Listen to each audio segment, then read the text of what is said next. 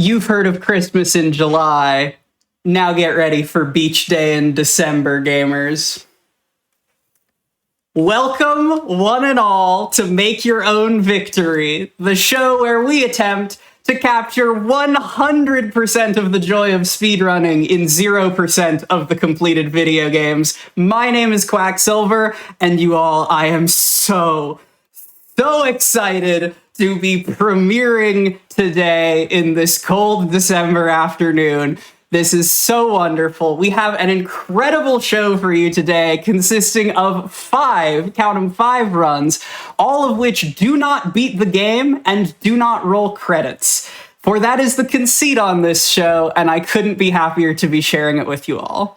Today, in fact, we have a world tour, so to speak, showing off 5 different speedrun interpretations of not beating the game. We're going to have a category extension, an alternate mode individual level, an abridged or first act run, a single character story, and a DLC run. It is an absolute banger lineup, and I am so excited, you all.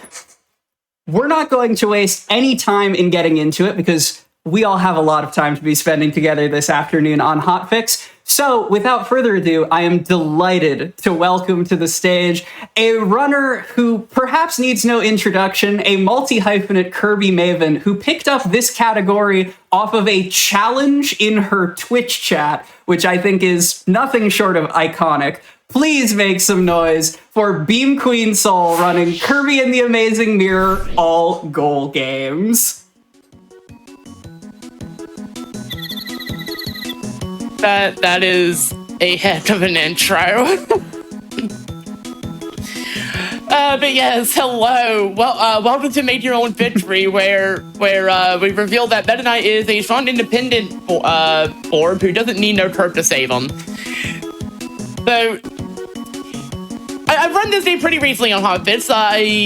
During the Thanksgiving event, you might remember the Smash Only run where we ran around with Smash Kirby and Smash things. It was great. This is a different category, so all those bosses we dealt with, all those mirror shards we realized, yeah, we're not doing any of that. We don't need to. We don't need it. It's fine. Instead, we have 16 gold games that we're going to reach. They're all at dead ends at various points of the mirror world. So this is kind of like a whirlwind tour of that. It's going to showcase a lot of fun movement in general, but let's get into it before we just kind of sit here on that. So we're going to start this in 3, 2, 1, Good go. luck. And every run of Amazing Mirror starts the same way. So we have this little intro stage. There's not a lot to really talk about. It's just going to be a lot of base Kirby movement, trying to get through here. But we do have a myth that comes up pretty early on.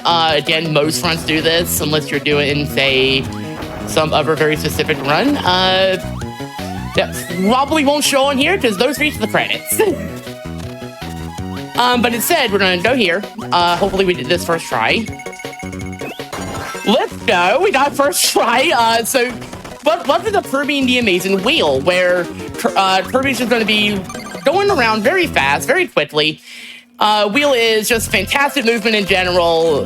If you've seen a speedrun of this game that's not, like, say, solo ability or anything like that, you're probably going to see Wheel. And that's because Wheel can just kind of jump around. It's just very good horizontal movement, and most of the time, that's what we want. It's especially true for all gold games, where we don't have to worry about switching abilities most of the time for boss fights or anything, because we're not going to be fighting any bosses at all. We will, however, be fighting several mini-bosses throughout the run. Several of them actually with Wheel, just purely because we don't have a better option that we want to switch to, because, well, why would we? Anyway, there's Shadow Kirby. Wait, hang on, I blinked. That's all. Yeah, that tends to happen a lot. He just kind of shows up. Unfortunately, he sees a wheel coming, and that's about it.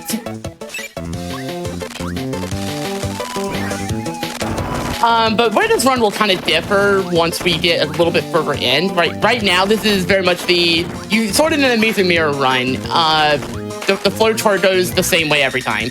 So there's a good friend, Mr. Flossie. I have to make sure to say that because for some reason they translated it that way. So he has an L in his name. I don't know why. Reasons. But first difference immediately is I hit that switch, and that's because we're gonna actually come back here much later in the run.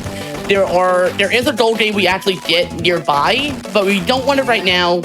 We got other ones we need to reach, places to be, areas to wheel through. That whole thing. There's some candy if we wanted it. We don't need it. We're a wheel. We're just gonna keep going. So we're gonna turn around here, get through this. So yeah, because you brought it up, I'm so enamored by the sort of, light Metroidvania-y elements of Amazing Mirror. How, as someone who is relatively recent to this category, how has like the routing for all goal games been impressed upon you? Have you done routing for it? Have you cribbed notes from your challenger? I have not. I have not done much routing for it, honestly. If any, really, a lot of that comes from Hey I'm TG and Porpoise Tribe. Actually, real quick, I'm gonna do this real fast. Very, very neat trick there. So that enemy is a droppy, and if it touches Kirby, instead of causing damage, it becomes the enemy we actually had the ability for. So in this case, it became a wheelie. That lets us actually go get Cutter, cut this row so we can get down here, and then we can get Wheel back and keep that, because that's what we actually want. It's a very cool strat. It's only in this run. It's only in this game even, because Droppy is only in Amazing Mirror. It's never been in any other Kirby game before or after. And it's just a really cool, very ingenious strat. But yeah, I was mentioning, like, the main ones who really made a route for this are Hey I'm TG and Porpoise Tribe. In fact, Hey I'm TG is the reason I picked up this run in the first place. Because on my channel, there's this, I have a channel point redeem just called, hey, do this challenge for me. And it is basically you to redeem a challenge run of some sort, and he gave me a challenge to get a certain time in this game that I managed to actually reach right before an event that I actually did this for previously. That's so cool. So so he's the reason I've done this run. This run is actually a blast. It shows off a lot of the movement this game just has in general. A few things that even don't show up that much in like a standard 80% run sometimes shows up in 100%. 100% does have a lot more going on for it. But in this particular case, it's still very heavily reliant on Wheel, because Wheel is just that good. But you'll see other stuff like Sword a little bit, because there's a couple spots where we actually use that. There's a couple spots where we use Missile Kirby, where you just turn into like a missile and fly around. It is very hard to actually move around with it, and it's sadly only really good for movement. Its damage is terrible. In fact, they made its damage worse in the international versions of the game, and I don't know why. But it makes it just kind of an unfortunate case. Sounds like the devs are also Wheel's #1 fan. Yeah, something. If Wheel has 1 million fans, I'm one of them. If Wheel has only one fan, I am that fan. If Wheel has no fans, I am no longer here. Wheel has no fans, then who's running the category extensions?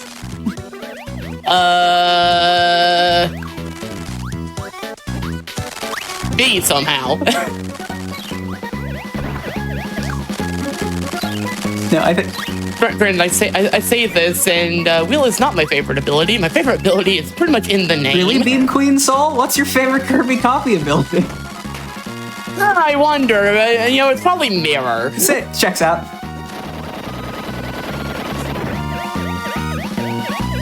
I wasn't sitting on that, by the way. It just kind of came to mind because they did used to have basically just a recolored beam hat until Rubberbot.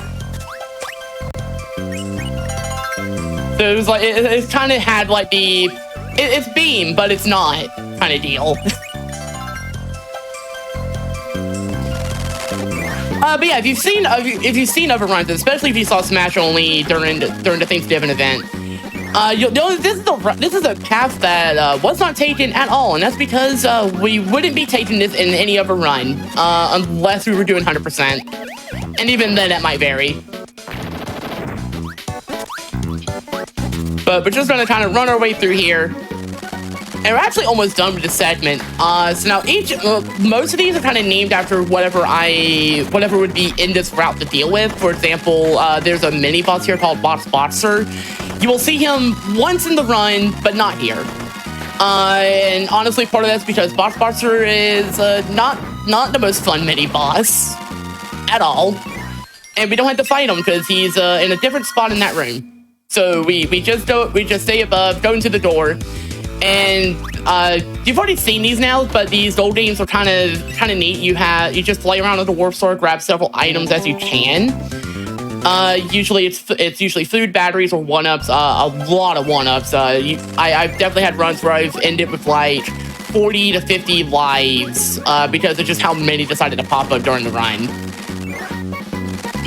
But the gold games last anywhere from 5 to 15 seconds. And it's basically that's all it is you get items. And you meant... Oh, that's unfortunate. Alright, I'm gonna have to call him out. So, if you've seen other runs of this on GDQ, I know Shasta, the 3-player run of this game calls the green one Bingas, and that is why. that is why they're nicknamed Bingas, because sometimes they just do that. Very unfortunate case when that happens, because the only way I can fix that is to get them out of the room, and because otherwise the room will stay in that state until nobody is in that room. By the way, that's the first appearance of Sword. There'll be one more, and that'll be kind of its extent. Let me grab that before they fly away on me. And here's Missile. It's a lot like moving a marble. It's a lot like moving a marble, or I think as like TG or others have put it, it's less you're moving Kirby and more like you're moving the stage around Kirby. If that makes any sense, it probably doesn't. Yeah, sort of like my lay understanding of Super Monkey Ball. Monkey Ball runners, do not at me. Oh no, that actually sounds about right for Monkey Ball. I played a little bit of Banana Mania, and yeah, no, that tracks. I'm gonna be honest, I don't know how the speedrunners do it. Speedrunning is so cool. I don't know how people like... Yeah, I don't know how people like Helix do it. I try to move around in that, and it's awkward. And then I think speedrunners do, and it's like, no, the laws of physics bend to their will. Well, speaking of bending the laws of physics to your will, because I've seen a couple people popping off for you for especially the first try mix at the beginning, but also mixes in general. How tight are the mixes in this game when you're hunting for wheels? So mixes in general are a 4-frame window per ability. That mix at the start of the game is roughly a second after I started. It's surprisingly tricky to time. It's very often I'll actually miss it by 1. I'll usually get it either cooked if I'm 1 late, or I will get magic if I'm 1 early. It's not the only miss that'll show up in the game either. There's a couple more. But those ones are but 2 of those are generally easier, and 1 of those is about as hard as the wheel one. In fact, that one has a very tricky setup, so we'll see if we get that one. Oh, hopefully we do. I have backups if we don't. But it'll be really cool if we actually get it, and that was kind of bad movement, but that's fine. We'll just keep going. Yellow understands. They have wheel. And that is very unfortunate. Oh no, did you get an ability stolen? The ability got stolen, and the mirror ran away on me, so we're going to have to do I'm going to have to call him out, actually, I think.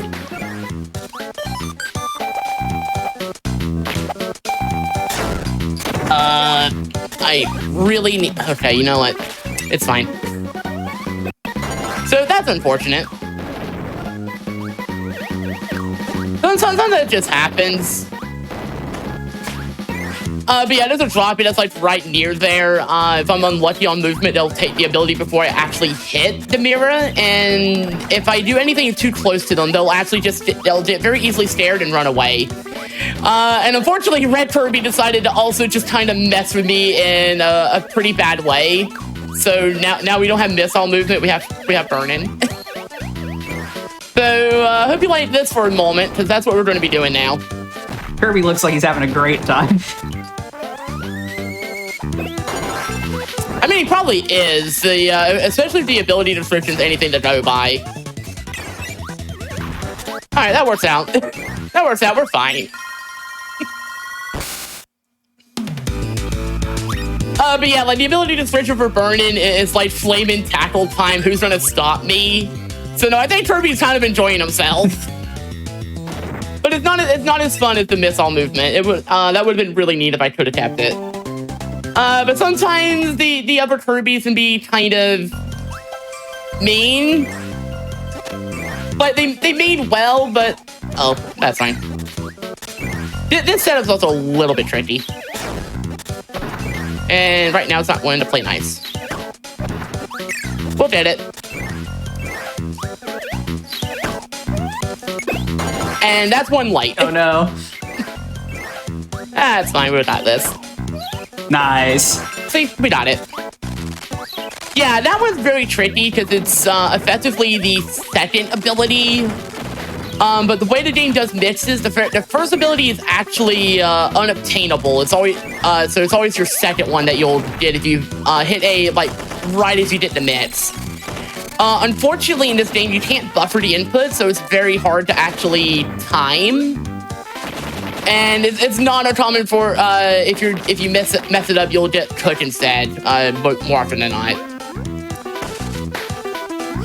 But yeah, like I said, like if you notice very closely, there's like a very brief flash. You'll see magic, but you can't get it. Even if you like did it frame one, even if you somehow like did it at like task level, you would not be able to get magic.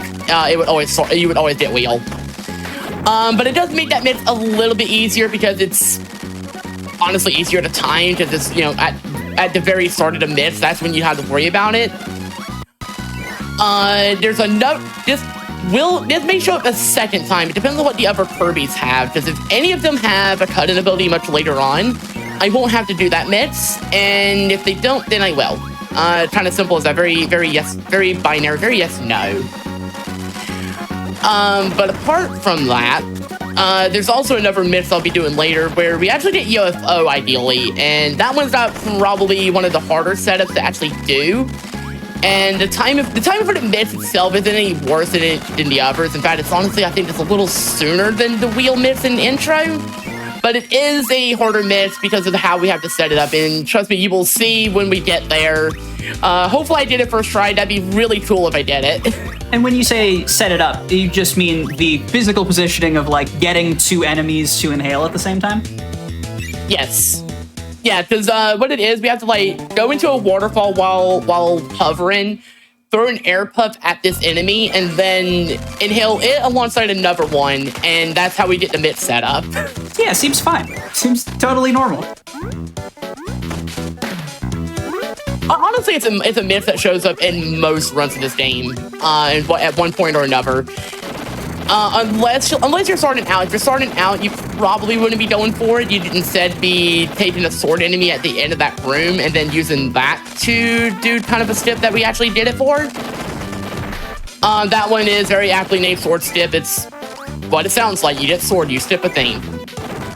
The other does not have a name. We just do very interesting waterfall and hovering shenanigans and use that to our advantage.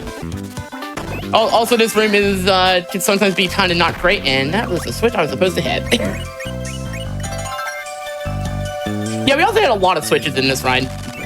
Most of it just so we can get back to areas that we need to later. In fact, we'll be coming back here later for another goal game. Because there's actually two in Radish. The one we're going to right now, which will cover most of this section. And then there's another one that is called Radish Emerald, and that is because that would normally be where the emerald spray paint is, where you can recolor Kirby. Obviously, we're not going for that because we don't need it, but it just kind of helps us know, okay, we need to go this way and go through this set of rooms to get to this goal game. Also, here's a mirror. We got him. But I... way easier than last time when things went completely pear-shaped. Yeah, but it's fine. We got our run back. I do have to ask though, since you brought it up, is all spray paints or all Kirby colors a category extension in this game? There is actually an all spray category. Let's go. And that one also doesn't reach the credits. There's also I think all cannons. That's one Shasta actually kind of sort of pioneered. Wait, all cannons, like every single little cannon in every room? No, there are 4 like big cannons in the game that take you to different places, and he has done a category extension where you do all of those. I was like, that seems like a wild category extension. The actual one seems great as well. Yeah, thankfully it is not every cannon in the game, although that I don't know how to feel about the routing. Yeah, like the candy I just went past that would be it'd be those. There's 4 of those in the game. Got it. And there's an enemy in each of them. You have to take care of the enemy and then you can actually do it. By the way, I hope you like Boxy, because here's Boxy again. So that's Boxy number 3. Bye Boxy. Yeah, pretty much. And one of our longer goldies. This is one of the 15-second ones, so if we needed stuff, this would be a great time to get it. And most of the time, if I grab anything on purpose, it's usually health to make sure I'm just topped off at all times. Sometimes I'll go for the 1-ups if I'm getting nothing else, because, well, I got nothing else to grab. I'm at full health, full battery. Like, I might as well just get extra lives for the heck of it. By the way, we're actually coming in very close on that other miss I was saying about with the really tricky setup. And by the way, keep a pin on the whole Boxy situation, because we're not quite done actually. Boxy shows up a lot in this run. How many Boxies total? Memory source 4. Amazing. The memory source 4. The one that we fight at roughly the start of the run. There was another one we fought. There was the one in Mustard that we fought. The one that we just fought like a moment ago, and we're about to fight the next one in like maybe 10-15 seconds. Oh, yep. Yeah, you just saw it. Yep, it is. Boxy, my beloved. They're just full of surprises. Trying their best. All right, let's see if we get this first try. Oh, nope, because I slightly messed up on that, but that's okay. We can very easily set it back up. That's a little too early. Worst case, if it comes to it, we'll do the upper strap, but I'd rather do this one. This one's way cooler if I can get it. Rooting for you. Got it. Let's go. Making it look easy. Yeah, so UFO is probably the best ability we could get here by far. As you can see, we just kind of float around and we can just move around very freely. We have 4 attacks, a laser beam, a beam attack. So we finally got beam, kind of. And then 2 variations of kind of just like a star bullet in UFO's own fashion, so to speak. We do move a little slower into water, but having the freedom of movement we have makes this way nicer for water traversal. If we got fire, that would also be okay, because we'd use fire to hit that block as well. But using that is ultimately a little bit slower for everything else in the section. So it's kind of like if you get UFO, that's the best case. Fire is okay, and if it really comes to it, you could use sword. That one requires following the other Kirbys. You kind of have to like set them up as like a platform in the water so you can do your up attack. And in doing so, you'll hit the spikes. You'll take damage, but it will let you skip the whole going around the room to actually get to where you need to. Also, I'm just going to hit that snooter because sometimes snooter could be surprisingly not great and just kind of attack me. And I'm sure if a certain someone's in here, they will be not happy about me dealing with snooter like that. I know. Is there community lore there? Let's just say another Kirby runner, Manta Plant, has a thing for snooter. I love when characters take on. Ooh, he actually grabbed me for a second too. Oh wow. He actually grabbed me, but the beam leander's just large enough for him to be hit by that instead. By the way, that is all you will see of UFO, because once we go back to the hub, it just disappears. It's much like in most of the other games where it does. The devs don't let you keep it between stages. So once we go back to the hub, for any reason, it just disappears then and there. So you're gonna watch that, and there's gone. But luckily we don't need it anyways. We're going to get missile, and now we can finally actually show this thing off a little bit. That's fine. Say hi to Mr. Flossie again, which is going to leave. We don't actually need to fight him. I'm sorry again for that snooter, but they had it coming. Also, not for nothing, but are the goal games, like the items that drop in them, static or random? Because it looked like you got like 400 one-up drops in that last one. Was that luck? They are random. They are rather, what the item is random, but what their placement mostly isn't. As far as I can tell, the game just kind of cycles through a few different possibilities. By the way, very quick bit of burning. That's it. Oh.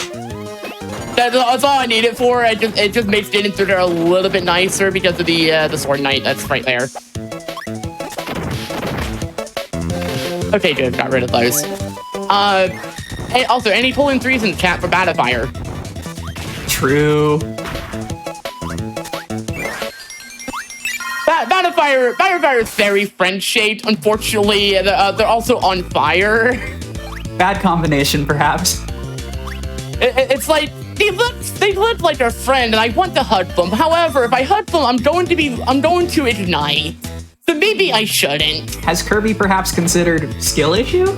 Left is a question for the chat. I mean, it probably is a skill issue for all we know. Also, I'm seeing pulling threes. I'm glad. The chat understand. The chat understands. They see Battlefire. They post pulling threes. We have set a good tone here. But we're talking about a show that right before it started had Megalovania playing. I think the tone was set from the beginning. It's beautiful. Yeah, this is a section that actually Corvus has a much nicer route to actually deal with. Because the way Corvus does this, in fact, Corvus's route is totally different from this one.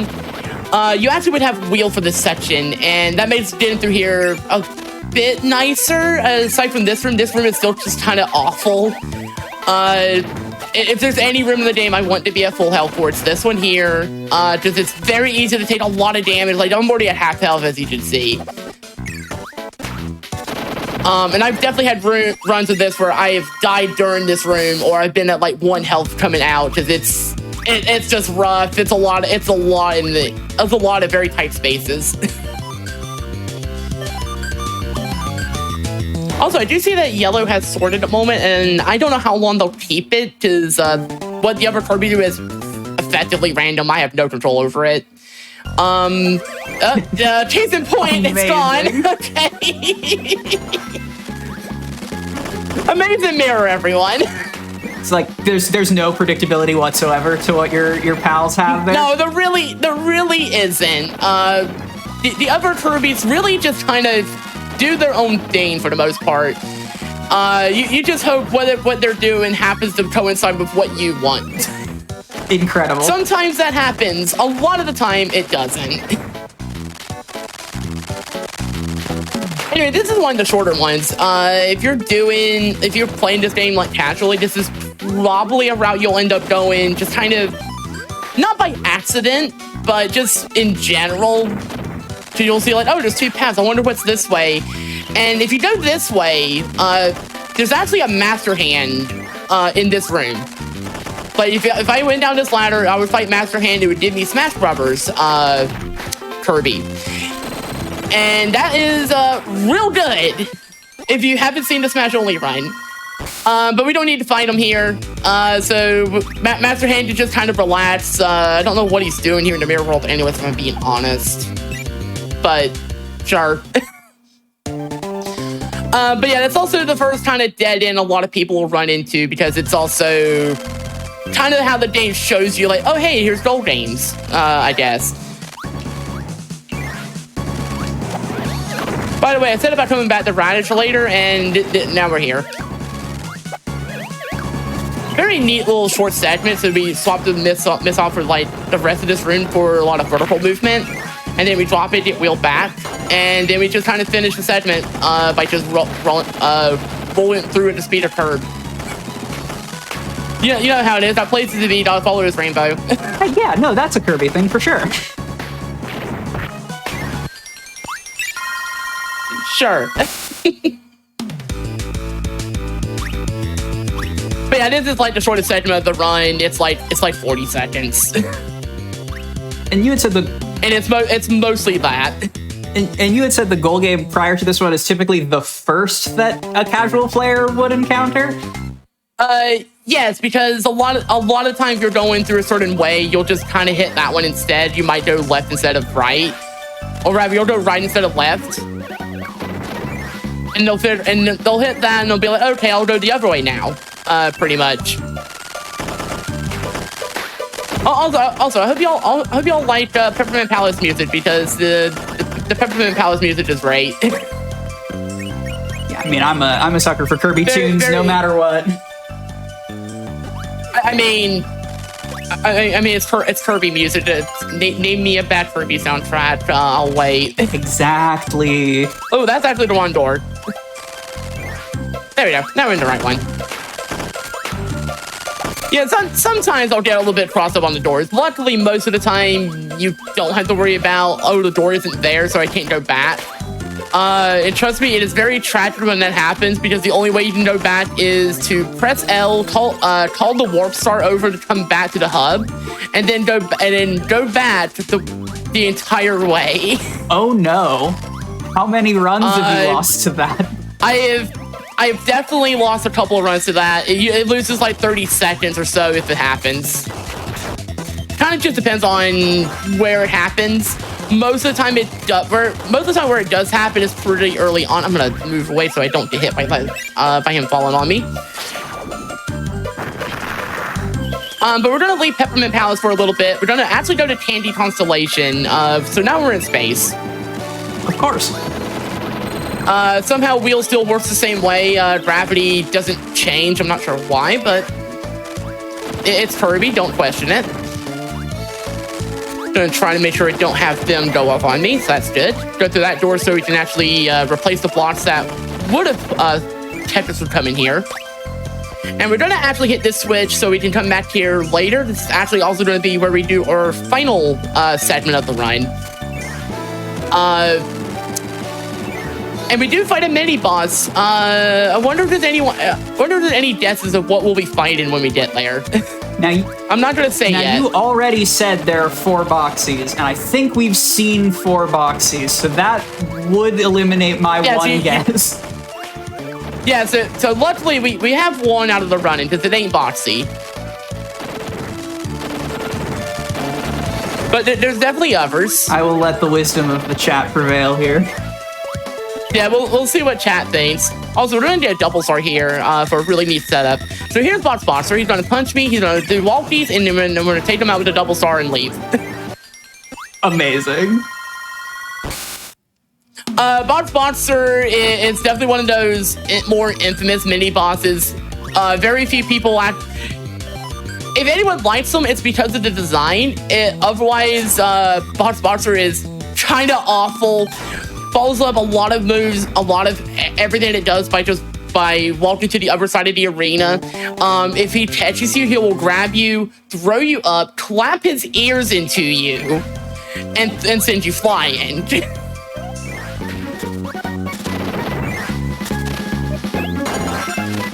Oh, by the way, that was the reason we dropped wheel for the double star. We actually didn't just get it right back. Thankfully, this is the last time we'll actually be doing anything in Rainbow Route. If we did go into a lower path in the room we actually need to ultimately do, there would be a Battlefire here as well. So if you want to give more colon 3s in Spirit, you can do that. But we will not be seeing Battlefire at all for the rest of this run. Colon 3 parentheses implied. That was bad. I ate my input. That's fine. But yeah, if I went in that little bottom path, there's a Battlefire down there. He's chilling. Chilling about as much as a big flaming bat can.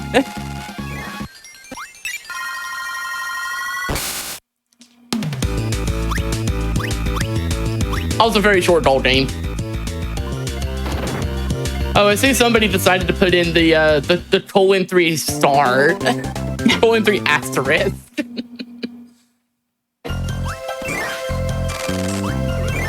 And so far, the other Kirby's do not have anything that I would want for cutting a rope, so we're gonna have to do it ourselves, probably, and that's okay. They have a little bit more time to, before I have to basically make a judgment call.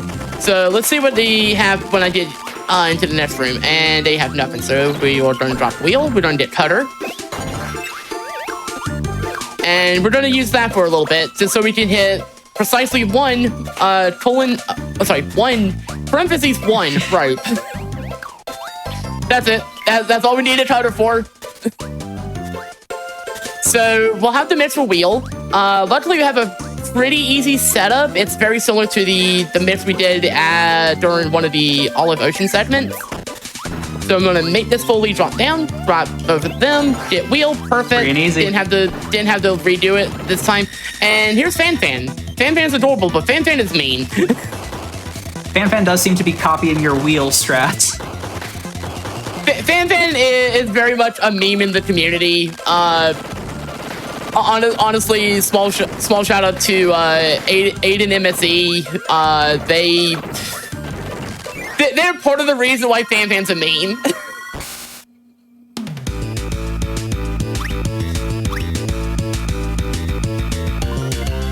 Like they even had an emote that's basically just Fan Fan with Kirby in like the trunk, like prepared to throw him.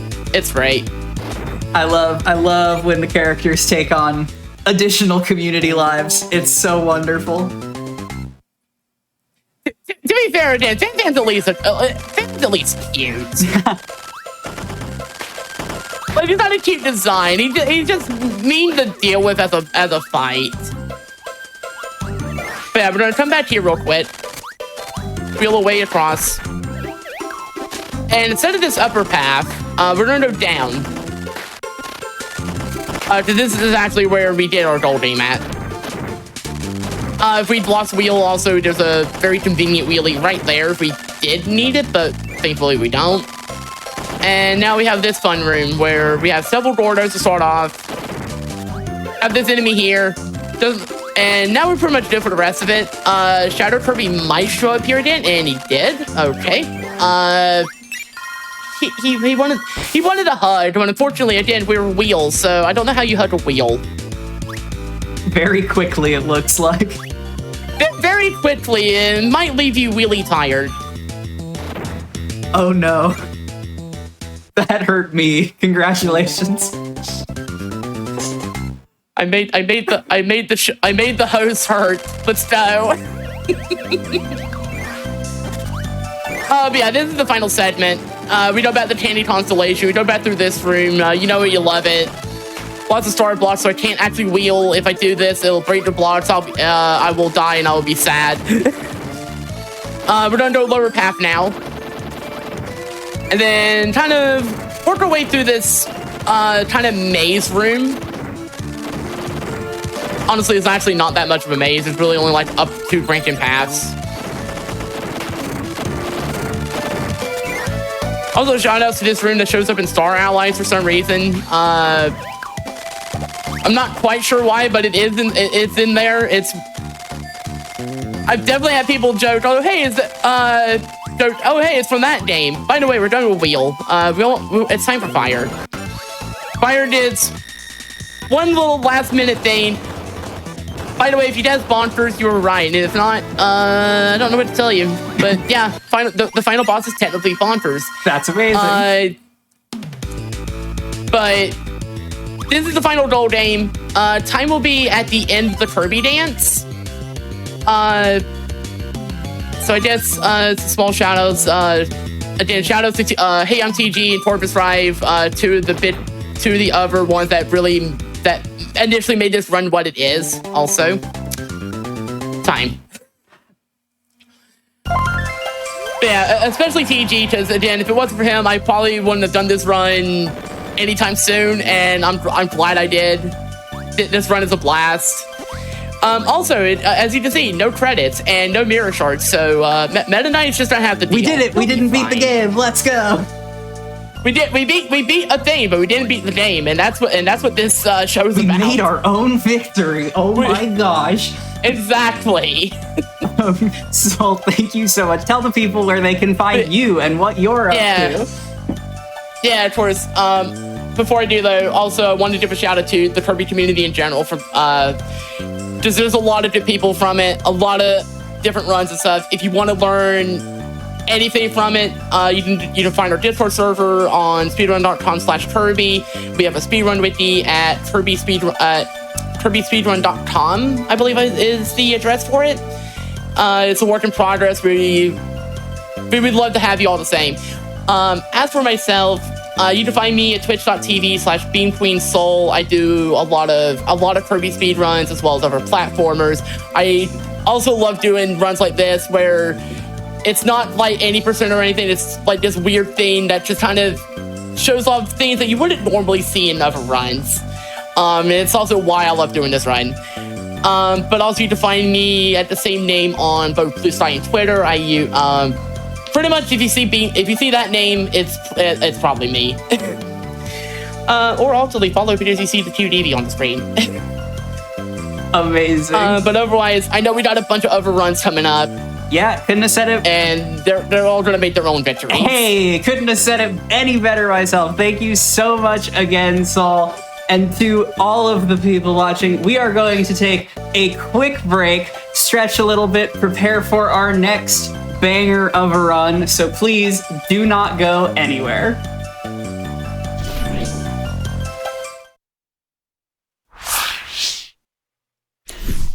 Hello, everyone, and welcome back to Make Your Own Victory, the show that aims to capture 100% of the joy of speedrunning with 0% of the completed video games.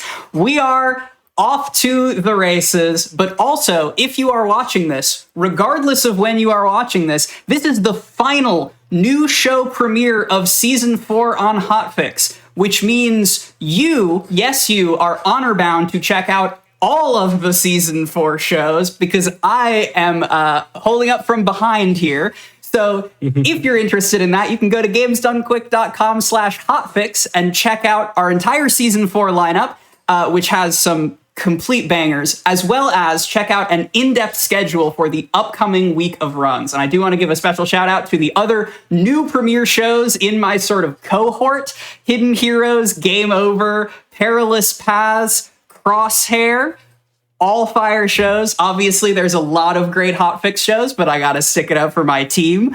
As well, if you'd like to support GDQ Hotfix in a way that is maximally swaggy for you, we have a 2024 Season 4 t-shirt now, which is so cool. No bias, extreme bias. But you can check out the 2024 Season 4 shirt at theyeti.com/agdq.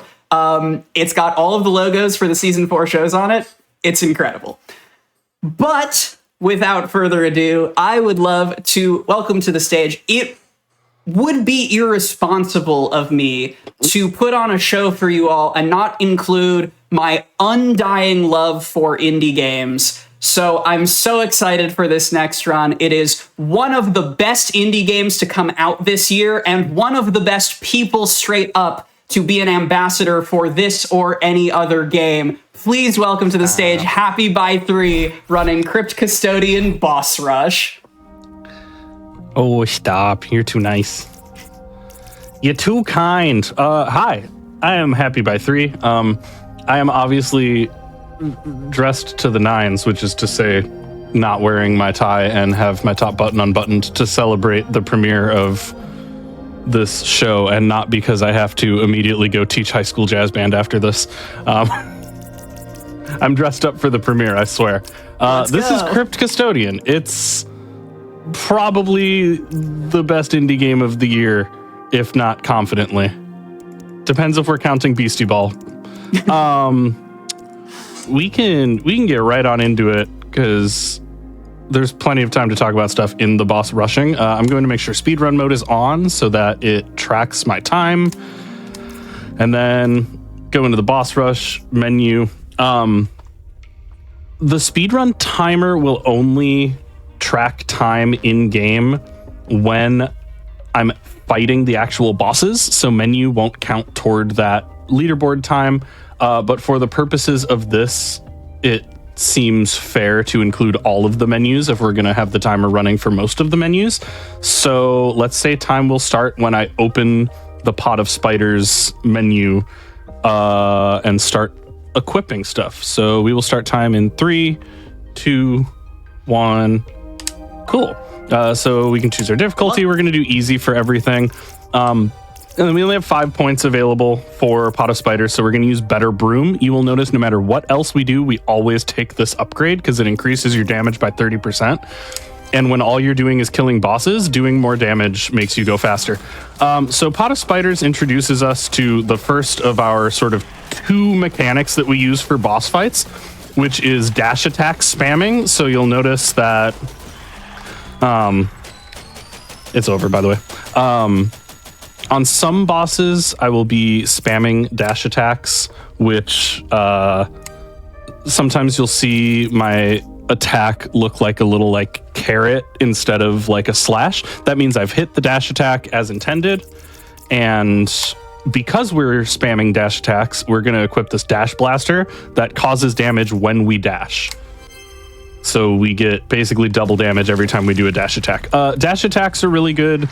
We use them in the speedrun as well as boss rush because if you chain them correctly, it is difficult to get the chain going, but if you chain them correctly, they do they're fast and they do a ton of damage. So here I'm doing the other strat that we use, hovering. We'll use hovering to basically do some bosses for free. In this particular case, we just hover so we can do a little bit of damage during a phase when the boss is kind of being mean to us. Oh, and I didn't get the hover there. So one nice thing about hover is your character will follow enemies as you're doing it. So like if I hit it there when that boss goes back and forth, I'll like slowly follow it and keep dealing damage. But those are basically the 2 mechanics we use for boss rush is... sorry, I'm making sure I remember. Oh, this is a broom dash. Yeah. Broom dash. Cool. Those are basically the 2 mechanics we use for fighting bosses in this game. We either are dash attacking or hovering, with one exception that we'll talk about when we get there. Quack, how many of these bosses do we fight in any percent? I was gonna say, I'm like thinking about it because you're very helpfully, very performatively going through the bosses in the dev laid out order. And I know from some experiences I've had with running this game that like we do everything super out of order, and also most of the bosses have been cut from the route at this point. You've had certainly more recency with it than I have. Yeah, right now we do 4 or 5 boss fights in the run. We have found ways to just skip through the arenas for a ton of bosses. So we don't actually do them in any percent. Now we are up to the first of the bosses where I have 14 points available, which is the max it gives for any boss in boss rush. And so with that ability, I'm going to obviously still do Better Broom, and then Heavy Hitter will make us get our special attack more often, and then Steady Flurry. So anytime I'm like mashing the attack button, it starts to shoot out a flurry of damage. And you will see this is a hover boss fight, and you will see when that flurry gets going, the damage is absurd. So about that hover, that's one of the earliest things we discovered for any percent that we can do that for boss fights. I used that a little earlier, whatever. But basically, if you jump, dash, and then like immediately interrupt your dash with an attack, like the next frame, you just start floating in midair, and you can infinitely spam attack, and you don't take damage when you're in midair, because most things, with a few exceptions, most things, sorry,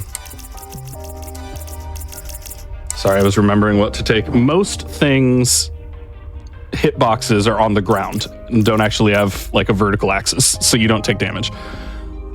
This is a boss where we are going to be dashing, so instead of taking the flurry, we take dash blaster and then quick draw, so our attack speed increases, and obviously always better broom.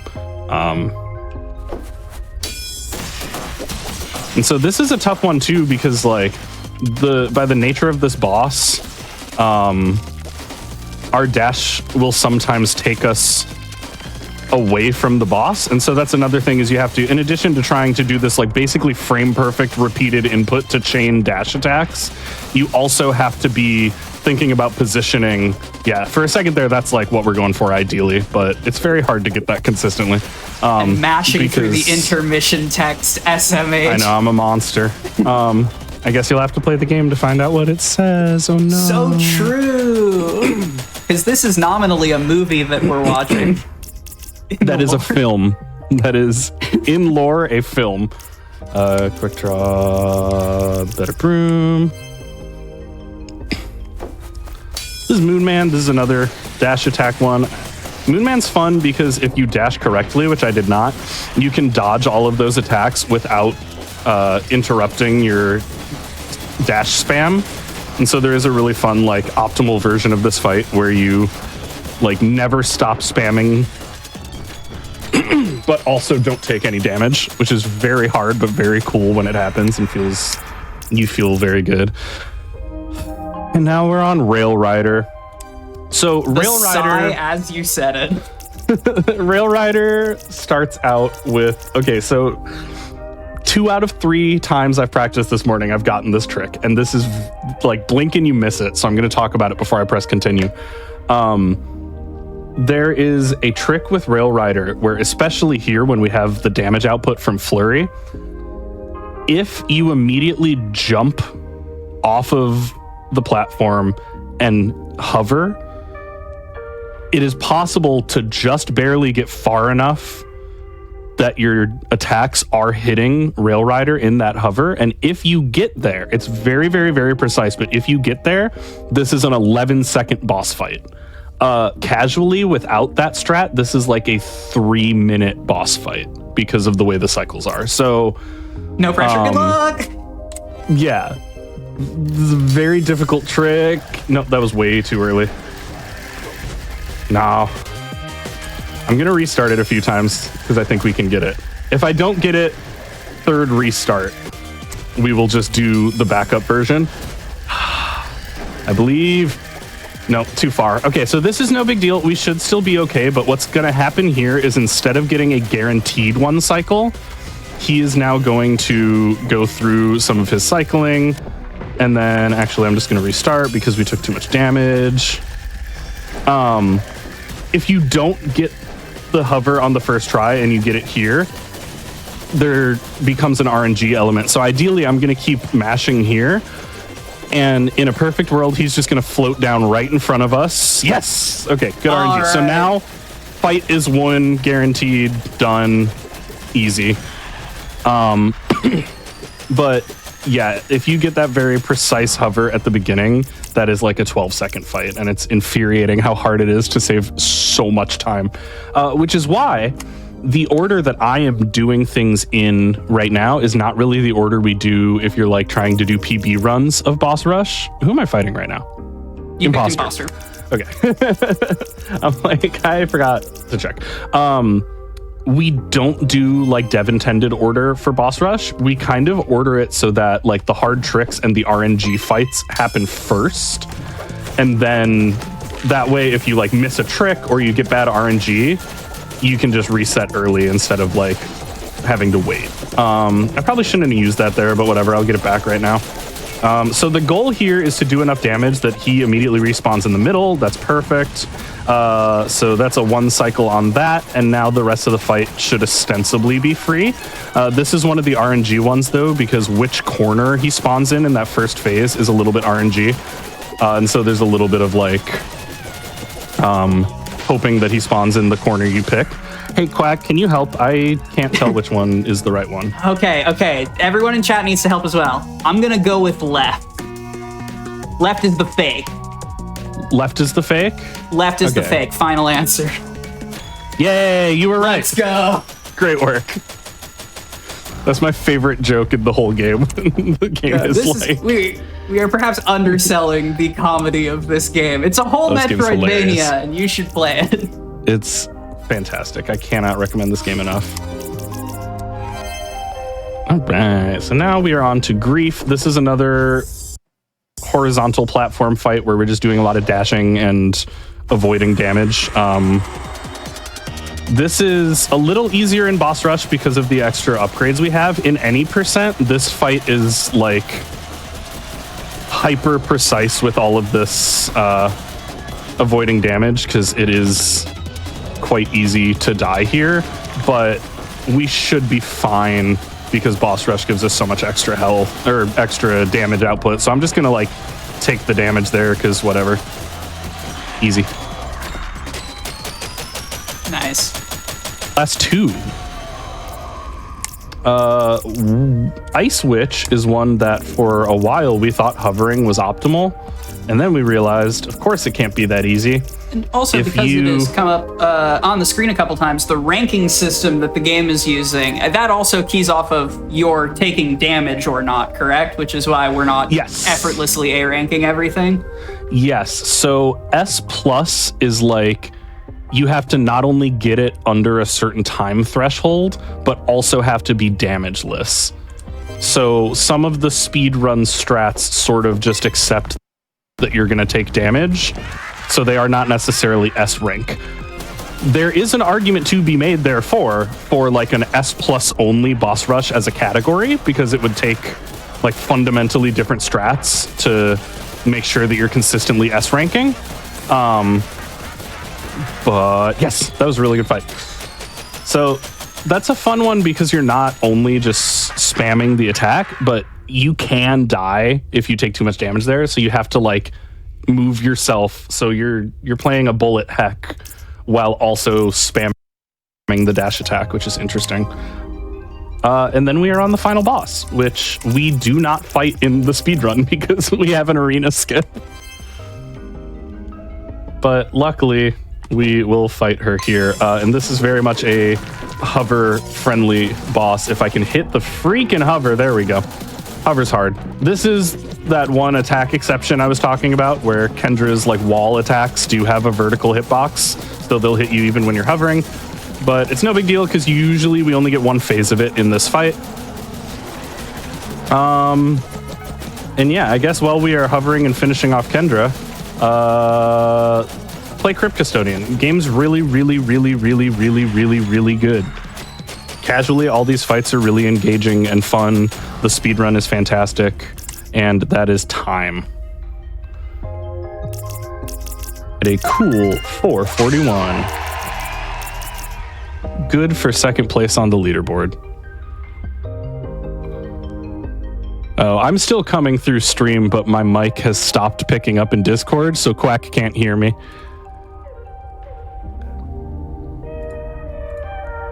Yep, I knew before you even said it what was happening. I had already tabbed over to Discord. I was like, my mic's been doing that lately just for Discord, but I should have still been coming through the stream the whole time. Perfect. But yeah, that is Crypt Custodian easy boss rush. Happy, did you fight the twins? Did I skip twins? I think I skipped twins. I think I skipped twins. Let's do twins fight. Okay, twins fight is actually super interesting because we want to take that and we want to take we want to take heavy hitter, but then all of the 3-point upgrades kind of suck, so we just take this one because whatever. But you're so right, I forgot twins. Thank you. Twins is easy to forget because it's the weird one, and we don't do it in the speedrun. We cannot hover or spam dash because the mechanic of the twins is that there's two of them, and when you dash, it changes which one is like visible. So you can only damage the visible one, which means if we spam dash attack, we will like never do damage because it's invisible. So you have to like make more informed decisions about like when to dash, when to tank damage, when to go between the two. But still pretty straightforward and pretty easy, and we're gaming. Thank you for that. I absolutely just skipped over twins. So now that's all of Boss Rush. Congratulations. Apologies if I haven't heard it, but where can the people find you and what you're up to right now? Yeah, you can find me on Twitch /HappyBy3.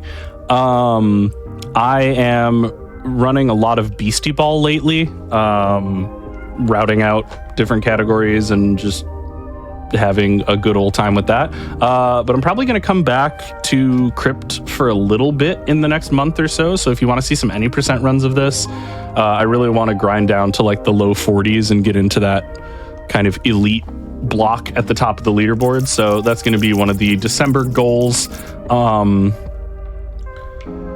And I'm also on Twitter and Blue Sky and all those places if you want to see me post stupid memes and talk about speedrunning. Hey, that's some of my favorite stuff in the entire world.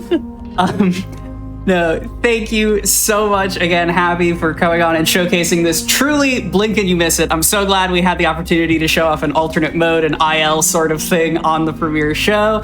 And for you viewers, with that very quick dash across the beach out of the way, we're going to take one more quick break, and we will be right back with some more Make Your Own Victory. Stay tuned.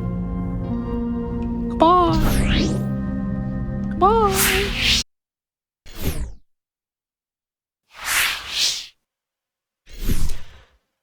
Welcome back once again to Make Your Own Victory, friends and gamers.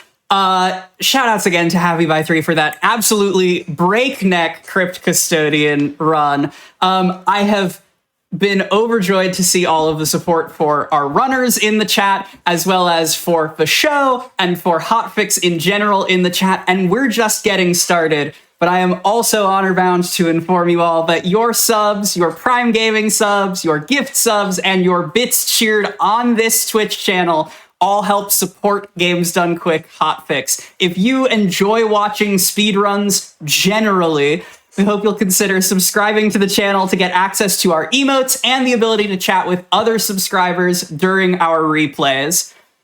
But with that, we are going to press on with a runner who is absolutely no stranger to marathon performance and the circuit of marathon performance for this very game, fresh off the heels of being the game guide to teach Plants vs. Zombies to other runners in the Frame Fatales Discord. I am delighted to welcome to Make Your Own Victory, Satan herself, running Plants vs. Zombies day-night.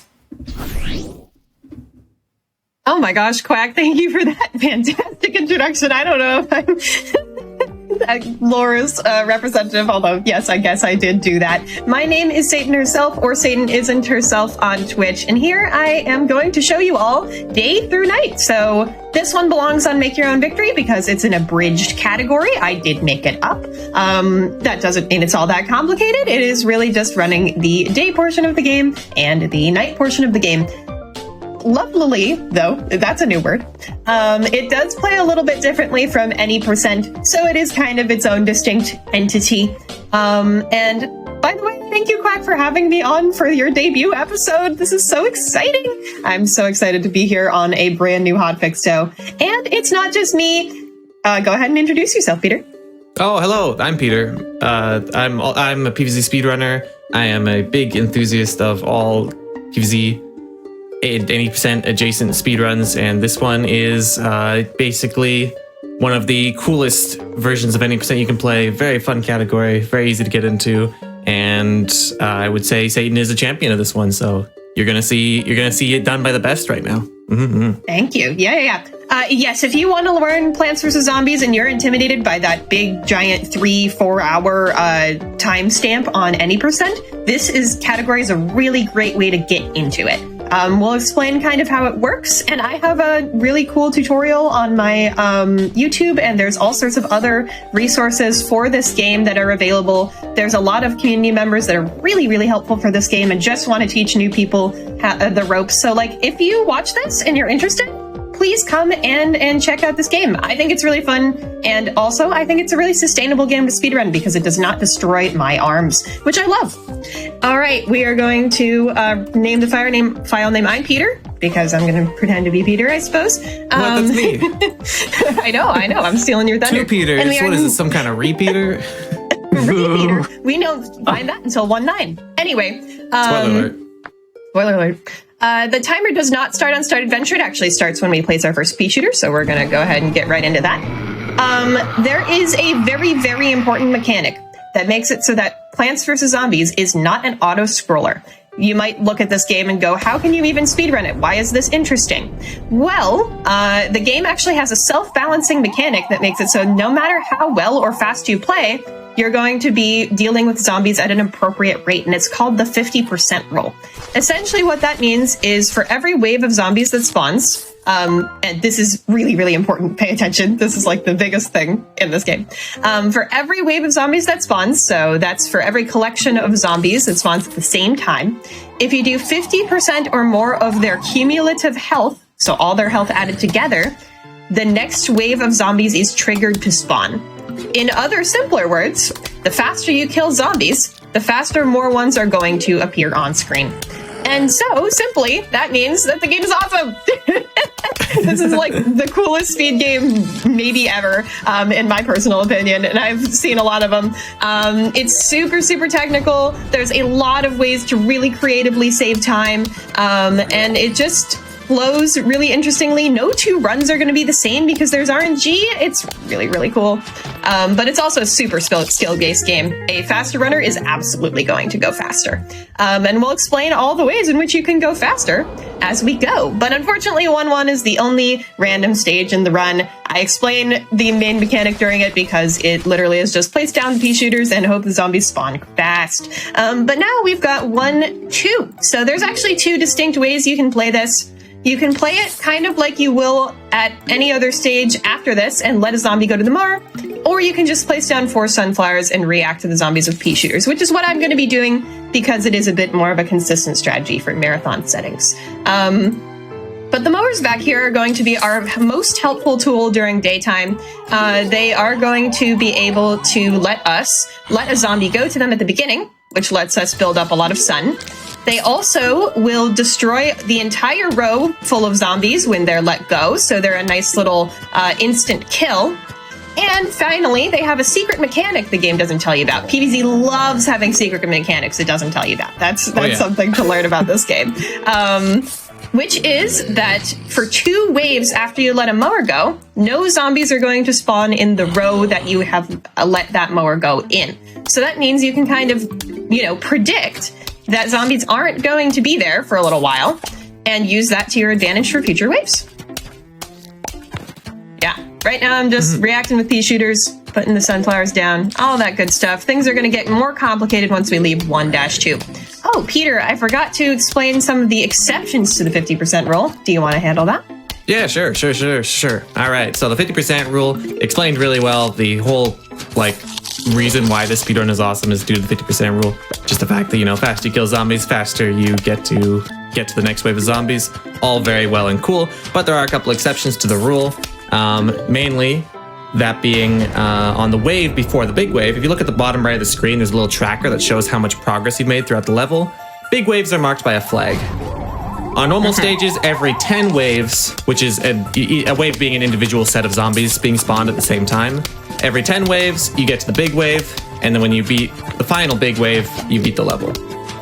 And right before you get to a big wave, so before that zombie head reaches the little flag at the bottom there, you actually have to kill all of the zombies on the screen in order to get to the next wave. So for a while, you can, get in a little bit of zombie debt, let some of them go, not worry about taking them out because the waves will progress without killing all of them. But by the time the level is about to end, you actually have to start cleaning up everything. The wave 9, which is the wave before the big wave, you have to kill all the zombies from that wave. And then during the final wave, of course, you have to kill all the zombies on the screen. So there has to be no one left in order to progress to the next level. So a lot of PvZ is about making trades. You make little gambles, little sacrifices that allow you to go fast in the moment, and then you use that extra time and money you get from those sacrifices to later clean everything up and beat the level. Yep, and this is a great example of that. We were just talking about letting a zombie go to the mower, and that is exactly what we're doing. And actually, the game will eventually spawn another zombie using what's called the auto-scroll rule. The auto-scroll rule is about 30 seconds long. There is some variation on that. And also spawning the next zombies in, there's some variation on that too. So you might get the 50% rule and then be waiting for a while for the next wave to spawn just because you got unlucky. Also, the 50% rule isn't really the 50% rule, another secret. It's about the 35 to 50% rule. So if we say we got a good 50% rule, it means it was down near that 35 end, as opposed to that 50% end. Yep. Sometimes you have to kill exactly half the health of the wave. Other times you can kill a little bit less than that. We're hoping for a little bit less more often than not, so that we can, get those rule activations for a more generous and cheap price. But we assume it's 50%. I'm taking a slight risk here. That's cool. Early cherry bomb is almost always a cool idea. If that guy ended up being bottomed I think it's usually, really it's usually a good idea. It's usually a good idea. Anyway. And now I know nobody's going to go bottom for 2 waves, so that's fun. Yep. If you use that mower late enough in this really short level, you just know that every piece you place is not a bad investment. The guarantee of where zombies aren't going to spawn is also the guarantee of where they are going to spawn, especially on levels with only 3 lanes like this.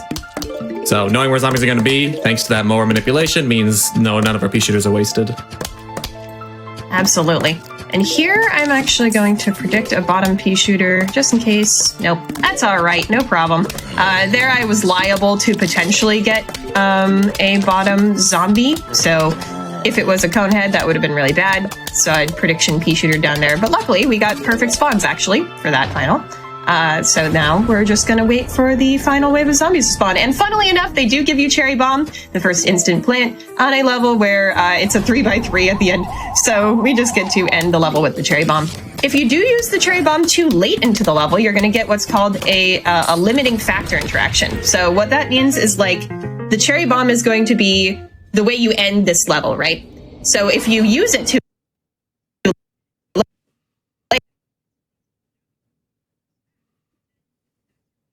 end this level, right? So if you use it too late and it's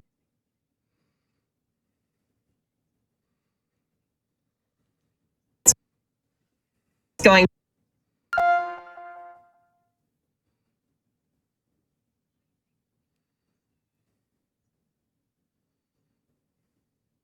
to end this level, right? So if you use it too late and it's going to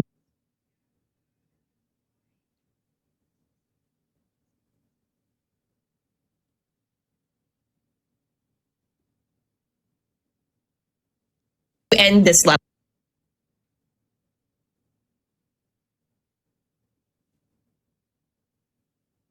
End this level, right? So if you use it too late and it's going to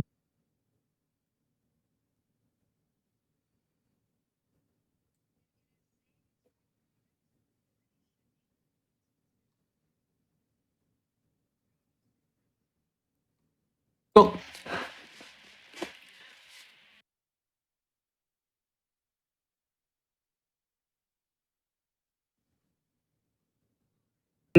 We are aware of and working on these tech issues. Thank you so much to our incredible tech and production. We are going to take just a quick break to swat these remaining gremlins, and we will be right back with more Make Your Own Victory.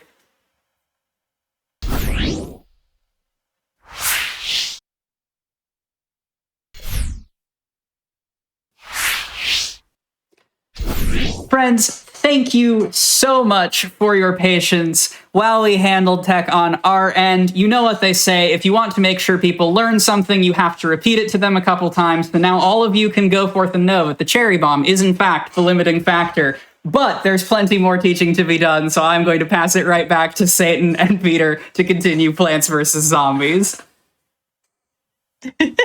Thank you, Quack. Yes, as you all have now no doubt learned, Cherry Bomb is indeed the limiting factor. Sorry about that. A couple little tech issues on our end, but we are back and ready to hang out with y'all once more. So I'm going to go ahead and click back to game to restart the timer in 3, 2. Oh, also, I'm hearing a little bit of echo on our end. Just letting you know. All right, 3, 2, 1, go. All right. So I've started making this sunflower row in the middle here. The reason I'm making it in the middle as opposed to the top where it would be more efficient because I would place down a sunflower right away is because we don't want that mower manipulation on the middle row because we're always going to be able to catch the middle row in the cherry bomb, our favorite friend. So the cherry bomb, that's that guy. If you use it late enough, you get like a limiting factor. Like the level can't end if you're waiting on the cooldown. Yeah, I hear that. I also hear that. Yeah, I've heard that. All right, here we've got too late. A funny spawn where the first zombie and the second zombie spawn in the same row. Usually you're not going to see zombies spawn back to back like that, but the first and second waves are kind of an exception. Whoa, okay. 3 in a row. Holy moly. That's rare. That's rare. And the reason really I was awesome. saying that, the reason I was saying that is because you don't often see that one because zombies do not like to go where they've gone recently. They get bored of spots and they decide they don't like where they have been previously. So you're actually able to predict zombie positions a little bit by watching where the previous zombies have gone and sort of saying, oh, okay, the zombie is not likely to go in this row because it already just went in this one previously. Yeah, no, the way that works is like zombies basically, when they're choosing where they're going to spawn, they look at, I believe it is 2 whole waves backwards. So they remember where they went the previous wave and the wave before that. And then they look at that and they say like, okay, well, those are the 2 places or the 3 or the 4 or the 5 places I went. So I'm going to try to go to the, like, not those places again. So for there to be 1 zombie who spawned on top row and then another zombie right after that on the exact same row is I'm completely ignoring that guideline and saying, I'll just spawn there anyway. Yeah. The way PvZ works with like nearly everything in this game, which is one of the most beautiful parts about the speed game, is like anything that's like a rule is not exactly a rule. It's more of like a guideline. Almost every single like RNG rule in this game can be broken through some sort of rare exception, which is why like just like tracking all of like the rarest and unlikeliest things that have happened in PvZ speedrunning is really fun because like almost anything that can happen will eventually happen to runners. For example, those mowers that we were talking about where zombies aren't allowed to spawn in the same lane where a mower just went off for 2 waves, there's actually an extremely rare chance that they completely ignore that rule and they just spawn there anyway. Yep, absolutely. And here we've got a nice end to our level, though, even though the wave 8 was a little mean and spawned a conehead and a normal where we had no damage. We do have a very nice final wave because we've recreated 1-3. Our cherry bomb limiting factor is going to be the end of the level because we actually had more manipulation on the top row and the bottom row. So look at all these zombies. They're just going to hang out in the middle and we just get to blow them up. Yay, we're done. That is like the most important consequence of mower manipulation, being able to condense all the zombies into a couple lanes so you can just destroy them with instas. Hi, that's how we... hi, Dave. Hi, bye, Dave. We goodbye. hold space to skip Crazy Dave's dialogue. So if you want to do that at home, go ahead and do that. But yeah, that is the most important in real life, by the way. Oh, yeah, that's straight up can't do that. If they're talking, you're gonna have to listen to it or be very rude otherwise. Exactly. You can't go, hi, hold space. Hold space. But if you want to do it in game, you can actually try this at home. If you don't like listening to any dialogue in this game, if you hold space, it will skip frame 1 really fast. A lot of people ask me that actually how to do that. They don't tell you about that too. It's super easy. That's one of the most easy things you can do in this run. Another easy thing you can do in this run is also skip the cutscenes in between levels, which you can also do by holding space. So we're holding space quite a bit of the time. You just don't see it. Also, welcome to Walnut Bowling. So Walnut Bowling is the first like unconventional or conveyor belt level that we see in the run. We do have 50% rolls here, but they're kind of different from normal. They react really well to cones on zombie cone heads, so we're going to be focusing on those. We also have these Explodonuts and regular walnuts, which are going to help us both get rules. Explodonuts are, of course, rarer, so I'm being a little stingy with my one here because we don't seem to be getting many more, and we're going to need an Explodonut for the final wave for sure. So let's just release some walnuts here. Nice. That was, I love that doing was that. perfect. That was awesome. Those cones were perfectly plumped up for those walnut ricochets. Yeah. Okay, we've got 2 Explodos, so what I'm going to do with that is I am going to put 1 here, and then... Good cleanup, good cleanup. 1 here, and... unlucky. Whoa. Sometimes they This just man spawn escaped. in a place that isn't great. That was an alright walnut bowling, I would say. Decently Yeah, the efficient. explode nut is similar to For a what we cherry got. bomb, except it can only start its explosion from the forwardmost zombie that it hits. So if there's a zombie way far back, unlike where the cherry bomb can just be placed It's right in just the not middle. going to get it. Yeah, That guy can escape. unfortunately. It's a little bit, the range is effectively a little bit smaller, so you have to use it a bit more conservatively. And now we're in 1-6, so luckily we get our favorite tools here. We're not dealing with not having the shovel before, and so having to just time the walnuts in really funny ways to get kills. But now we can leave the zombies at the back with a walnut and then dig the walnut up when we want the mower to go off. So that'll be really nice strategically. We also have one of my favorite plants in the run, the mine. The mine will come up after a little bit of time and then be able to kill the first zombie tile that walks into it. You can also tell when it's going to arm by looking at the seed packet. And if the cooldown is about in the middle, then it's going to arm. So us runners are using that to sort of determine, is this mine going to be able to help with this wave, or do I need to do something else with it? Pretty much all the time. So pretty fun. The mine is like one of the best examples of like doing micro predictions about where zombies are going to be too. Since we're pretty confident the zombies don't go in the same lane twice in a row, the safest place to put a mine is where a zombie just got exploded by a mine. For example, like this that. wave right here. Yep, that's a textbook Yep. case of like, we are so sure that mine is really safe. Except if the zombies do something unpredictable and just show up on the same lane again, of course. Which Yep, does of happen, course. and it's always tragic. Totally. And you just go, all right, fine. I we just deal with placed that there. Like, there's not a better place to put that. Obviously, casual players probably wouldn't put in column 9 all the time, but you know. But we We're love trying our to go column fast. 9 mines. It's fine. Also, a nice thing that can happen to us is a normal zombie split, which we've just seen happen down bottom. So if you've got a wave where there's enough wave points that the game will spawn 2 normal zombies, you might be able to get lucky and get one in a row where you don't have any sunflowers. So you can just let the zombie go to the mower for another nice mower kill. That was wave 6, and we actually knew that there was going to be a Vaulter zombie in that wave because almost every level where the game introduces a new zombie, it will spawn it on wave 6. Fun fact. This one is no exception. No exception. Scripted indeed. zombies are a really fun part of shorter PvZ levels because, like, the guarantee of a certain kind of zombie in a certain lane is not a privilege that we usually have. So knowing that it's going to come at a certain moment means we can make good calls. Like, okay, I need to save this plant for the zombie that I know is coming. It goes to show that if we knew what was going to happen every single wave, like if this wasn't a randomly seeded game and like every single spawn was the same every single time, it would be a radically different speedrun because we'd have a plan instead of just reacting to different How much spawns. faster do you think the run Which would is why be? scripted zombies are so cool. How much faster do you think the run would be fully I seated? think Much faster. If we Much knew faster. where and when every single zombie was going to spawn in this run, we could probably cut down the time of the any percent run, which is usually about 3.5 hours long, to maybe like less than 3. Wow. I would say. I would give it. I would actually give it like 30 minutes. Less than 3. Less than 3. Anyways, less than We love 3. it.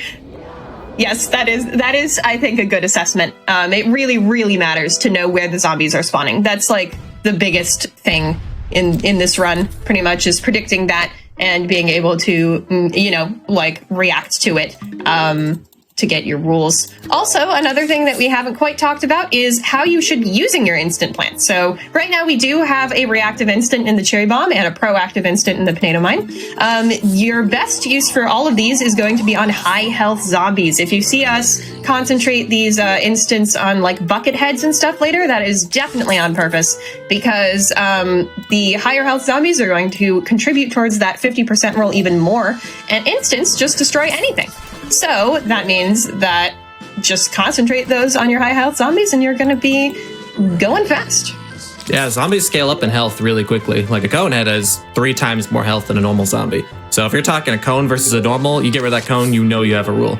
Then later, when you get even higher health zombies, it's almost guaranteed that if you destroy like something like a heavily armored metal zombie, that like you're going to have your next rule instantly. So basically, the deeper into the run we get, the more we just pack these plants that can instantly kill zombies, because we can basically play the game to its limit. Yep. If you're getting every single rule instantly, you're going really fast. Exactly. Here I'm going to do something kind of fun and intentionally damage the zombie enough to get the 50% roll, but not enough to kill it. So I'm going to get an intentional bonus mower from that. And we're also getting one on bottom. Wow. It's Mower City. Really good mower setups here, actually, yeah. This is awesome. Let's get this conehead. If this was the 1 flag level, I'd be so happy. So actually 1-7 is special because it's our first 2 flag level, which means that we have 20 total waves instead of just instead of just 10. That also means that we have a somewhat fun dynamic that's going to come up where we have a wave 9 that we do need to kill all of without having a wave 10 afterwards that we're going to need to save the cherry bomb for. So probably not this time because I decided to use the cherry bomb on wave 6, but you can save the cherry bomb and use it on wave 9 in these levels and be just fine with that. That's a really cool double use of a mine there you just pulled off, by the way. Since we know we want the mine to be somewhere safe where a zombie's not going to spawn for a while, and we also know we want the vaulter to jump so he's not as threatening. You get both in the same play when you place a mine to make him jump. So here, I would have gotten some value from a cherry bomb, certainly. So it's a little unfortunate that it's not back, but cherry bombs are also really good for the big wave because there's just going to be more zombies than normal. So, you know, not a huge deal both ways. Haha, flag zombie. It gets slowed down. You really increased the suspense for that terrifying, like, slow walk that he had to do towards that imminent death in the mine there. Trying his best. Normally those guys are like the fastest, like one of the faster zombies, those zombies carrying a flag. They have the same health as the normal, but they go really fast. But thanks to Snopey, he was reduced to just a normal zombie. Here I did something interesting that I've actually been paying attention to Peter lately, more playing, where I made the vaulter jump in front of a zombie from a previous wave, meaning that the vaulter, who was only relevant to the wave I was working on right now, was in front and being shot sooner. So that's really cool stuff. An example of a really niche thing that you can do in this game. This game is full of tiny, tiny micro optimizations everywhere. That is why it is so cool. One of the things that I never thought I would be good at when I first started running this game is being able to distinguish between a zombie from a previous wave and a zombie from the current wave. Like at a certain point, they're all just like zombies. They all kind of look the same. But if you can keep track of who just showed up, who actually needs to be damaged in order to get to the next wave, then you can make plays like that where you choose to say, I want the damage on the new guy. So I'm going to stall the old guy back and let the new guy get in front, which allows you to optimize your 50% rules. Yeah, I'm glad I made this walnut play I did here because there were a ton of zombies spawning middle for no reason. Good way to get some more catch-up value on that cherry bomb you're already going to use to get 50% rule there. Exactly. I also saved the mine down bottom, which is proving to potentially be useful because it might get a high health zombie. Yeah, ideally. Oh, there it is. We'll never know. A pretty fast one too. So there we go. Even though the Conan got slowed down by the Snopey, he was still pretty fast after the fact. Yeah, zombies you do have can't variable kill speeds, by normals the way. before they reach the mine. No, I was going to ask no, that. we have not. That's an important mechanic. Very important mechanic. Yes, please ask questions, by the way, Quack. I love it. But yes, they sure do have variable speeds, and that's something you have to deal with throughout the course of the level. Unfortunately, here we do not have a mine to help us with our final wave. Sad. When we say that everything in this game is some sort of variable RNG situation, we mean it. If you name a feature in this game, I can probably tell you how it's decided by a range of numbers. Just makes it's almost the near perfect rule. Just makes the predictions that much more impressive to pull off. Yeah, nope. Absolutely. Micro predictions everywhere. We're predicting the speeds of zombies, where they are, what kind of zombies, what ratio of zombies in each level. Just everything, is a prediction after another. Here we're going to definitely have some interesting prediction value because we are getting the Buckethead. Welcome in the Buckethead. Bucketheads have an extremely high amount of health. They're the second most amount of health that you'll see in this run from a zombie. And they are going to be introduced in this one in Wave 6 and in the final wave. So we know on Wave 6 we're going to be dealing with the Buckethead. And because this is only a 1 flag level and we get the Buckethead so early compared to how much sun we're going to get to be able to deal with it, what we're going to do is we're going to set up the level a little bit unconventionally. 1-8 is one of our weirdest levels in the run.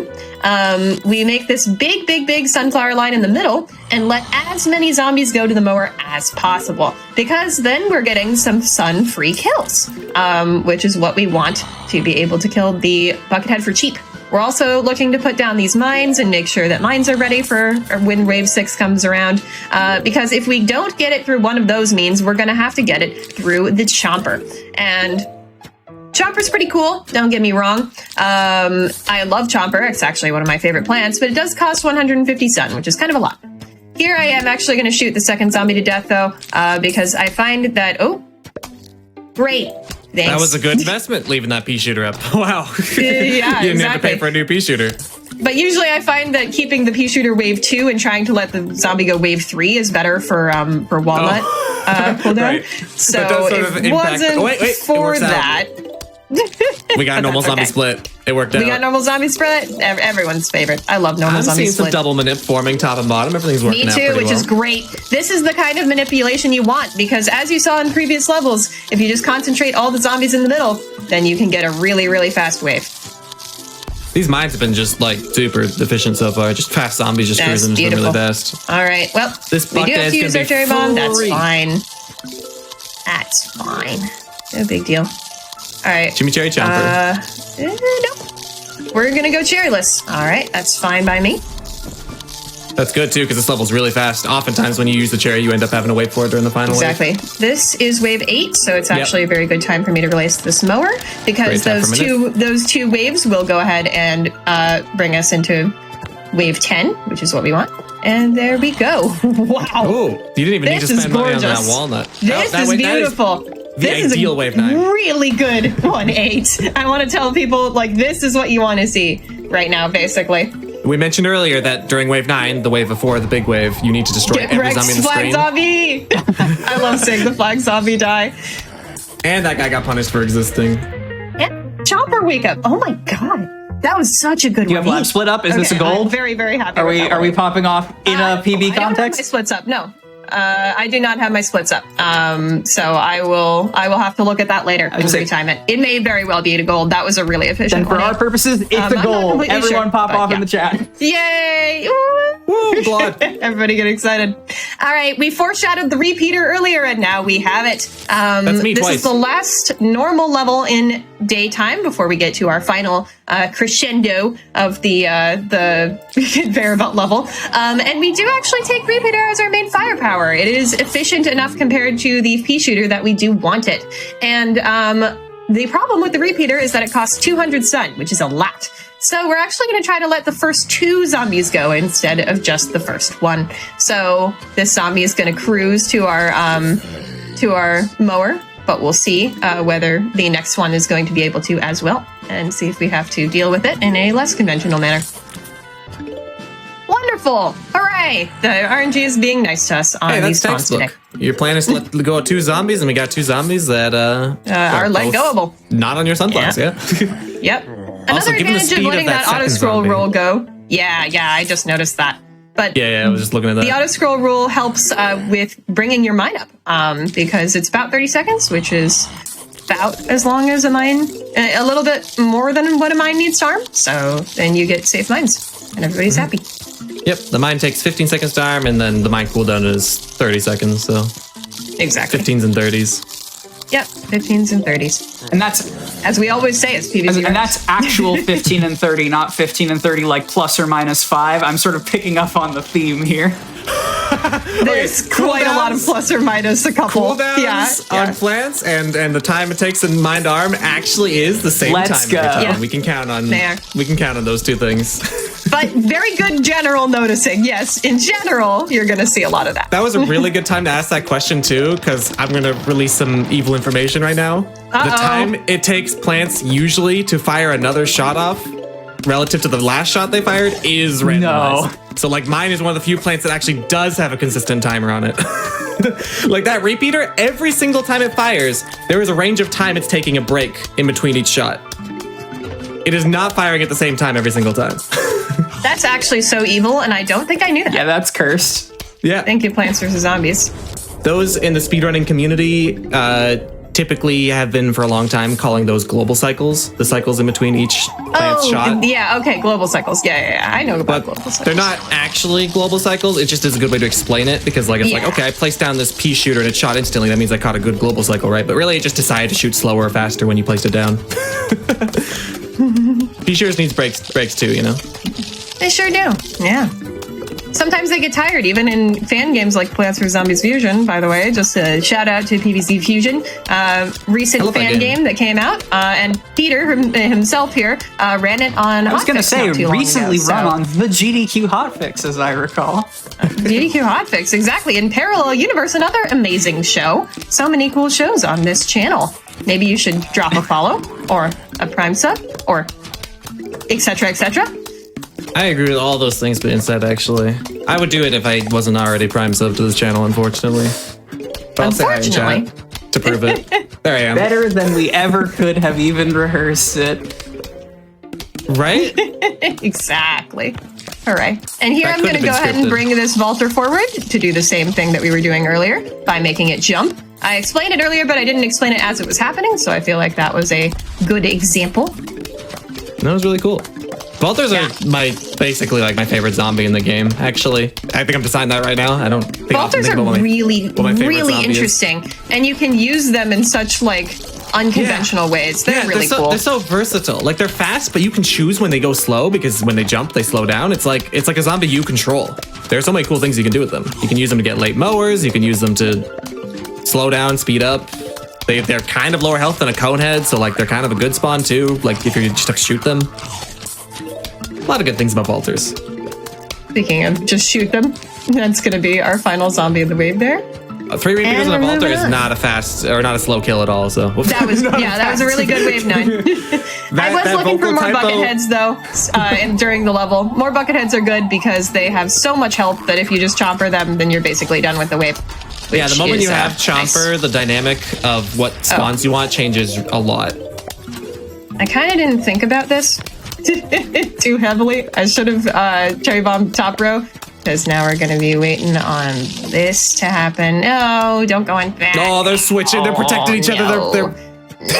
They're best friends for Everybody life. hates Look that. at them. Look at that. That was beautiful. They were so coordinated. I've never seen 2 zombies be that coordinated, I don't think. Oh, Those wow, were that's soulmates. a preview. Okay, speaking of previews, I've not actually... They were zombie love, for real.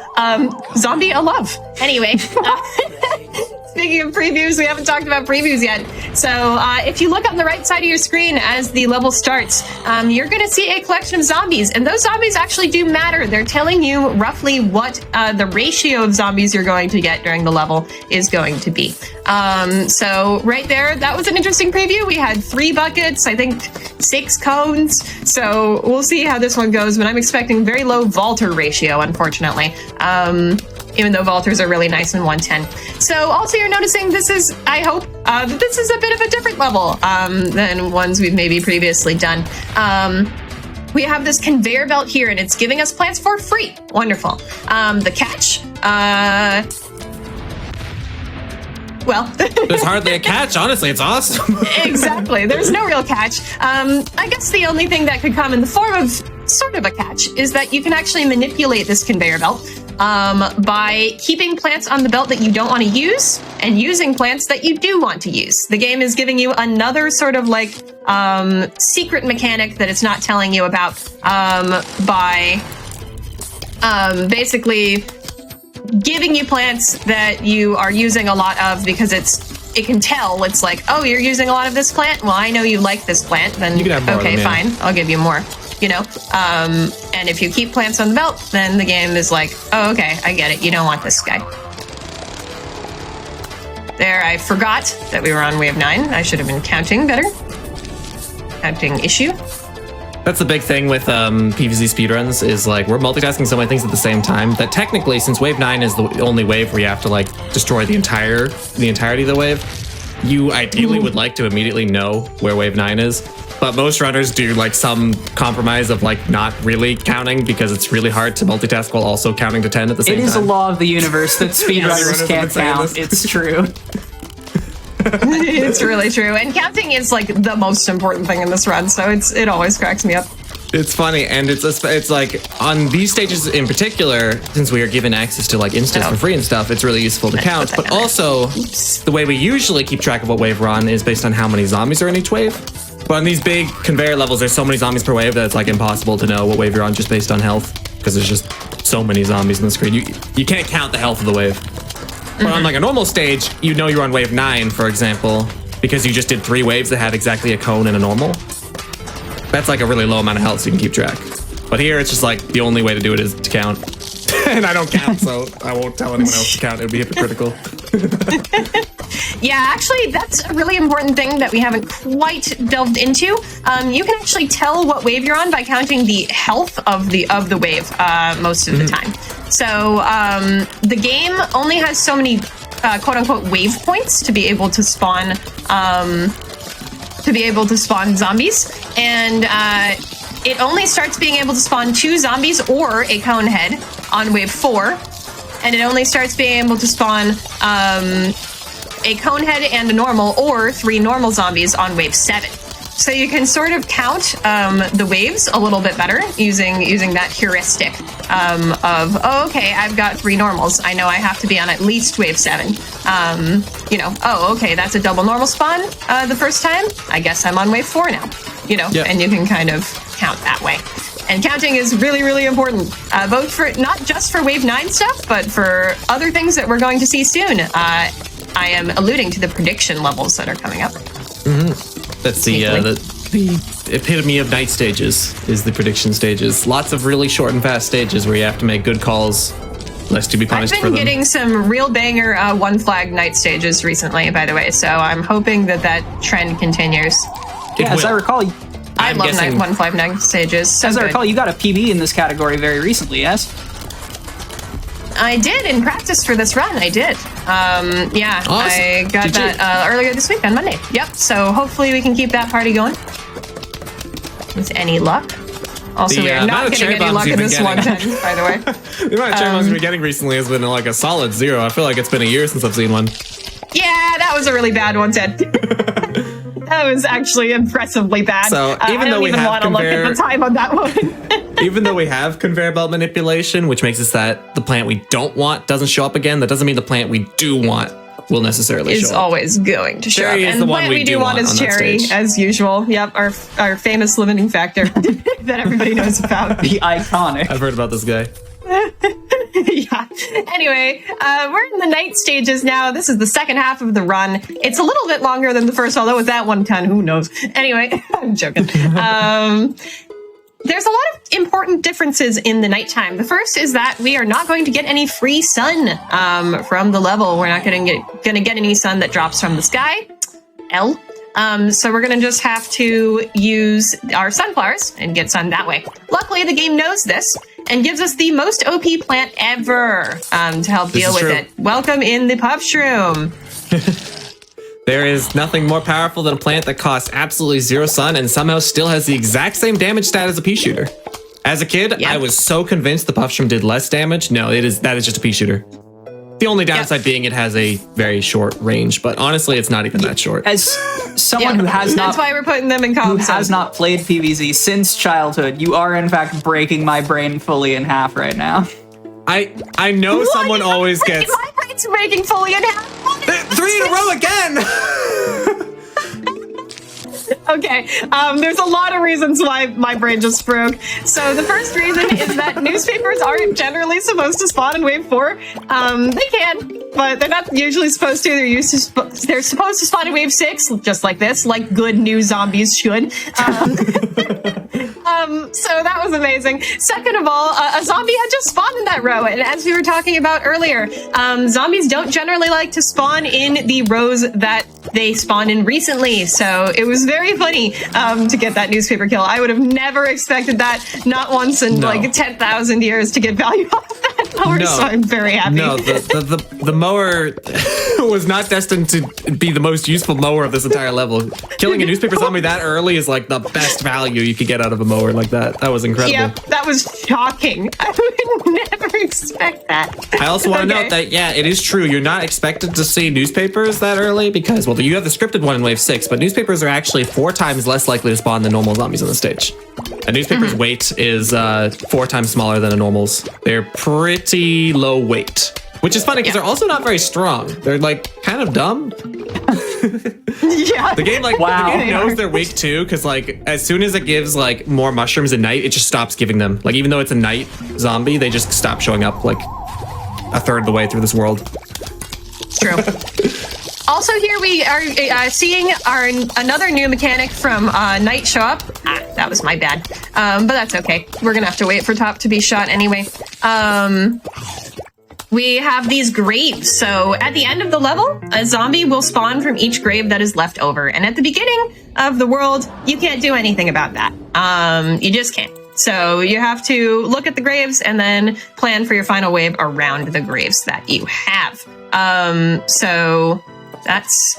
Yeah, so there we had 3 graves in a row, which meant that I knew I was going to go ahead and use that cherry bomb to cover that row. And that also did make the level a little slower because, 3 graves in a row, you can't plant anything there that's going to help you destroy zombies, so a little bit slower. But no big deal. We're moving on to 2-2. So 2-2 sends Night out swinging by giving us our first 2-flag Night level as the second level of the world. And we have actually 2 sun producers now. The sun shroom is our newest plant. Bad global cycle, puff shroom. Thank you. I will have to reinforce you then.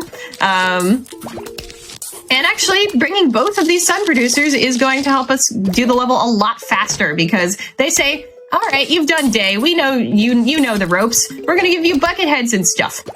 So we have to have a lot of sun to be able to use our instance to deal with those bucket heads. And it's actually really interesting. A surprising thing that I didn't know a lot of people think is that sun shrooms are not very sun effective. Those are our primary sun producer now that we're playing night stages. Sun shrooms, while they do produce sun, that is a lower value of 15 sun instead of 25, which is what sunflowers produce. They're super cheap, so you can place 3 of them before you can get like a second sunflower down. So you do want to be using sun shroom whenever possible during night stages. Absolutely. They just produce sun more effectively. Yep, they are just more efficient. But as you can see there, as soon as you get 50 sun, you do place down a sunflower because that instant reward of 25 sun is really good. You just have to make sure you have the economy to be able to do that in the first place. Nice prediction. Basically, at nighttime, sunshroom beats sunflower, but both of them is better than not both of them. 2 producers means we can avoid cooldown. Exactly. Which makes us quite rich, which is what we need for chompers.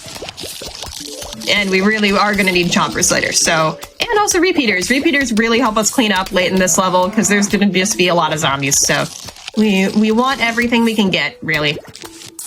Also, level. While on that earlier stage, newspapers are bad spawns because they're the strongest zombie from 2-1. On this stage, coneheads are way stronger than newspapers. So if we get a newspaper, that actually is good RNG now. We didn't want it on the last stage, but now they are significantly weaker. Okay. Cherry bomb. So I was hoping to use a chomper and kill a normal with puff shrooms there so I could save a cherry bomb for wave 10, but we didn't get that. So we will just deal with the big wave like normal. At least the 2 zombies are grouped together. Like so weirdly intimidating in this one.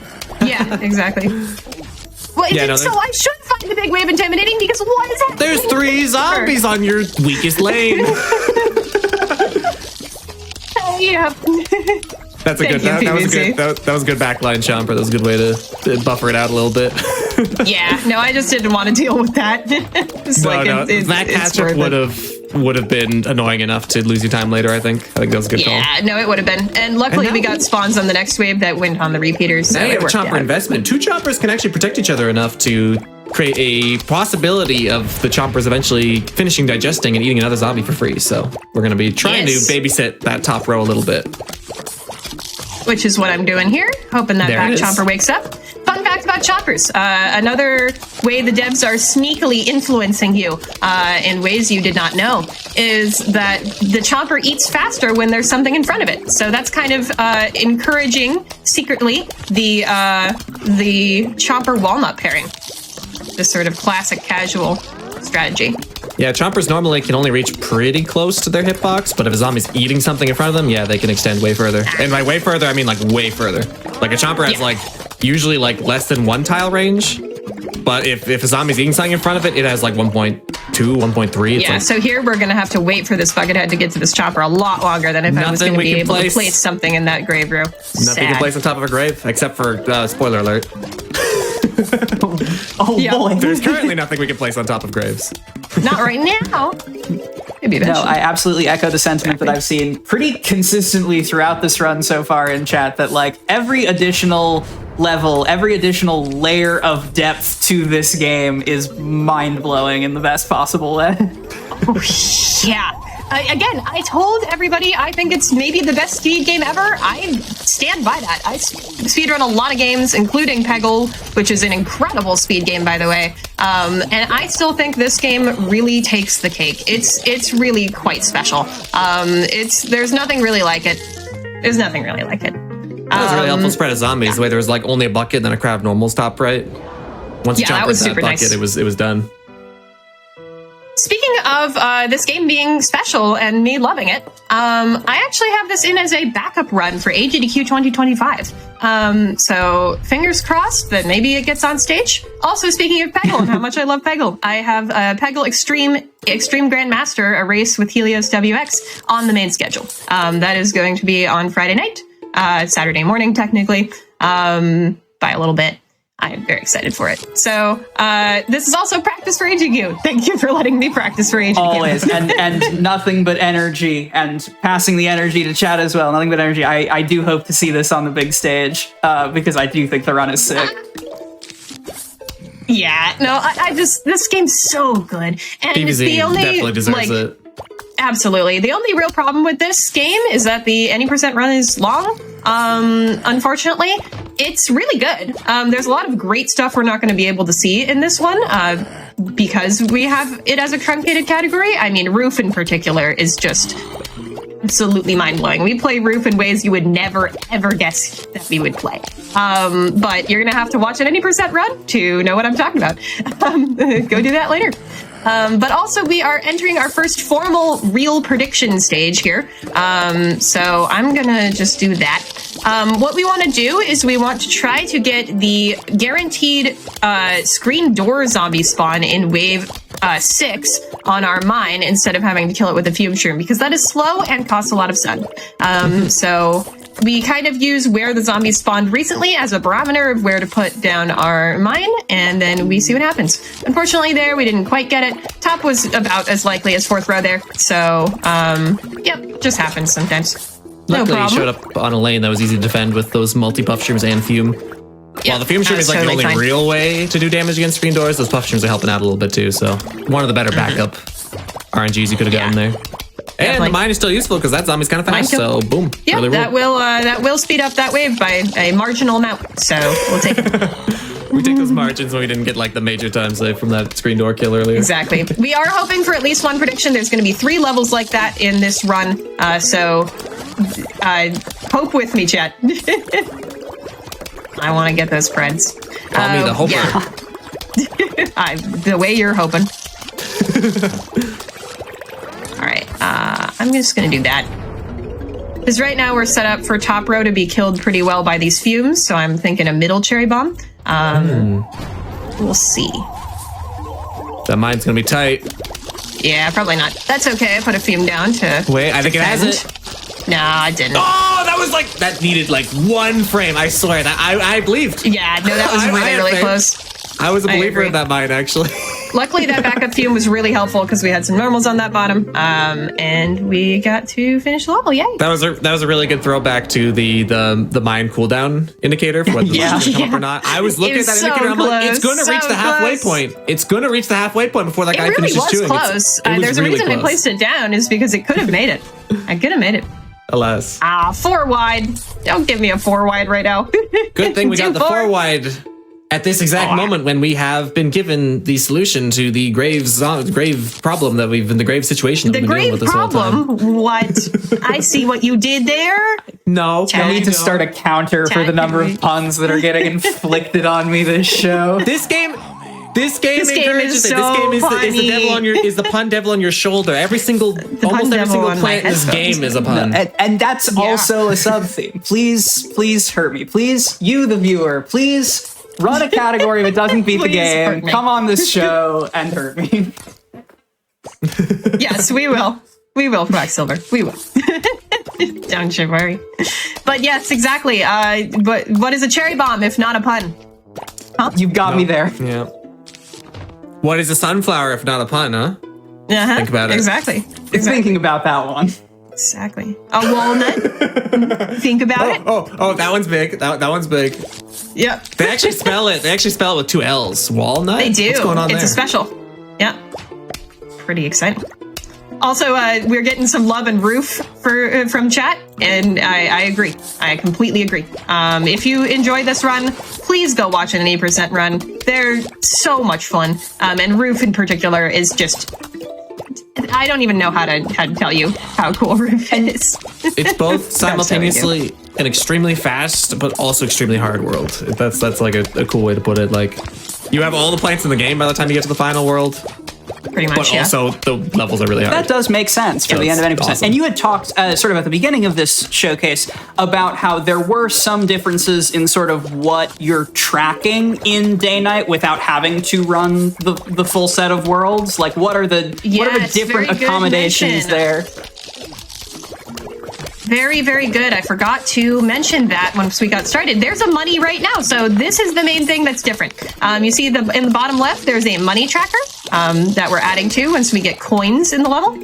So that is going to be our main difference. In any percent, we need money to be able to buy certain plants and plant seed upgrade stuff. But in day through night, we're mostly going to get all the money we need.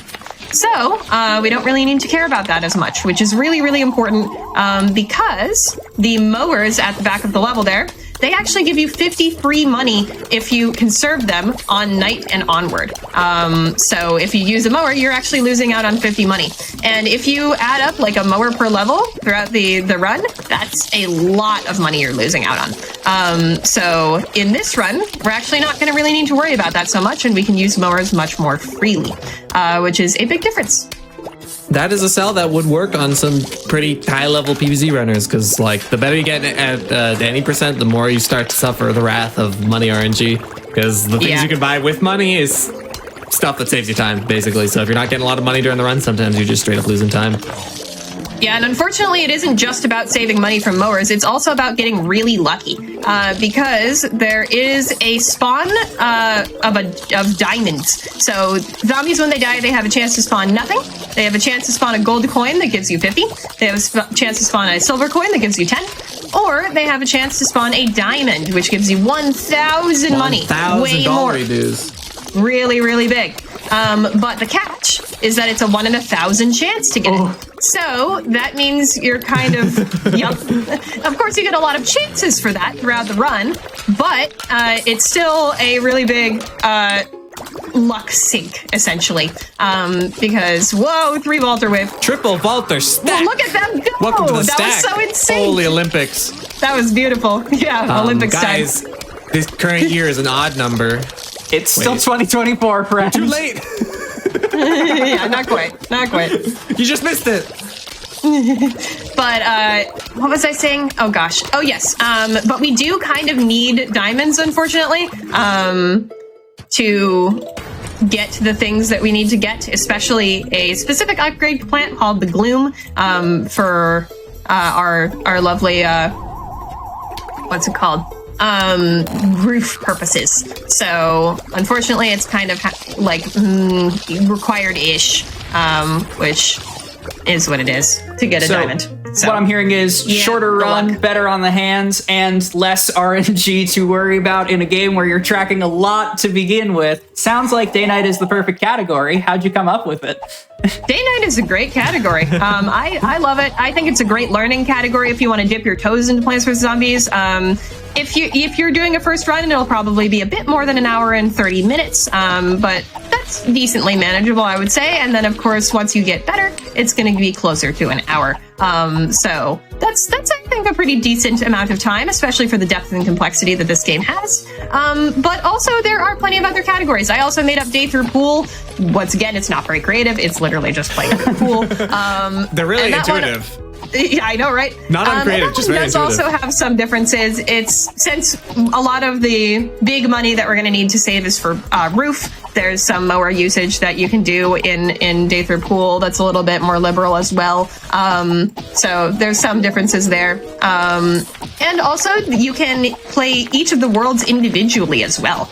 You can make it so that you start just at the first level of night or first level of pool using PVZ tools, which is a nice software that we have. And you can just do that world by itself. So if you're interested in one of these worlds, or if you watch an any percent and you're like, whoa, roof is totally my jam, but I don't want to get through all the rest of the game to get there, you can do it. That's a way you can run the game. Those are official categories on SRC too. Yeah, those just got leaderboards recently, and they're very popular. I've seen a solid number of names that I don't see do like full RTA runs at all, just do IWs and get pretty good times. So it's definitely a gateway for some I'm a people. big fan of the IW. Also, we're playing Whack Zombie. Yep. Unfortunately, the reason I haven't really been talking about this level is because unfortunately this is the only true auto-scroller in the game. Not completely, because on the final wave, we do have to kill all the zombies as fast as possible, and we do have to menu into it as fast as possible. But otherwise, the zombies are just going to spawn at the rate they're going to spawn. That doesn't mean that this isn't interesting for a couple reasons. The first is that we do want to try to get a cherry bomb at the end of this level to save time. So I am using the Grave Buster to dig in a specific way that's going to make it so my cherry bomb is the most effective. So right now I'm planning to place cherry bomb right now around here. So I'm digging up in other places. The second is that in any percent, this is a huge money check because Grave Busters will always spawn some kind of coin or diamond when they finish. You're really looking at this level for how much money you're going to get during it. Yeah, this is one of the big places where you're going to get a diamond during the run, if anywhere. So while it is the only true auto-scroller. During my PB, I had the most legendary thing happen ever. So one thing that we're terrified of as runners is putting a Grave Buster on a grave and then clicking the final seed packet before that Grave Buster can finish. Because you actually can't collect that money that comes out of that Grave Buster, and Grave Busters can indeed spawn diamonds. So it's always the debate within the community is, do you wait for that final Grave Buster to be finished, or do you click that seed packet? And everybody has their own opinions on it. The best part about Day Through Night, we don't really care about money that much.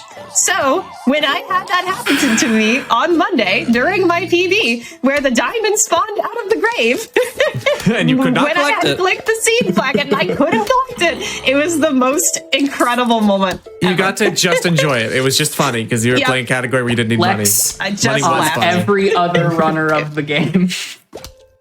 Everyone is like vicariously hurt watching that happen. Like even if it's a category where money doesn't matter, that's like it's like poison damage. Yeah, because diamonds are just so critical. If you get one in any percent run, you're like, okay, you can breathe a little bit more. Yeah, you basically just need Um, one to know that like you can finish your run at a top level. Yeah, unless you're playing all mowers, which is a new thing that people. Oh, that's funny. Oh, let's go. Recently, people have been playing the day stage while using all the mowers. Now, day doesn't matter because you don't get any money in day, no matter what you do. But it's been funny watching that be more popular lately. I just want to firmly plant my feet in the soil, by the way, and say I'm gonna always wait for Grave Busters to finish their job kind of guy. Yeah, I am. The only too. times I ever don't let the Grave Buster finish before level ends is by accident. And one day those accidents are going to lead to me losing a diamond, and then I'll feel so vindicated for always waiting whenever I can. Yep. And here we glossed over, but this was a prediction level. Unfortunately, we did not get our prediction, but this is the least punishing level to not get it because we have the Hypno Shroom now, which is a new instant plant that really helps us out by changing a zombie into our favor, and they work for us now. It's 75 cost, so decently fine, and helps us deal with the football zombie, which is the new zombie in this level, which has a lot of health, very, very high health zombie. Highest health zombie in this run. Yep. When you I'm said going to that take earlier, advantage of waiting for this conehead to die. when you said that earlier, highest health zombie in this run, I like sat there for like 5 minutes thinking what that could possibly mean. You Or no, were you called the gonna know. bucket. You called the bucket the If you're second not. highest health zombie. Yes, the second and I was highest. like, Yep. what about the guard? What about the guard? What about the guard? And then I forgot Guard that we don't see that guy in this category. No. I remembered eventually though, and I was like, Nah, that's you what that don't. means. Exactly. But you had me perplexed for a Alright. second there when that was said, but I eventually became smart. Bad Sherry. I need to Conan, just what let are you go doing? of the front zombie and try to get that cone head in that cherry. But we had the hypno, so not the hugest deal. Could have been Speaking better. of but also funny, could have been a little worse. bit of money trivia there. If you hypno a zombie and he's walking off screen like that, like when the level ends, if he was going to drop a coin, you don't get it. So a little bit of money optimization there. If you can avoid using a hypno during the final wave, it slightly increases your chance of getting a time. See what playing any percent does to you? You think about all the Yeah, tiniest ways to optimize how all to the get more little money during ways. the run. Exactly. And you really don't have to worry about that very much in day through night, and you really don't have to worry about it when you're playing individual worlds. So definitely, if you don't want to deal with that, that's my recommendation for you. Oh, individual world runs are really cool because the rule set for them is you're allowed to cheat in basically the maximum amount of money that like you could feasibly get in a run setting. Yeah. So if Which you want the is nice. opposite of hoping for money, you can play IWs and just have what Get is money. always the most Be money. rich. Exactly. Just be rich. Also, And now big, we have huge, 2-7. important plant that just got Yes, unlocked exactly. We have gotten one of our favorite friends, the Scaredy Shroom. here. Scary Defense Squad, activate. Yes, the Scaredy Shroom is almost identical to a pea shooter, except for it has social anxiety. This is true. That Just means like me, that if for a zombie real. is coming near it, it will. I know, right? It will just duck into the ground in its safe place. So what we're gonna do? Plant it in the back. He's as safe as he possibly could be. There's no chance he's gonna have to face his fears of interacting with other living beings. Hang Do on. they count as living? His therapist is not thrilled about that, but it's a life or death situation, okay? It's okay. The defense that zombies aren't technically living works really well. Yeah, that's where I was going. Like, wait a second. I guess plants are. It's fine. We will ponder the philosophical implications of this some other time. Exactly. Well, anyways, that is why I'm keeping this nice little row open, is because, well, why not give them a little safe hidey spot? Technically, 50% rules can be activated faster if you put shooty plants closer to zombies, because then that final shot is going to go activate that 50% rule faster. Technically. When I say technically, I mean that the difference is so small, exactly, that it barely matters. It really doesn't matter. There's a really good video on YouTube about this, actually, by one of our fellow runners, one Bulbous will represent, about how negligible it is to plant your pea shooters and scaredies further forward. So if there's a plant that particularly hates being further forward, the benefits you're getting from planting it further forward far, far, far, far pale in comparison to just like the safety of not ever having them get scared. Yeah, exactly. So it's just the better way to deal with it. I Frankly. still have not We got a little bit of muscle hypno memory. eating there, by the way. So hypnotized zombies will actually eat your zombies. Will actually eat more zombies on screen. Helpful. Thanks. They can even do it off screen, just like we saw there. Anyways, Peter, what were you talking about? Oh yeah, I was just making fun of myself for a second there for still not having updated my muscle memory, putting scaredies further back. Yeah, My scaredies are still chilling way too far forward. The thing about this game is there's so many things that you're multitask at the same time that like one thing you have to be able to rely on is muscle memory, so you don't have to think while you're playing this game. So when you've been doing something the same way for like years of speedrunning, it's so hard to break old habits. It is. It is. It's true. Also, some runners are now routing this level so that you don't bring fume shroom. There's been a quest over the last year or so to remove fume shroom from as many levels as possible. I'm not quite practiced enough, unfortunately, with the strat yet to do it in runs myself. But some runners have started doing it. It's This pretty one's the funny. least confirmed. Out of all the fumeless night Yes. stages, 2-7's like the least likely to save you time yet, I think. Yeah. We have But fully yeah. routed it out of 2.9 now. I don't use it in 2.9. I don't bring it anymore. Fume shroom is really fascinating for how like it doesn't like on the surface level make sense that speedrunners are on a quest to use it as little as possible in night here, because like it doesn't cost that much, 75, and it does the same damage as a pea shooter except with infinite pierce. Like no matter how many zombies are there, it will do damage to all those zombies, which sounds like a really good value. And it's, of course, it's the intended counter for the screen door zombie, which is that as well. important. Yeah, screen doors do not die quickly to anything but the fume shroom or instas. But as it turns out, we beat levels so fast that the odds that we get to the point where there are that many zombies on the screen at the same time to get that full value are pretty low. And then if you take out the fume shroom, you can replace them with more instas, and instas are really fast.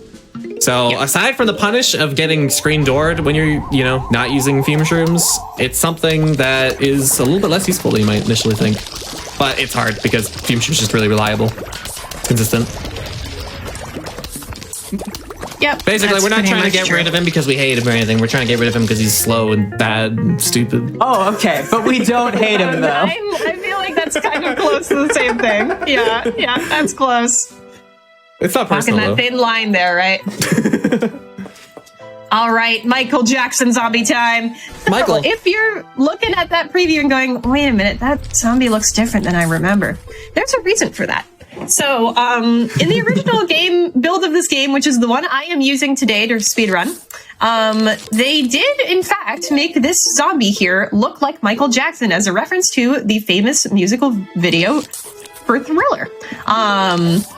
So that's fun. It would have been cute and harmless, except for that this game came out just a couple of months before Michael Jackson passed away. So they decided, okay, maybe not the best thing to do to represent him as a dead entity, or an undead entity. Let's go ahead and remove him from the game in future releases. So the zombie was reskinned to a disco theme.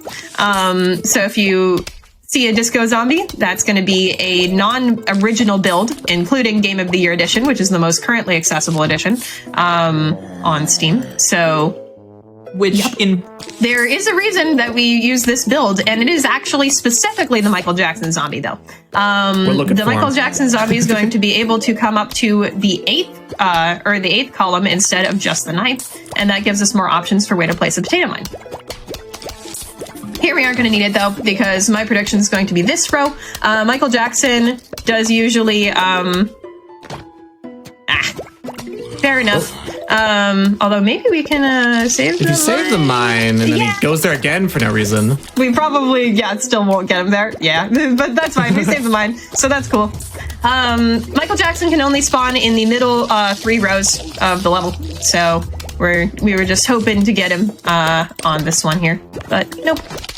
You would think, simultaneously, you would think that it's a good thing that, he can only go on 3 rows. That should be the likelier prediction out of, the 3 predictions during night, since the other zombies can go on all 5 rows. But Michael's ability to almost always do something that is unpredictable and bonkers is unrivaled by any other zombie. Yes, I swear, truly. Despite the fact that he should only be able to go on 3 rows, it's an oddly hard prediction to get. Yes, very, very hard. Very weird. If you get it, it's one of the best predictions to get. It's really, really efficient to get that, but if you don't get it, oh well. You're sad. Hey, at least Here if you don't get it... we unfortunately had a conehead in the worst possible row. We're sad. At least if you don't get it, the 4 backup dancers all have a chance to drop money, right? So true. Has that ever matters a lot in this category, as we've explained. Has that ever saved an any percent run, though? Getting a diamond off the back? Michael kill! The mine left over killed the Michael in the final wave. It was a prediction mine. It was in a the prediction end. mine. Still counts. I've never seen that. We gave up on it. I've never seen that before. You know the phrasing. Easily never Let's happened before. go. The mine for you that you placed for wave 6 being alive until wave 10 just doesn't make any sense. Wave 10 and kill the Michael is unprecedented. That is a new one. You were so ahead of the game. You weren't thinking about... Honestly, I would argue the final wave Michael is the more annoying one. So I think that mine was really useful. that mine ended up being a huge deal. All right, well, that was hilarious.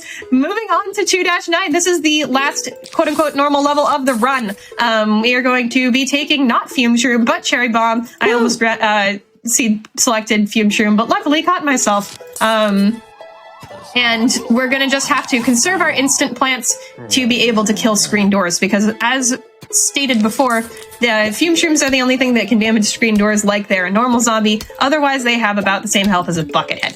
So we really want to conserve those instants and be able to use them when those screen doors come up. Yeah. This was the first of the fume reroutes that was proven to be faster. This one was the beginning pretty of the definitively snowball. faster. Yeah, and it's usually pretty consistent if you know how to do the strategy well. And you don't get a trillion screen doors. Yeah, I was gonna say the only time where like you kind of are like, "Ooh, I wish I had fume shroom," is if the game is spawning an excessive amount of screen doors, which it can do. It can do.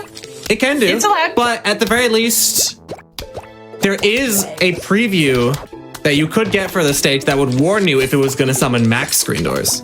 True. Because while screen doors are decently rare and high health, if you get 2 screen doors in the preview, you know you're getting a screen door every single wave. This has happened to only one person, I think. Oh no.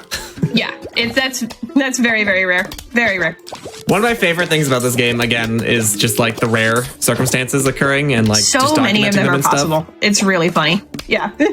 And one like of the coolest, you can get something new every run. I just got that. I've never seen a mine planted on wave 4 survive till the final wave and kill the Michael. Like I will bet you that nobody's had that happen before. At least not documented. Has not happened to me. Yep. And how long have each of you been running this game? Like what's, because I know the game's been out for a while. 3 years, 3.5 years probably for me. Started around the time you did, Peter, actually. Maybe a little bit later. So, yeah. I just don't run it as frequently as you do. Nope, you're multiple PopCap brand. You've got a library of them. Yep, I do run almost all the Peggle games, pretty much. Not the newer ones, but almost all the older ones. I also sometimes run Chuzzle. And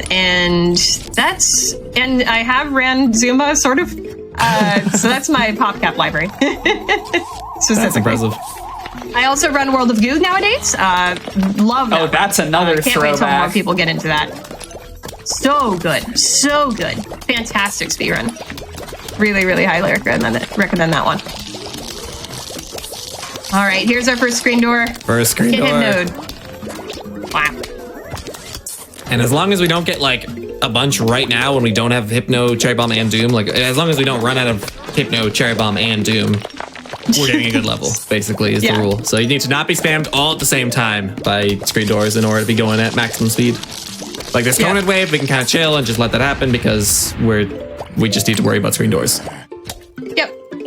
And there I used a Cherry Bomb to sort of clean up a previous problem there. Here, I'm going to use a Hypno. Next wave here, I'm going to have to use a Doom Shroom. Doom Shrooms have a long cooldown. So if you want to use it, you're going to have to use it a little bit early. Okay, that wasn't a very good wave to use it. I'll use it next wave and hope that we're not too far behind. Perfect. Great timing to use this. All right. Yep, that's pretty much like the last wave you can use Doom Shroom too. Yeah, I might be a little late. We'll see. Depends on how fast the wave 9 is. 19. Yeah. This one's going to be a bit annoying, so I'm going to have to use a Hypno here. Okay. Okay, we cannot resolve this wave with just a Cherry Bomb, but we can mostly do it. So, yeah, our Doom's pretty... Oh, no, we have another. Okay. Oh, and Michael Kahn. I mean, those are 2 killable with firepower guys, so not too bad for having the Cherry. Our limiting factor is the Doom Shroom. We wouldn't really be able to finish the level until we got the Doom Shroom back, so this really doesn't matter. Doom Shroom business. That's a really good Doom Shroom business. Doom Shroom business. That's a really good throwback to the Cherry Bomb limiting factor. I heard that. Doom Shroom was back, so that wave did matter, but it's fine. Yeah, throwback to that limiting factor. We have a new limiting factor in the house. It's called Doom Shroom. That was barely early enough to catch everyone. That was optimal. Good. Yep, very optimal. In PvZ Fusion, you can just set that thing off right as the final wave starts, and every single zombie dies. It's hilarious. It really built some bad habits, honestly. It's kind of terrifying. Playing 2 very similar games that have different timings for their strats. Deadly. Yes. All right. We are in the final stage of the run. This is 2-10. It is another this conveyor belt level I can remember. And yeah, same deal as before. You get plants. If you don't want them, keep them on the belt. It's fine. Nobody's going to do anything to you. The plant we really don't want here is Ice Shroom. So we keep ice shrooms on the belt to get ice shroom manipulation. Fumes are actually really good. I just didn't have a good place to put those, so we're gonna put them down now. We want fumes, and of course we want hypnos and dooms the most.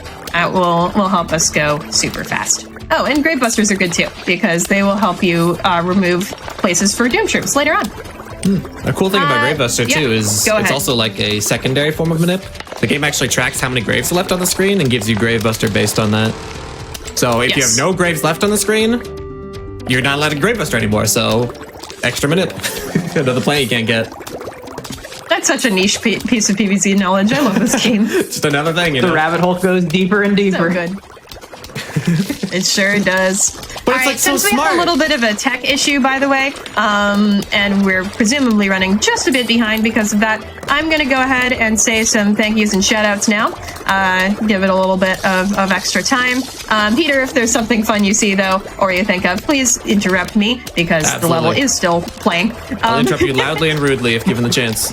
Great. That's exactly what I want. Anyways, I've been Satan herself, or Satan isn't herself on Twitch. I do play this game quite a bit, so if you are interested in this one, I will absolutely be streaming it. Definitely, I would love to have you in the stream, hang around, all that good stuff.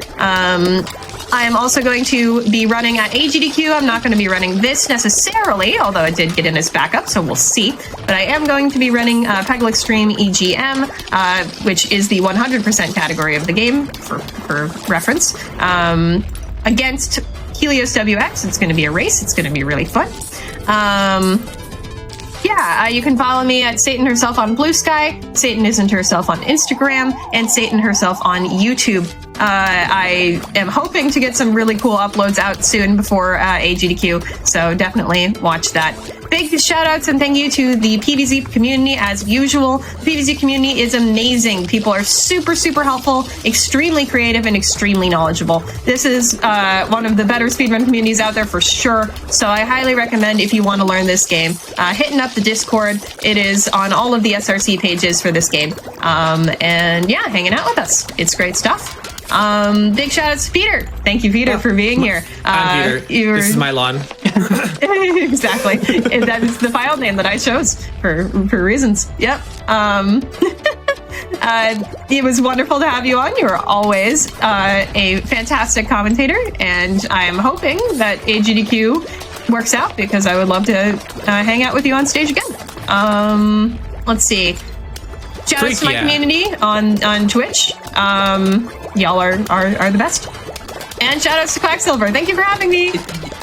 I think that's about all I got. So let's let this level play. Truly We can talk about what's an happening. honor and a pleasure, and very much rooting for you for AGDQ for this run and for your Peggle run as well. But you know, we got it here. It is a race, so you can True. root for me. You are very much allowed. You're very much allowed. Your loyalty has already been cemented. No doubt. Exactly.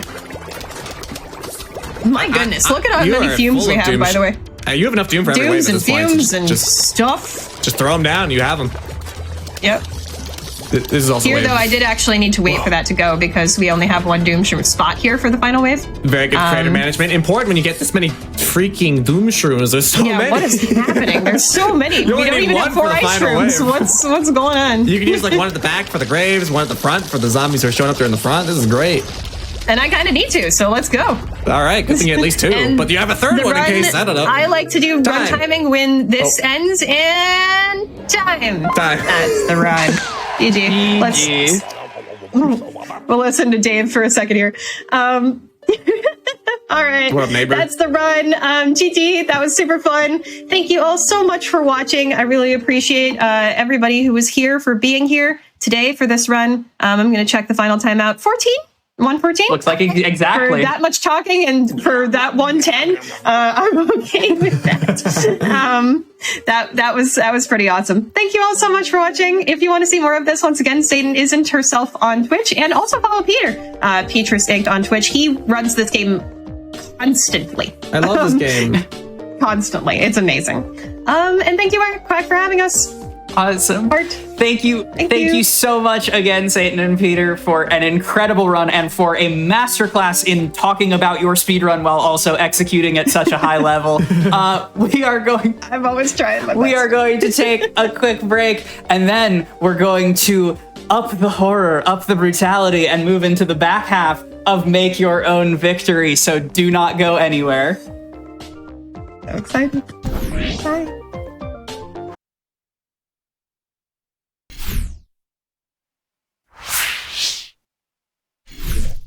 Oh, hello, friends. You caught me by surprise. Welcome back to Make Your Own Victory, the only show that tries to capture 100% of the joy of speedrunning in 0% of the completed video games. Friends, we are making such excellent progress through this show. I am so happy, but there is plenty more hotfix in the world besides this, and if you've missed out on any of our shows or events, please be sure to check out the VODs on youtube.com/gamesdonequick. That's all of our hotfix shows, as well as every marathon, of which there are several coming up, all get put there for your viewing pleasure. Additionally, you can join the official GDQ Discord and add the hotfix role, where you can keep tabs on upcoming events, talk with staff, and more. Use !Discord in the chat for more information. I myself just had a lovely chat with some viewers there about Jotwad, one of the best speedrunning categories of all time. If you know, you know. That's once again !Discord for more information. Friends, we've had some incredible people on this show already. We've had world record holders, category inventors, some of the most skilled speedrunners to ever do it, but there's one accolade in my heart that eclipses all other accolades, and that's just being so normal about video games. It's my favorite thing in the world. And with that in mind, me and my friend here are delighted to introduce our next runner, Sweet Peebs, running Alan Wake 2 Saga %.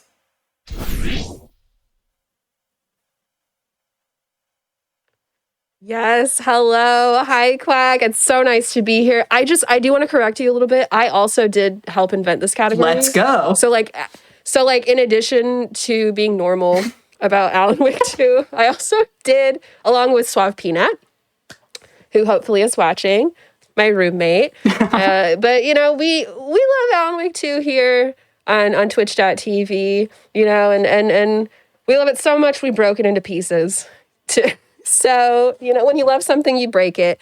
And somebody else with me who also loves breaking things is my dear friend and fellow Alan Wake 2 speedrunner, Tate Tally. Hello. Hello. I am also completely normal about Alan Wake, and I'm pleasured to be here. Thank you so much for joining me. And about my mask, I have a sinus infection. So thankfully, you know, the bits and bytes of the internet prevent you from catching it. However, I do look really gross, so I'm wearing the mask. But yes, Saga % is, as the name implies, it is Saga only. Saga Anderson is one of the 2 playable protagonists of Alan Wake 2, which is the fastest selling to platinum game in Remedy Entertainment's arsenal.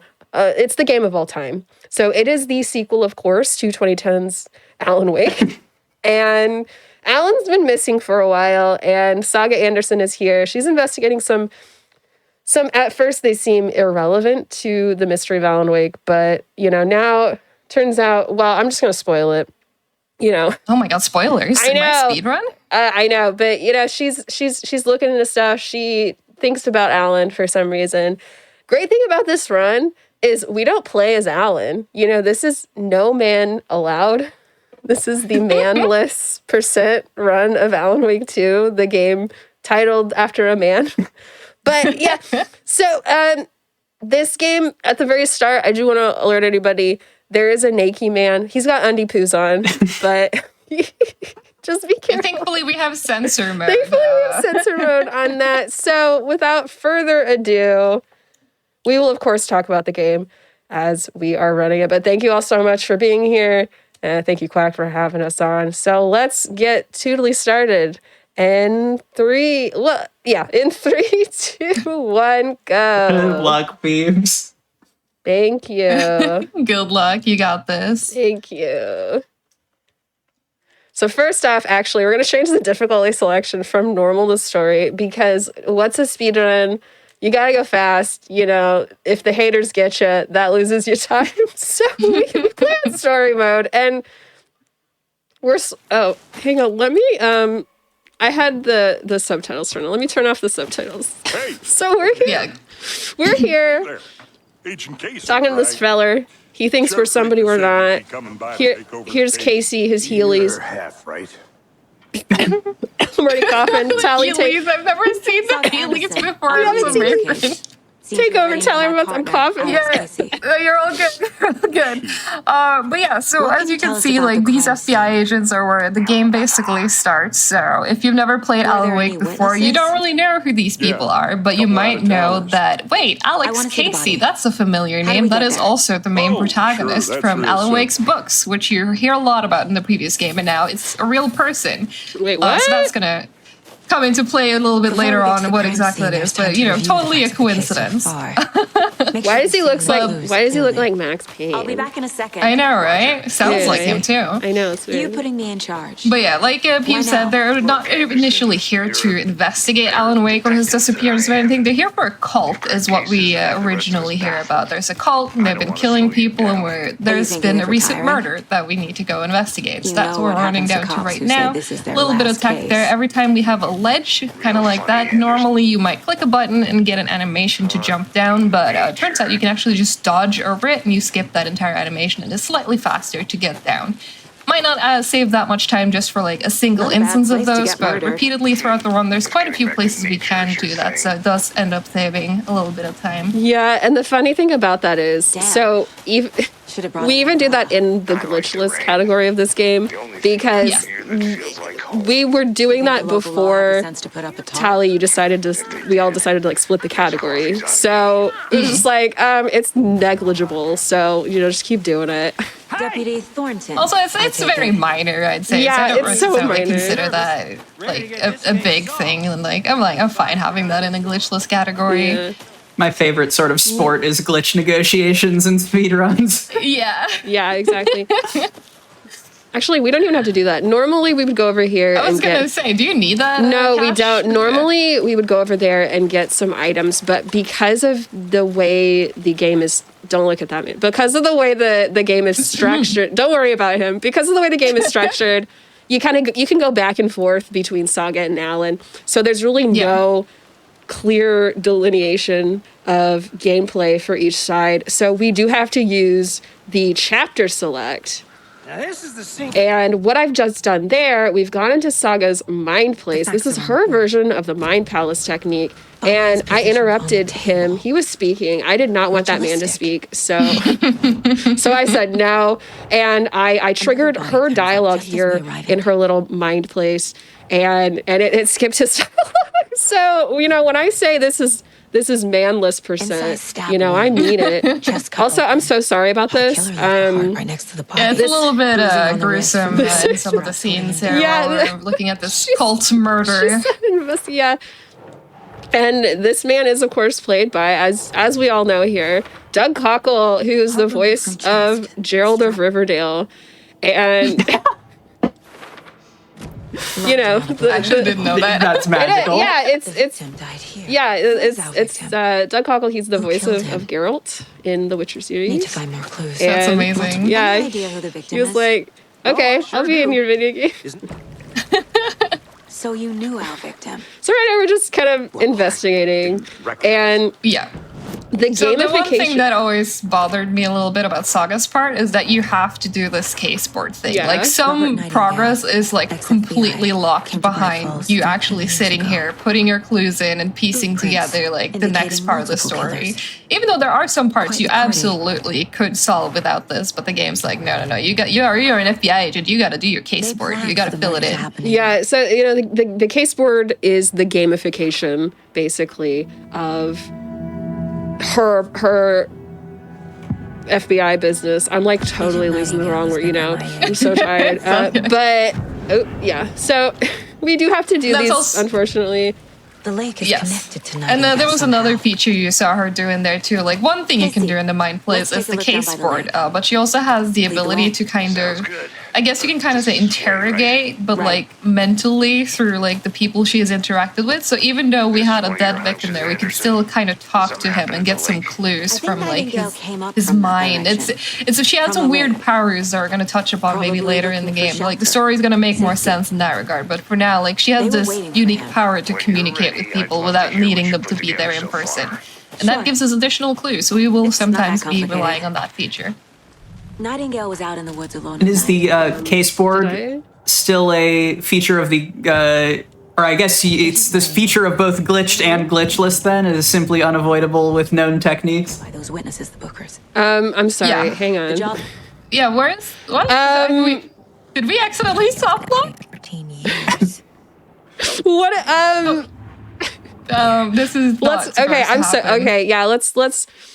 it is unfortunate. Thankfully, actually, we are gonna be able to shave off time elsewhere, so I will just go ahead and restart. Again, so sorry, but you know, I've literally never seen that happen before. A deputy was supposed to be here to show us to the crime. All right, Tally, let's say the exact same. All right, can we run back? Repeat, run it back. Yeah, let's run back all up. Beep, boop, boop, boop. So this is Alan Wake 2.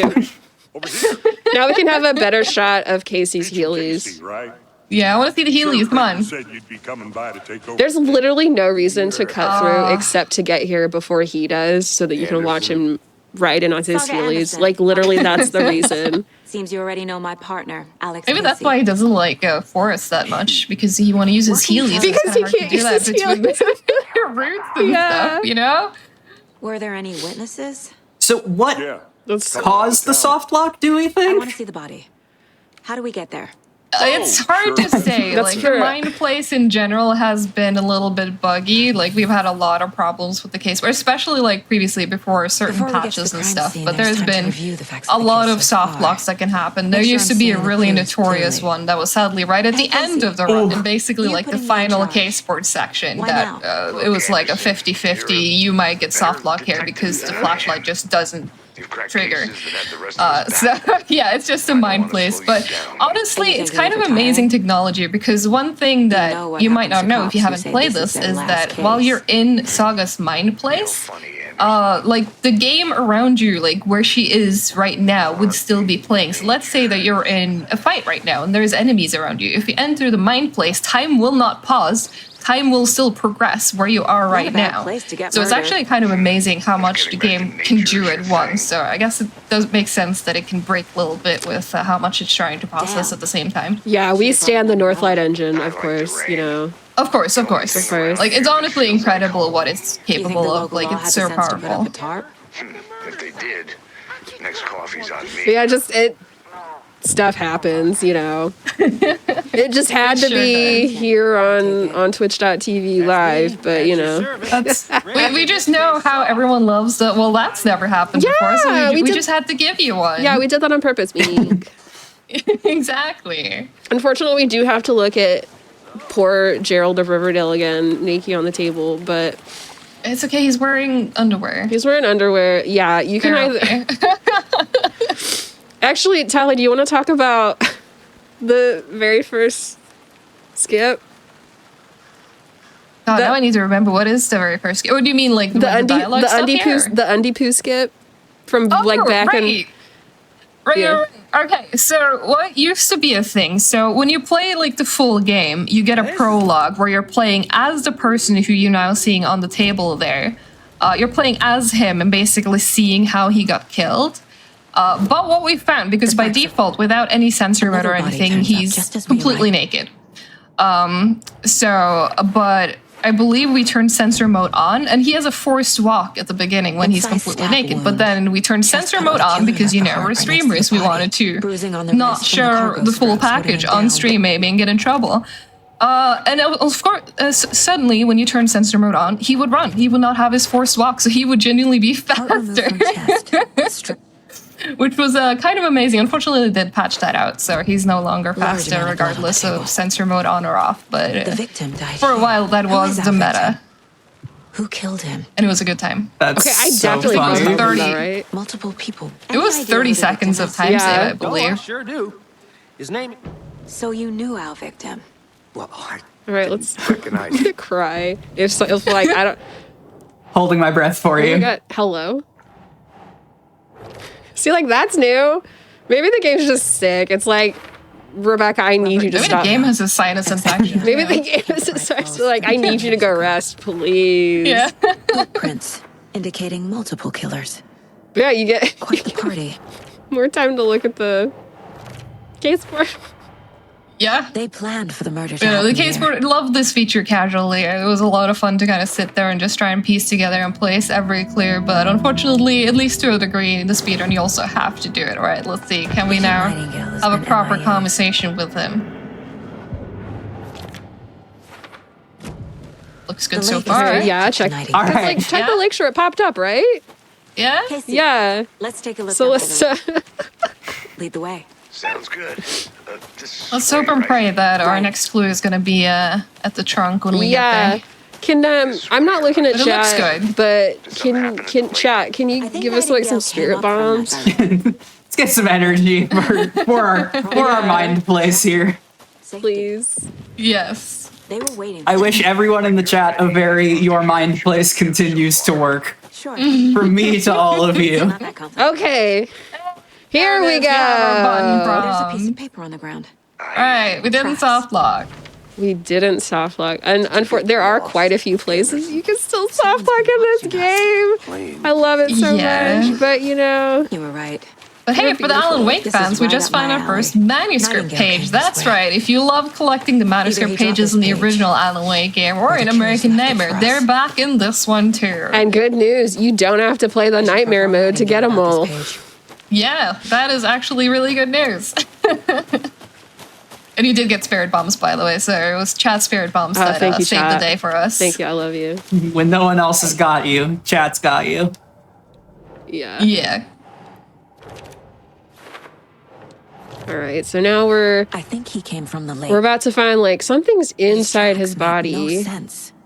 Yeah. and I should have. There's also a very strategic use We of found the the page in the case woods. board and stuff here, because as you may have noticed, Peeps approached the sheriff first.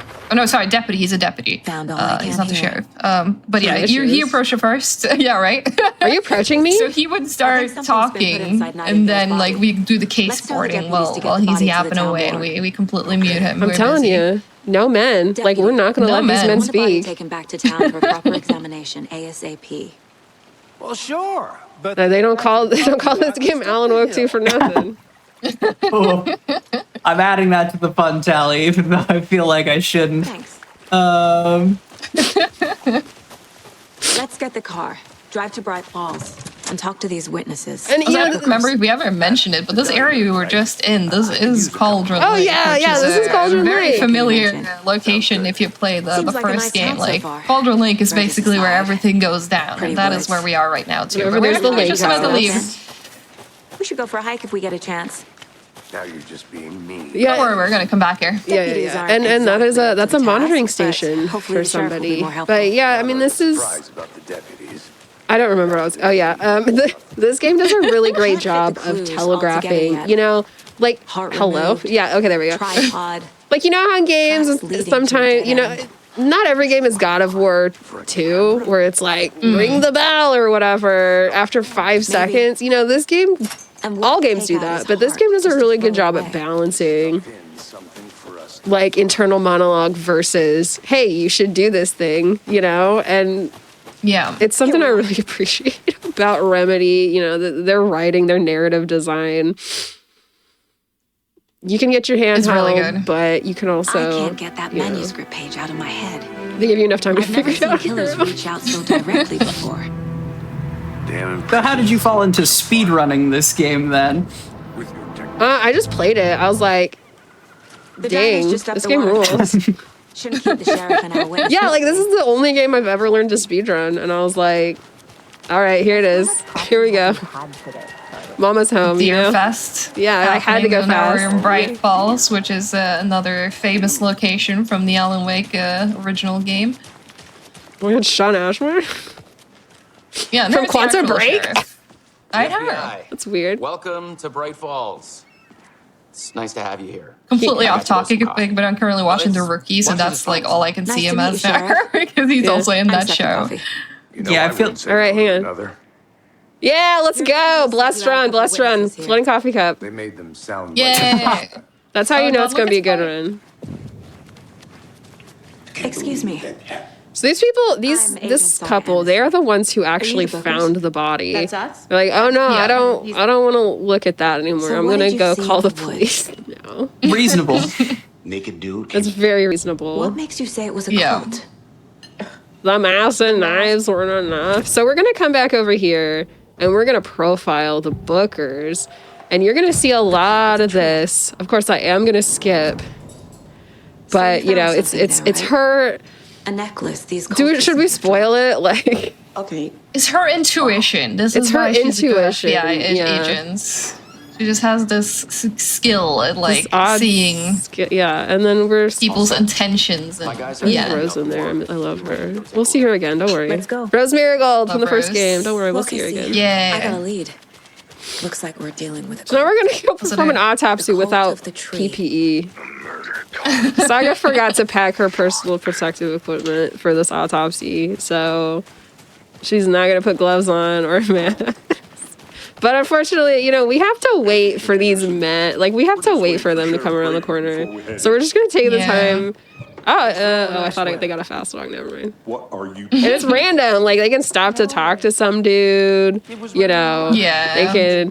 So we're They're just men. standing They're here. not in a rush. Yeah. The reason we don't just like run after them is because, you know, this is the perfect time. This is our inventory. It's just the perfect time to do all that and then take a sip Yeah. of water or whatever, you know, it's How much over the course of the run, over the course of your speedrunning career, how much time have you lost to ambling men? well, I actually don't care about like world record or anything. So like I don't reset. So I have no idea. Amazing. But I'm sure Suave Peanut, I don't know if they're in chat or anything right now. Avukamu, another runner, Satori Earth, Moon is a recent runner, you know. I'm sure they all could tell you like percentages of resets. Oh, this is the Bright So here, you know, we're here at the sheriff's station. Let us know. Make sure we can loot while we wait for them Yes. to meander their Because way these in, men so. are so just urgency, gentlemen, please. And coming up here is The guy's already dead, right? Look, he's Why already be dead. rushed? Okay, yeah, you're right. Yes, you guys don't have that. Here's my only contribution to Speed Tech: running past him But you can handle this, right? and Qualified to coming perform over here examinations. to Yes. loot these lockers. This is my only contribution to the tech. Okay, you contributed. I contributed. Tally. At least your contribution didn't get patched. That's no. right. We will Joking. see a little later. Tally figured out, and here's Yeah. here's Let's Nakey take a Man. look I'm at so our sorry, patient. Nakey Man. Yeah, but thank God he's Start with wearing the external panties. inspection He's wearing undies. before performing the internal examination. Yeah, we'll describe in detail. Hello. What was the cause of death? Yeah, a little bit of minor They did tech leave here something as well inside his is that chest. normally, you know, every time Saga investigates a looks clue, like she will text. talk a little bit about it, but body as shows long as signs of Peeps, you being know, submerged in triggers water. one There's and then writing on backs here. out and goes in again, you can move a little bit Time to see what faster to the Nightingale's next body one can and tell. get it done a little bit faster. So we got And now we got a case board We've got a again. case board again about an autopsy. This is normally how people do autopsies, right? Yes, of I course. feel, But he's got writing all over him. That's weird, right? Yeah, it's really weird. Text is smudged. Looks I feel like most things are improved by corkboard and string, just generally. That's true. That's true. Yeah, So- what is the cause of death for this man? I don't missing his know. heart? We're not going to wear gloves to find out. And just kidding. All right. So, Nightingale, His name is Nightingale, Yeah. by the way. he woke up and he's like, I'm going to get you. Still without a heart, by the way. Right. He is. No thoughts, chest empty. So we have to wait, and we got to wait for him to Yeah, if you step out of the light, light is basically your safe zone, again, similar to the first game. If you step out of it too early here, he will just instantly kill you. So you have to wait for him to walk around, run, pick up your gun, because of course, you know, she lost that in the mayhap that happened. But she got it back, and now he's dead, for real, right? He's dead. That's the end of chapter 1. Now we're over here, we're gonna enter chapter 2. We gotta listen to Alan. This is our first listen of. Oh no, I'm mad in my speedrun. I know. After all of this setup. Finding your way in would be difficult. I know. But here he is. He's telling us we gotta go to Cauldron Lake. Yeah. Fight the monster. Stop the whatever. There's no rational explanation. Who cares? Who cares? I gotta have a little bit of conversation with Casey as well, but at least we can skip all of his lines. We only need to listen to Saga. Yeah. We only need to listen. That's right. Where did Nightingale go? Let's figure that out. Okay. Come on. Maybe he did go back to Cauldron Lake. Yeah, sometimes the case where it's so slow sometimes. It's so tedious. Yeah. I love this game so much, but, you know, in a speedrun. We need to head over there Yeah. and stop him before anyone else gets hurt. Okay. And now we can leave. So, Saga is also pretty verbose, but again, you know, it's that balance of Did you get spooked by the box? Oh you no. know, giving the player enough giving the player enough information to go on without being too much. You know, casually it's perfect. Yeah. Speedrunning. Oh yeah, for sure. Fuck me. That's terrible. Oh my god, let us out, deputies. Come on. Thank you. So we're heading back to Cauldron Lake, and we are going to have, you know, flash and lights warning for each overlap, and they will. Hey, how you doing? There's plenty of time, but yeah. Nightingale and his cult. Yeah, it's just early heads up that if you know you're sensitive to flashing lights. Sir, do you want me to keep an talk to eye that out for woman's- our warning? Ma'am, please stop watching that man. Please stop stalking that man. Ma'am, I'm an FBI. Agent Casey here. The environmental details in this game never fail to amuse me. Whoever you can see. Yeah, they're It's pretty incredible. Think we'll actually find nice. Yeah, back to Cauldron Lake we go. We gotta go back to our car all the way over there. I don't know why I couldn't have parked at the station, but you know, okay. All right, Remedy, you know, this is the story you're gonna tell. I love you. Oh, I mean, if you think about it, like inside the building or the motel that they're parked outside of, that is where like the physical representation of, I guess, their headquarters, which is also what Saga's copied for the Mind Place. So if you go inside that building, you will see the exact same room that you also see in her Mind Place. Yeah, we will see it very briefly. Yes, we're not spending a lot of time in there. We're not. The Nightingale where it was killed. I don't care about. The writer Hello? of these pages knows what will happen. Oh my God, Saga, please. Saga, please. If you let Casey get in front of you, it is a nightmare. A world operating. So there's a monitoring station, and some government man, you know, he's come in, he's like, there's raccoons in here, and Ilmo Koskala, a lot of king things about of this case Watery. bothered me. Don't worry about him. He's fine. One thing that was really hard. Basically, We love Ilmo. the FBC. Tally, talk about the FBC. I don't get Yeah, the so feeling if you Nightingale are was familiar with the Remedy games, you might be familiar with the Federal Bureau of Control, known from the hit video game Control. I know, shocking that those two tied together. I know. But yeah, it turns out that it's actually the FBC that has sealed off Cauldron Lake. You may have seen right now we use the key to get through a shortcut that is through a big-ass fence that is locked by a lot of notes saying that the FBC has locked down this area and civilians are not allowed to pass in here. Right, ostensibly Wonder why. because of volcanic activity and fumes and stuff, but we know the truth. Ah, jump scare. Yeah, there's a lot of jump scares in this game, sorry. Someone, I don't know if it was like a tweet or whatever, they were like, why are there so many jump scares in this game? And Sam Lake was like, tee-hee, basically. My flashlight burned. Like, So now it's actually nighttime that you might have noticed. It's actually dark out now. Time has passed, and and when the darkness comes out, if you played Alan Wake, you know that's when things tend to go bad. That's also why we now introduced to the flashlight mechanic. We had to use a little flashlight boost there to get the note, but that's also something that can be used towards enemies or other obstacles later in the run. What was that? that's my favorite honestly, my favorite part of the run is when that tree starts shaking. Like, what did I catch you doing? Like, hello? Yeah. We started late. So here's the witch's hut. Where is witch's hut? Witch's hut. Any Bim Bam fans in here? Anyway, we have to find a fuse because the notes told us to. And Yeah, we gotta fix up this fuse box. We gotta fix the fuse. We gotta find a fuse for some reason in the woods, just chilling, and then Gotta turn the power on. We gotta have light, right? We gotta have light. It's getting dark out. We gotta get light.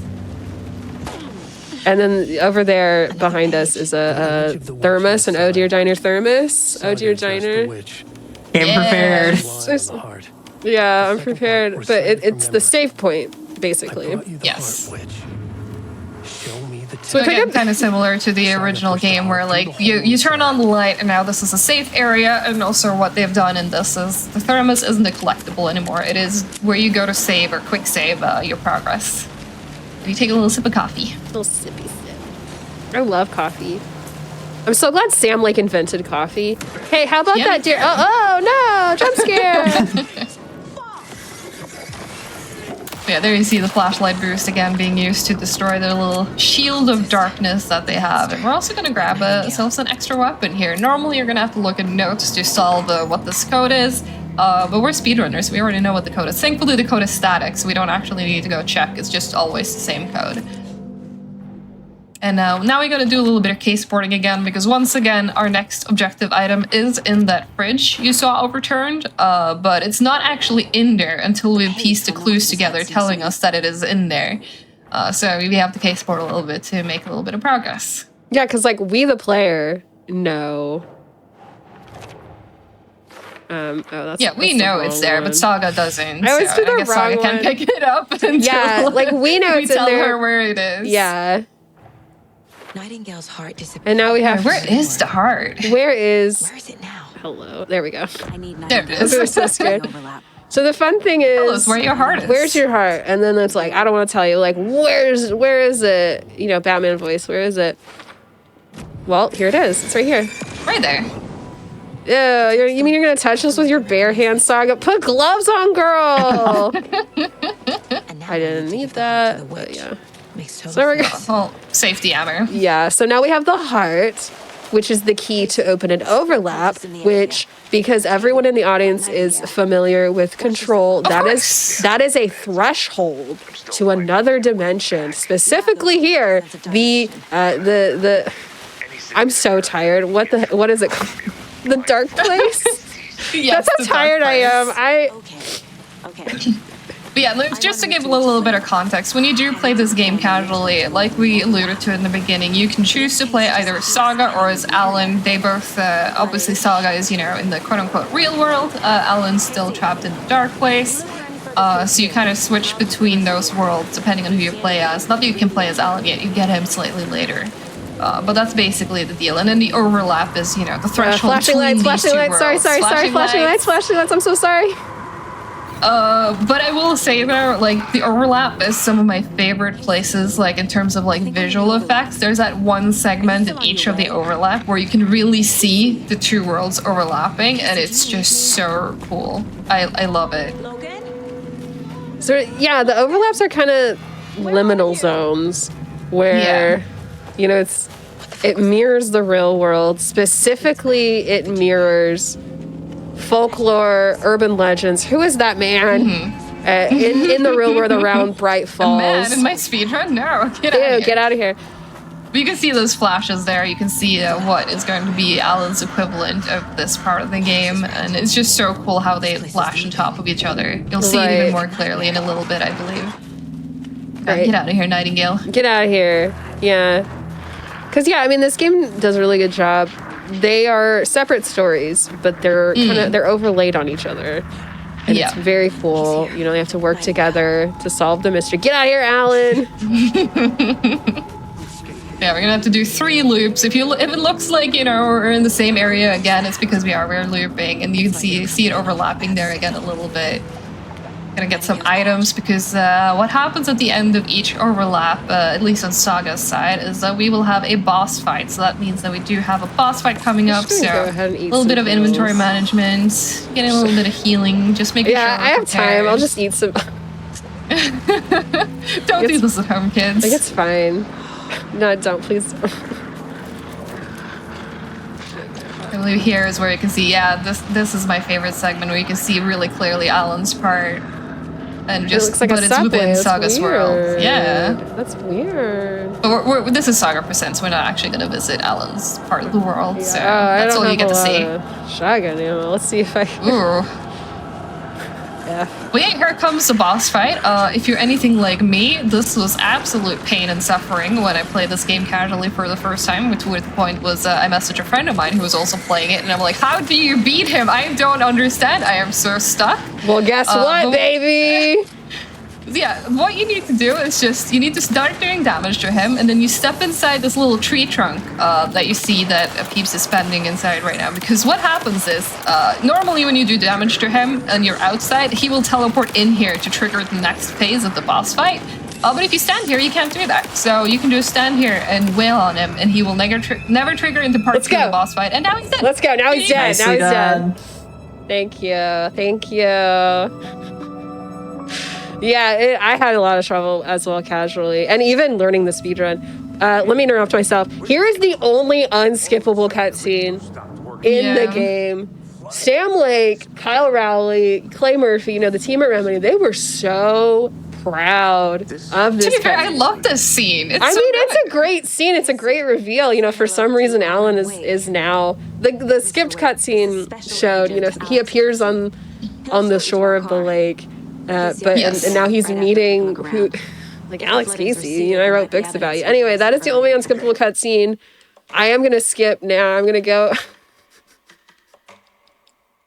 Tally.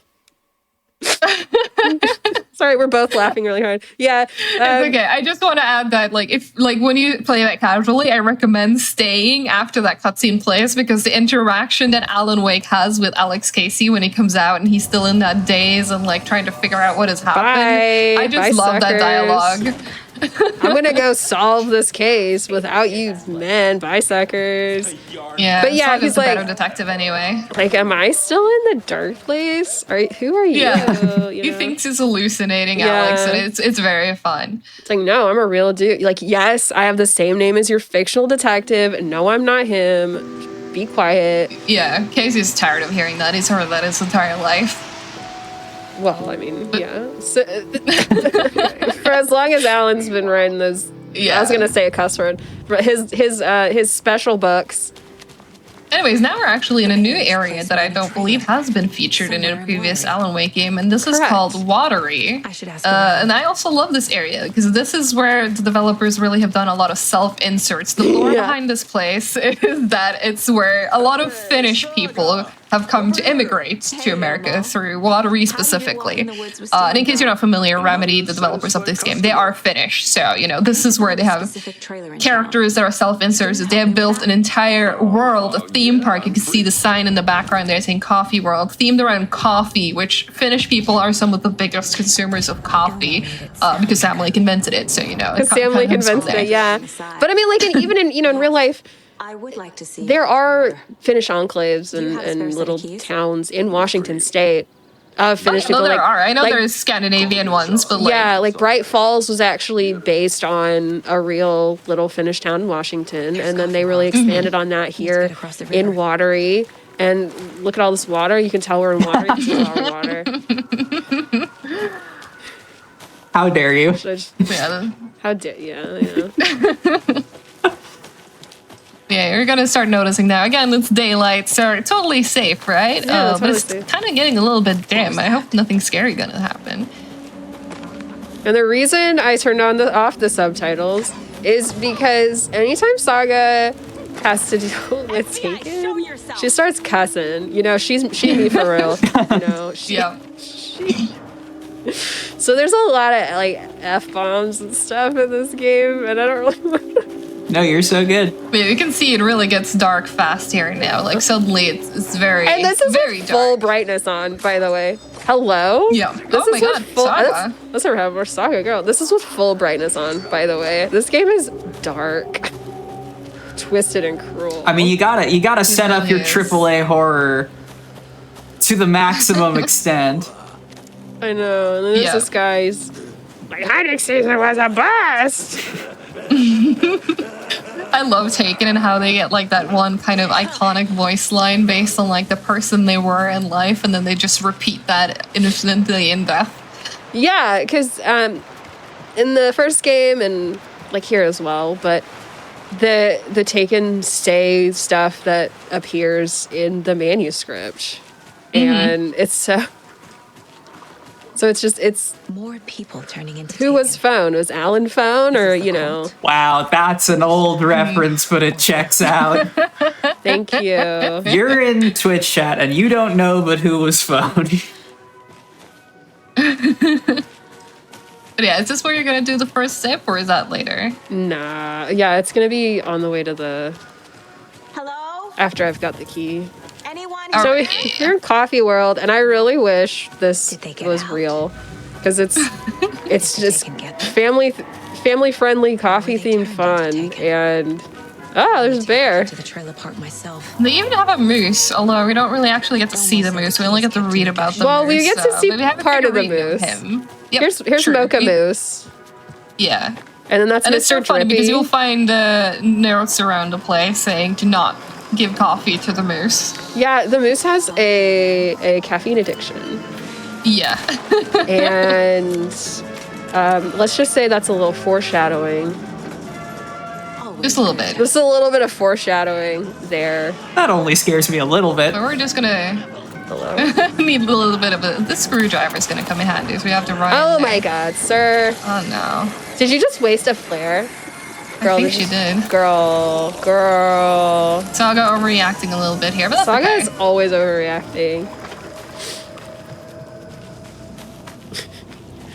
So we needed the screwdriver to get into the gift shop because that is where Ilmo and Yako have said that the key to quote unquote my trailer, because Saga knows she's never lived here in Watery, but for some reason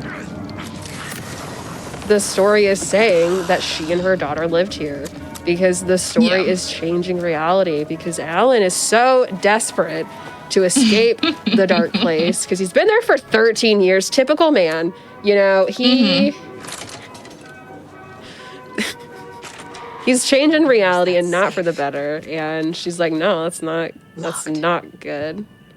Yeah, and this is another example of, thankfully, another static code, so we can just automatically know it when we come in, but otherwise you're supposed to look at that note on top of the safe. Yeah, you're look supposed to go to around. that board with all those team members over there, and you're supposed to read their occupations and stuff. It's like, oh, I was gonna do the zip there. Never mind. See, I distracted myself talking about that code. Yeah, it's like, okay, we're not doing any zips. Just kidding. There's It's Mr. okay. Drippy. This is now a glitchless run. This is now a glitchless run, yeah. But I couldn't really read what their occupations were because unless you have your flashlight on, it's really dark. And I couldn't really read it. And I was like, what's the code? And people were like, what? Anyway, it's I also remember struggling with it because I was like, but how do you interpret this title? Like, what exactly is the responsibility? And you have to like really think, or I had to anyway. I think I was completely overthinking this puzzle when I did it. So it's like the page said I'd run Tony is the groundskeeper and he like works at 2 p.m. or something. And it's like, what? I don't remember. Like, honestly, what does how I that solved it mean? anymore. Remedy, what does that mean? Hey, by the way, hey, the old gods of Asgard. We're gonna meet our grandparents. What- Yeah. Yeah, so Tor from the Old Gods of Asgard says that he is Saga's grandpa. So let's. Yeah, she's like, I've never met you, sir.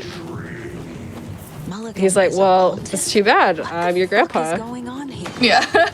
Also, jump scare warning. Jump again. scare We're gonna warnings have a here. They call them couple horror jump flashes, scares. but you Yeah. know. And then we're gonna hear about, is it Thornton's shitty pastrami sandwich? Yeah. I got him all again. Horror Flash is a very upscale the name for horror- jump scare. Yeah, they're called horror flashes, and it's like, Remedy, please. You don't have to do this. No, I think to it's us, lovely. please. And the worst thing about the horror flashes is Saga stops running. Because Yeah. I guess it's like, I need to find it. I guess you lose control over her, so she just stops taking your They must inputs. be in there. There has to be a way to get this. I just Uh-oh. messed that up. Can Okay. you, hang on. Oh wait, do I need to pull up notes? Can you pull up? No, I got it. I got it. It's open. Okay, I wasn't prepared to help you with puzzles. We're gonna. Hang on. I promise I'm not normally like this. Like, It's okay. Blame the sinus infection. She's normally first trying this. I It's am. okay. I'm normally a God damn it. first try every. Thankfully, it only put us right back there. So. So is this an example of what a non-static code then? No. It is No, a static it is code. static. It's I But went. it's symbols, so it's hard to remember. Yeah, I went right 4 instead of going right 3. Line about Logan wasn't real. Don't think about it. So that Yeah, was we usually remember the symbol puzzles by like our inputs. So if you mess up your inputs, you're like, wait, how do I recover? Yeah, it's like R3, L4, L. See, like, I even got it wrong. Like, I'm so distracted talking to 2 beautiful women, you know, I'm like, okay. I need to find it. 1, 2, 3. okay, we can do the 1, 2, talking. 3, 4. 1, 2, there we go. Be in there. First try every Swapina's try. probably first try. Swapina's First try. Yeah, Swapina's probably watching this. Like, what are you doing? Could come in. Yeah, you're gonna get yelled at after this, but it's okay. Swapina, We'll of defend course, you. being the console world record. Maybe, I don't know. But Swapina is who ran Alan percent at SGDQ this year, And which was They've also contributed a lot to this run. yeah. and the pair of you, both you and Suave, are running at AGDQ. Is that correct? That is correct. That is correct. The surprise of all time. You know, we were not expecting that to happen, but the people have spoken. They love Alan Wake 2, even though they As they don't. should. They don't know what's going on in this game, but they love watching, you know, beautiful people. Hello? Like, Oh, you for kill him? instance, this jump scare. Beautiful people. Oh my god, brother. Okay. Yeah, Now, where's exactly. that parade float? All right, would you like to talk about your biggest heartbreak? Yes, so my biggest heartbreak is coming up because what you need to do right now to access the next overlap for this area is that you need to fix the parade float. And I forget exactly which update, but at some point, Remedy made it possible for us to be able to find all of these objective items early. And that was actually something I found, that you could pick these up before you triggered what you now need to do again to get them all. Because first you need to interact with this document, and then you need to put them in the caseboard, and then Saga will understand, all right, I can get these items. But it was actually possible to do that without doing that before. So Espresso Express. what we could do before, we could have already, you know, picked up the knife that we need. We could have already picked up a cassette tape, but now it's been patched. I'm so sad. My biggest contribution to the game, not my only contribution, thankfully, but my biggest contribution was getting these items early, and now we can. Now we have to do it the old-fashioned way. I love this puzzle, though. If you're doing this casually, all you need to do is just button match. Down there. It is literally that simple. I remember standing there trying to time it, but no, just button mash. The second it's possible for you to hit that button again, you stop it at the correct point. Yeah. That's amazing. And And then while we wait for it to stop, we will do some case boards. Don't need to go over all this again. Because this saves a few seconds doing the case board while we're waiting, because it doesn't take this long to do the for it to stop, but we just, you know, it saves a couple Shouldn't spend seconds time for on us in the questions. long run. So Yes, and might it's as also well. another annoying caseboard moment. Like, casually, this next part, I was stuck here for a while because, you know, I had read the notes, I understood that I needed the circuit board. But I hadn't actually sat here and put these clues into my caseboard, so Saga knew that I needed the circuit board. So I Yeah. was stuck there. I was like, I see the circuit board, but Like, it's you're not right letting here. me pick it up. So we do some caseboarding there. this to make sure a-hole that we circuit can board in actually- question right Oh, here. Yes, that's the circuit board. I was stuck here for so long casually. Like, trying to figure please, out why I'm I couldn't literally- pick it up. Yeah. But yeah, that's the clue. If you're ever stuck there casually, do your caseboard and you'll probably be fine. And like, we're sitting here kind of dogging on Remedy, but like Remedy We is love like this game. Remedy is one of the most responsive development. Hello. Absolutely. Like, they're one of the most responsive development teams. You know, they're very open with their fans. You know, they're like, hey, we love you, babes. And people are like, we love you too, Remedy. So, you know. And they drop absolute banger video games. Yeah. Like, what's so, not like, to love? Yeah, so, like, we say all of that in jest, you know. Yes, absolutely. It's like we're speedrunners, right? What speedrunners are we if we're not also hating on our game? Exactly. You kind of have to talk bad about your game if you're supposed to be a speedrunner, kind of the job description. No, and I know I come from a lot of, you know, like grungier solo dev, like indie sort of, that is my home. And to see that level of just like community outreach and engagement from a game studio putting out games at this level as well, it really does give me a lot of like hope for the interaction between games and speedrunners for the future, which I think is amazing. For sure. I mean, but also, you know, with Remedy, they really have to, you know, with any game, you have to balance, like, oh, are we going to listen to these speedrunners, or are we going to listen to 99.99% of the people playing the game who are not going to play the game? Because, like, we play this game, you know, hours upon hours upon hours upon hours. So obviously we know all the ins and outs. We need to know how everything works. But you also have to think about the people who are playing this casually who don't know how it works, you know? Yeah. We make a wonderful and beautiful and perfect hobby of playing games wrong on purpose. And it's my favorite thing in the world. Yeah. And now we're going to see a little bit of that moose we talked about earlier, because the last item we need for the parade float is a... well, I remember being stuck here again, because they explain it as a mask, but what you actually need is a skull. So we need to figure out where did the deputies hide the moose skull mask. Once we piece those clues together, it will magically spawn in front of us.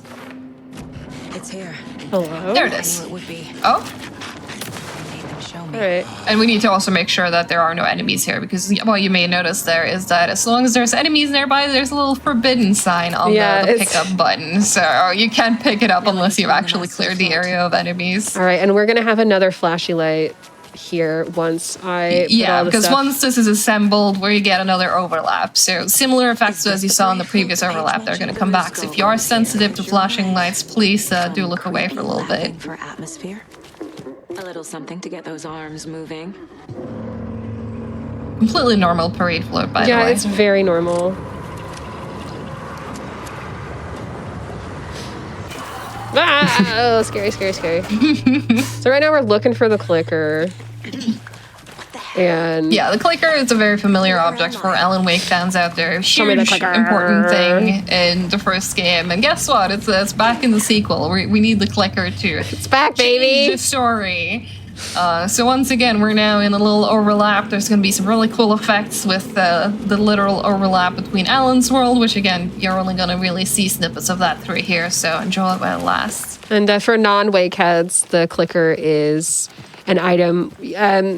People who have the paranatural ability to change reality with their art, they can, but it's not permanent unless you use the clicker. And Saga's trying to fix the stuff that's going down. She's like, Alan, I don't really like what you've written. Please fix it. Mm-hmm. So she needs to find the clicker. She needs to find Alan so he can rewrite it so that they can use the clicker to revert the changes, basically. Yeah, and it's also another, magic number 3 in game development. We just went through another well. I do the same thing every time. But yeah, it's another magic loop for 3s, and we're now in our second loop. We're gonna go through the same area again. Like, if they look familiar, it's because they are. It's because we're in an overlap. Things don't really work with the normal reality of things here, so... yeah, we're going to do another few loops, and we'll have a little bit of flashing as we go through. We're also going to see one of my favorite characters. Yes. I will fully admit I did not I do not consider myself... I'm a smart in some ways, but not a lot of ways. But the rule of 3 is heavily featured in Control. It is heavily featured here. Yeah. And I did not make the connection. And look, here's a well again. Oh, wait. Oh. That's the horror flashes turned down, by the way.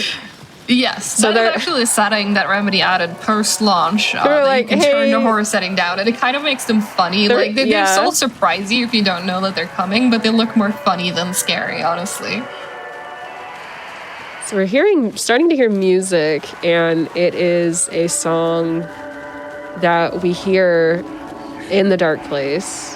Yeah, and actually, you see we the hear overlap here again. Well, it's the movie we see in the dark place, but we actually can hear this song.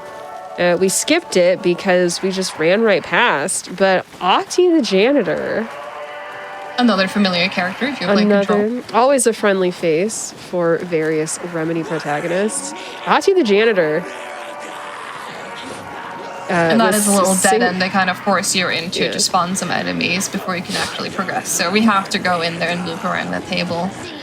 Ahti was singing it. I didn't finish my sentence. I just sorry. kind of trailed off there. I wish Ahti were here. Me too. What? Oh, no. Ahti? Oh my god. Ahti? You're here? Ahti. It's Ahti leading us to where we need to go because he, like I said, he loves helping Remedy protagonists. He does. Such a great guy. He's a great guy. He may or may not be an analog to some sort of Finnish sea god. Who knows? I don't know. Well, yeah, now we looped around enough times where this well is actually open, so now we can start our third loop, because again, yeah, rule of 3, very important. We were kind of they tried to prevent us from doing the 3 loops, but we will prevail. Speaking of, when the game first came out, we could ladder slide. I know, I missed that technology. And I got bonked on the wall again. This is the worst part. Anyway, we used to be able to ladder slide, and they took it away from us. The nearest thing I can figure of why they took it away is maybe people were messing up these ladders. I don't know. Yeah. And they're not answering my emails. They're not answering specifically those emails. They are answering other emails, but not those. But what about the ladders? Yeah, and But what about the know, ladders, Remedy? But like we mentioned before, on the third loop of each of these overlap, we're going to have a boss fight, which means that we do have another boss fight coming up. So once again, important to do a little bit of inventory management. Peeps is going to prepare a little grenade and some flares because we have a very particular setup for this next one that can make this boss fight go really well, really fast if we can pull it off. And if I mess it up, don't say anything. I believe. Yeah, Okay. everyone in chat, if I mess this up, don't say anything, okay? No, that is exactly how it's supposed to be done. Yeah, just don't. First try, every try. That's the rule here. Yeah, just pretend you did not see it. But yeah, okay? so what you're doing here is you're lining up on the right side because there is going to be an orb spawned ahead of you, and you're also going to have the deputies climbing out. So you should be able to take out that orb and also get him immediately. There we go. He's dead. We pull out a flip to try and get the remaining orbs. There's probably going to be one more orb that you need to shine a flashlight on over there. And then you need to take out one more, I think? No. No? There you go. Here. And once all of those orbs are taken out, you will get the deputies spawning in their final form. So we throw a couple of grenades over because we need to wait for their iframes to end as they come out of this thing. I'm gonna give you your visual cue. Oh, it's audio cue. Oh my, okay. Oh no! So what happened there was actually one of the deputies kicked the gas can and I didn't see where it went. So you can comment on that because that was not my fault. That was completely not your fault. Yeah, so you can comment on that. Yeah, so as they get out of the well there in that last part, they have iframes, and sometimes they do shenanigans like kicking the thing we have prepared for them. Yeah. But yeah, we need to wait for the precise moment that their iframes end, and there we go. There Nice. we go. Beautiful execution. They are just both immediately dead. If you either do that too soon, they still have iframes, so they obviously don't take damage. If you do it too late, one of the deputies have probably already teleported away, and you're gonna have to hunt them down and be really annoying about it, and the other guy might just slap you. Yeah, but it's perfect execution. Thank you so much. That used to be my worst boss fight. So we have loaded again, skipped there is a spot there where she loads back into Coffee World, and there is a really cool trick where we can skip one of these phone calls. Well, it's not really skipping a phone call, it's more overriding it. So you see here that Saga is walking when she does not need to be walking. You know, we've got places to be, girl. We've got to go. Let's hippity hop to it. But it wants you to listen to these calls because they're important. You know, they're part of the story. Of course. But I just rolled my eyes like, okay, I've already listened to the story though. Okay, so there is a call between that boss fight. Here's some puppies. Between that boss fight and here, I don't want to pet him. Hello, do not run in front. No. Anyway, if you are able to go into your mind place and start a Profile. Thank you. I'm so like my brain is like fried. It's right okay. now. Profile. It'll kind of supersede that dialogue of her on the phone trying to call people with the dialogue of the profiling, and you can basically skip the phone call. She'll have the phone up to her ear, but she will not be on it. So throwback to the previous patch where you could just ring this doorbell like as many times as you want. Or can you still wait, you can still do that. If you're Rose, as long as Hi, you press, you kind of have to press X really quickly. So here's Rose Marigold, our queen, our beautiful. We love her. We love Rose. She is us for real. She really is. In the first game, she was an 18-year-old girl obsessed with Alan Wake. And, you know, she is still obsessed with Alan Wake. But she... Only her age really has changed. And I guess that also now that she works at a nursing home. Yeah, in addition to working the diner. Yeah, she girl bossed her way into getting a nursing degree. And also, you know, moonlighting as a waitress. Odin's in bad shape. And there's Uncle Odin. We're going to come back over here. We're going to get this clue right here. Because it's faster to come stare at this poor man and then go get the clue anyway. Yeah, something fishy is happening, and he's not really able to talk, so you can't really figure out directly from him what's trying to going light directly on. to space. Oh my god! I didn't do that on purpose. Sorry, Odin. Oh yeah, he's kind of struggling with communicating right now. So. Yeah. All right. Let's touch on the light back up. All right, so there's Cynthia over there. Do you want to talk about Cynthia and her history as the lamp lady and stuff like that? Lady of the Light. Yeah. So once again, throwback to the first Alan Wake game. You might remember Cynthia Weaver. She kind of ends up being the person that is, for one, she's obsessed with light. Once you run into her, like every place she is, like there's so many light. She has schedules of like replacing the light bulbs because she's petrified of the dark, and for good reason.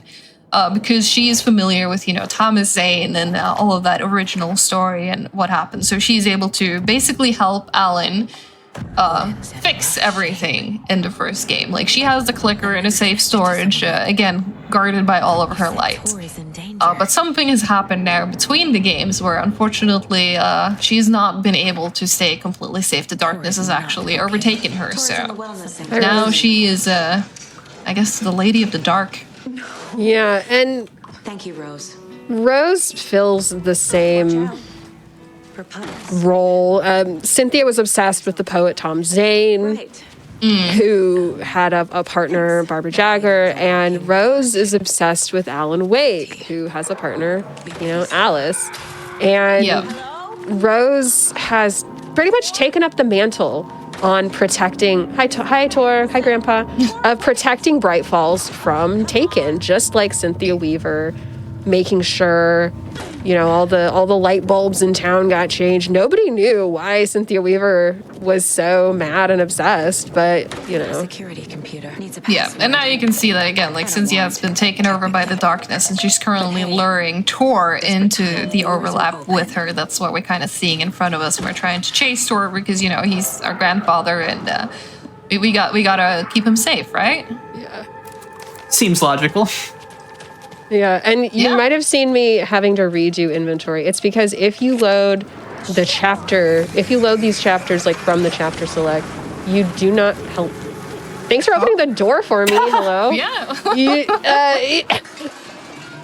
That doesn't really happen usually. Anyway, your inventory changes. Yeah. It's like, oh, this is surely what you already had, right? It's like, well, no.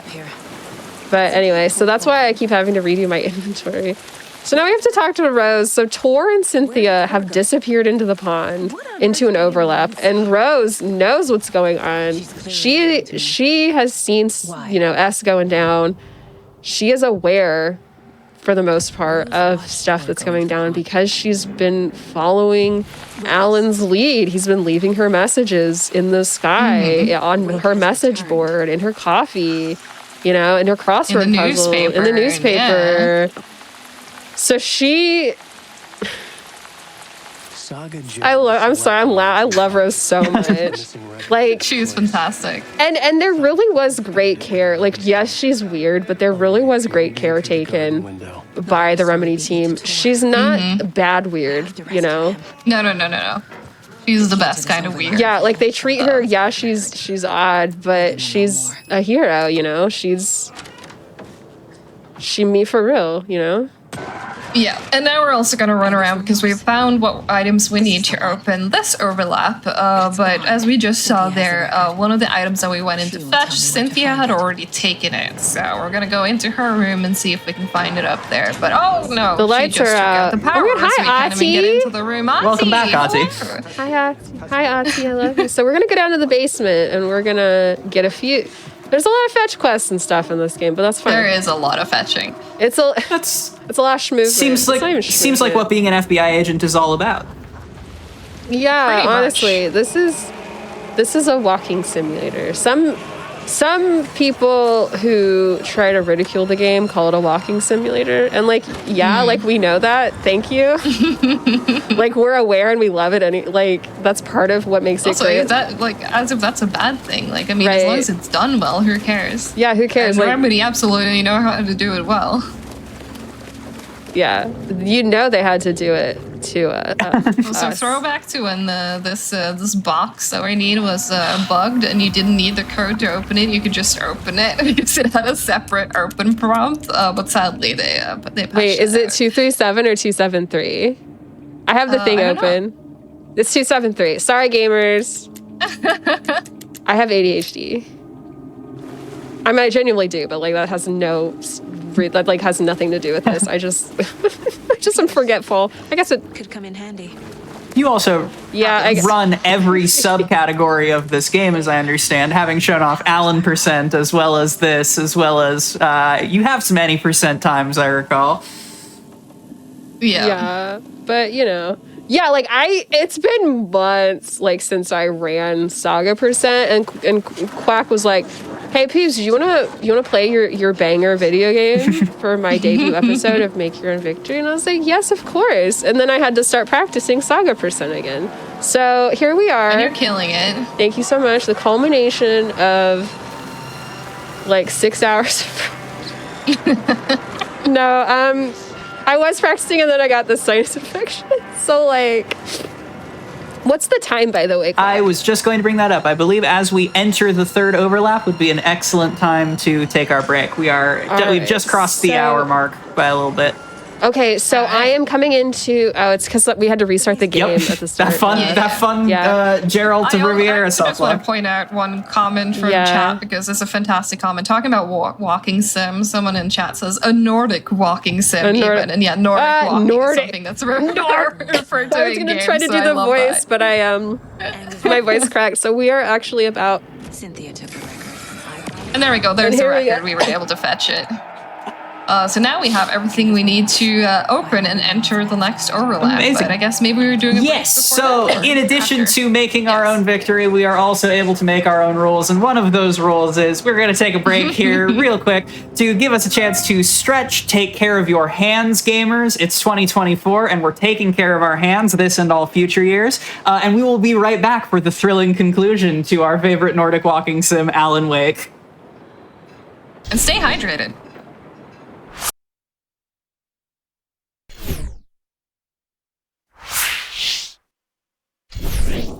Welcome back, everyone, to Make Your Own Victory, showing off runs that do not beat the game and roll credits. I hope everyone had a lovely break, and we are going to pick right up where we left off at the third overlap in everyone's favorite video game of all time, Alan Wake 2. Phoebes, take us back away.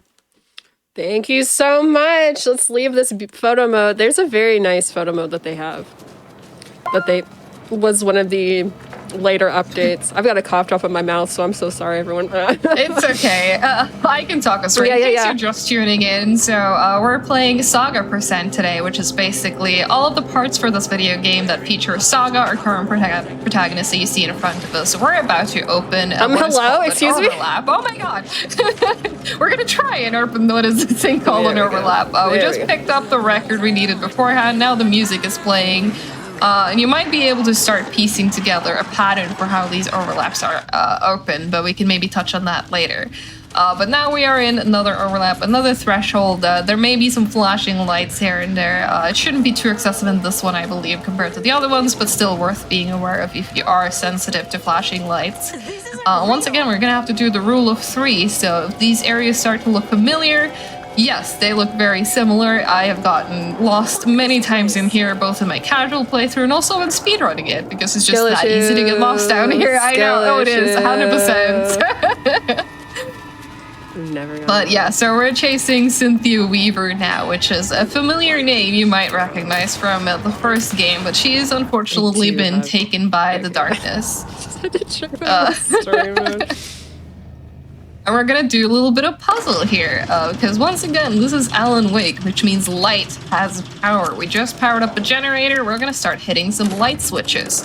And what you may notice is that once we hit the light, the room changes. So we're gonna need to hit some of these lights, sometimes in particular order to access the next area or to access key items in some of these rooms.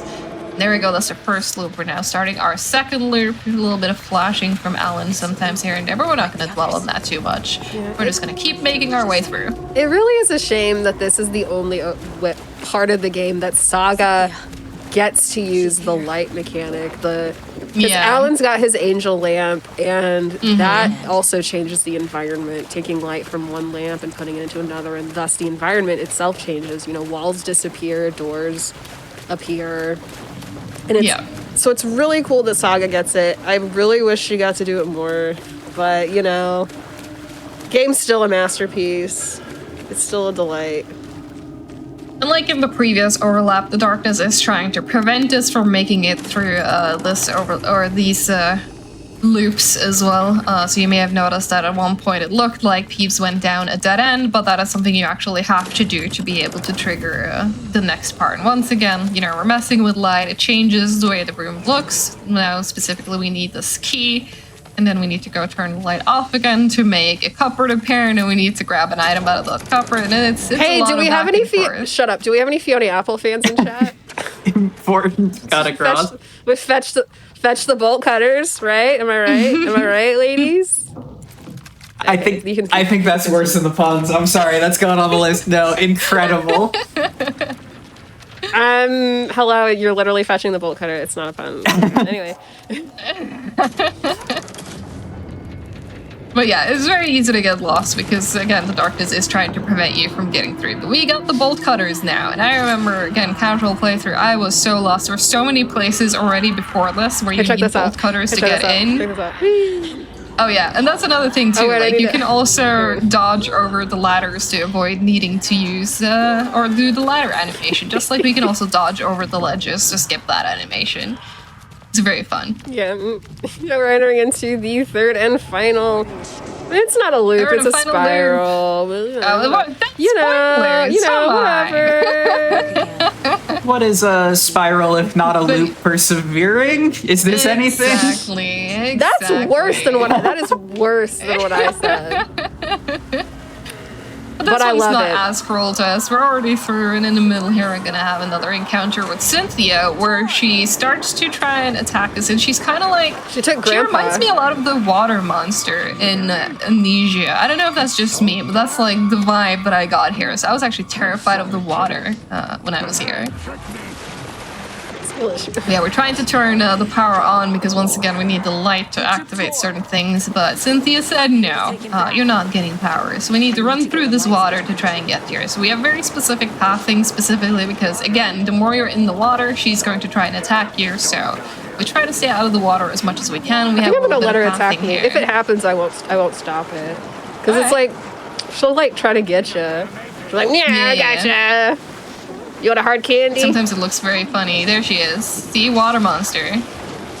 What? Excuse me? Like, no. Not- All right, Like, oh, fine, never go mind. ahead. Not today. Never mind, Saga. Not today. You've already lost enough time. Hello? Also, I think I forgot to mention it, but like you notice this QTE in the generator thing. So one thing you can actually do is that you can go into your setting and enable, I believe it's accessibility mode, so Yeah, you it's don't have to really do button mashing and stuff, and that also lets you do any QTE with only a single input. So that's something that's very good to keep in mind when you're speedrunning this, is that normally you would need to hit that 3 times.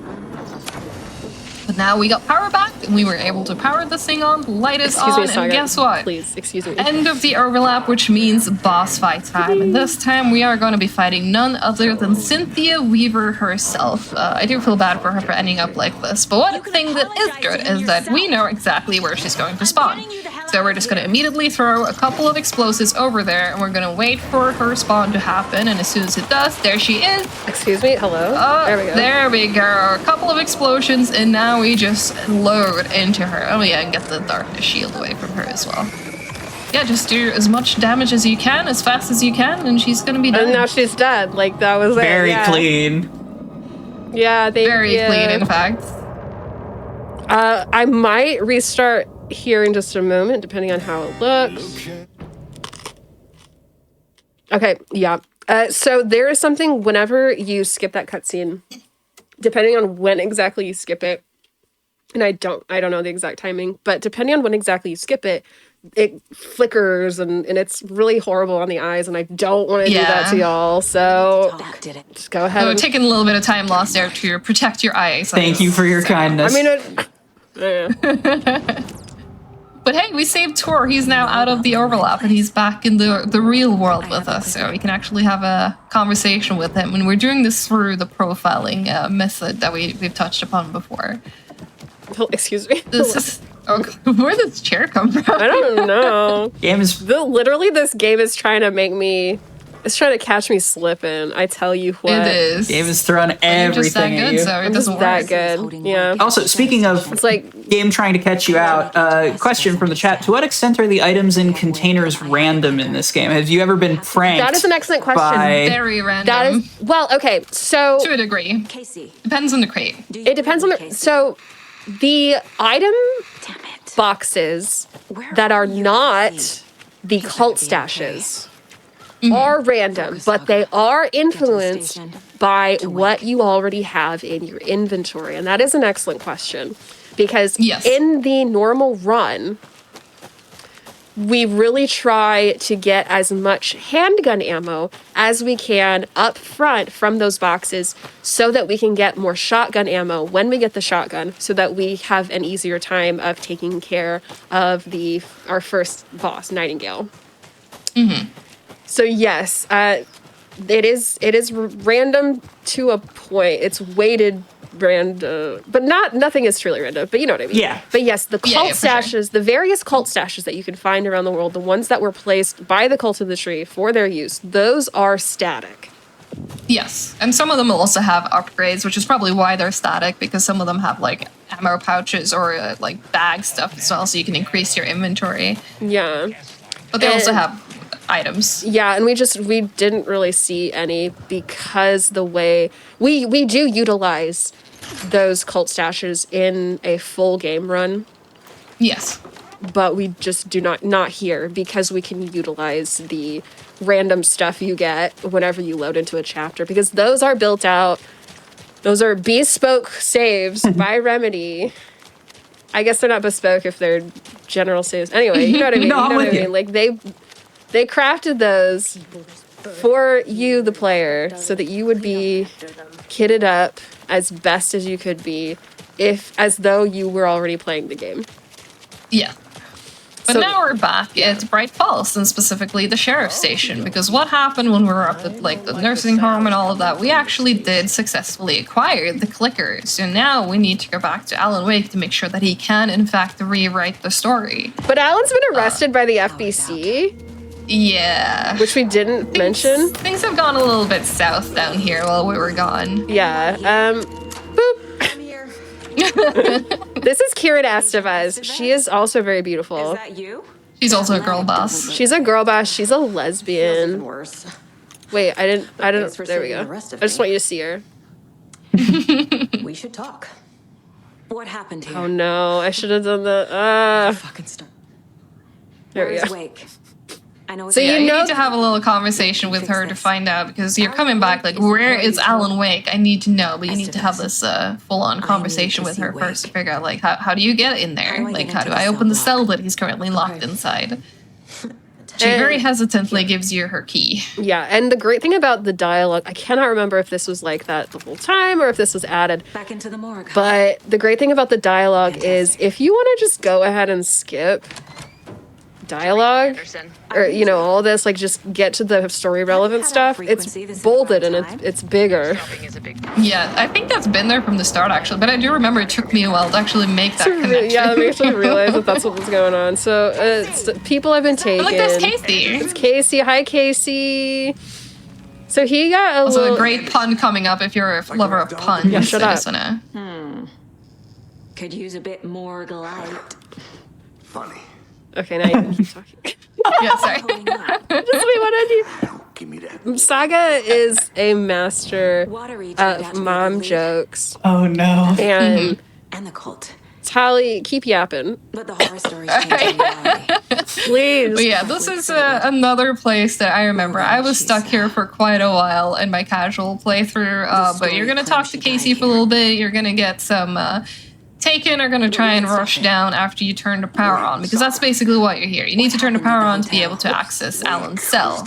And I don't know why, it just took me far too long to locate this fuse box that is basically quite literally behind you. It was too dark. I didn't see. I was lost. Yeah, I also hadn't had my flashlight on, and then I couldn't even find Casey. Like, there's a door behind you. Yeah. I was like, Casey, are you in there? Are you in there? Tells you to turn on the power. It is right there.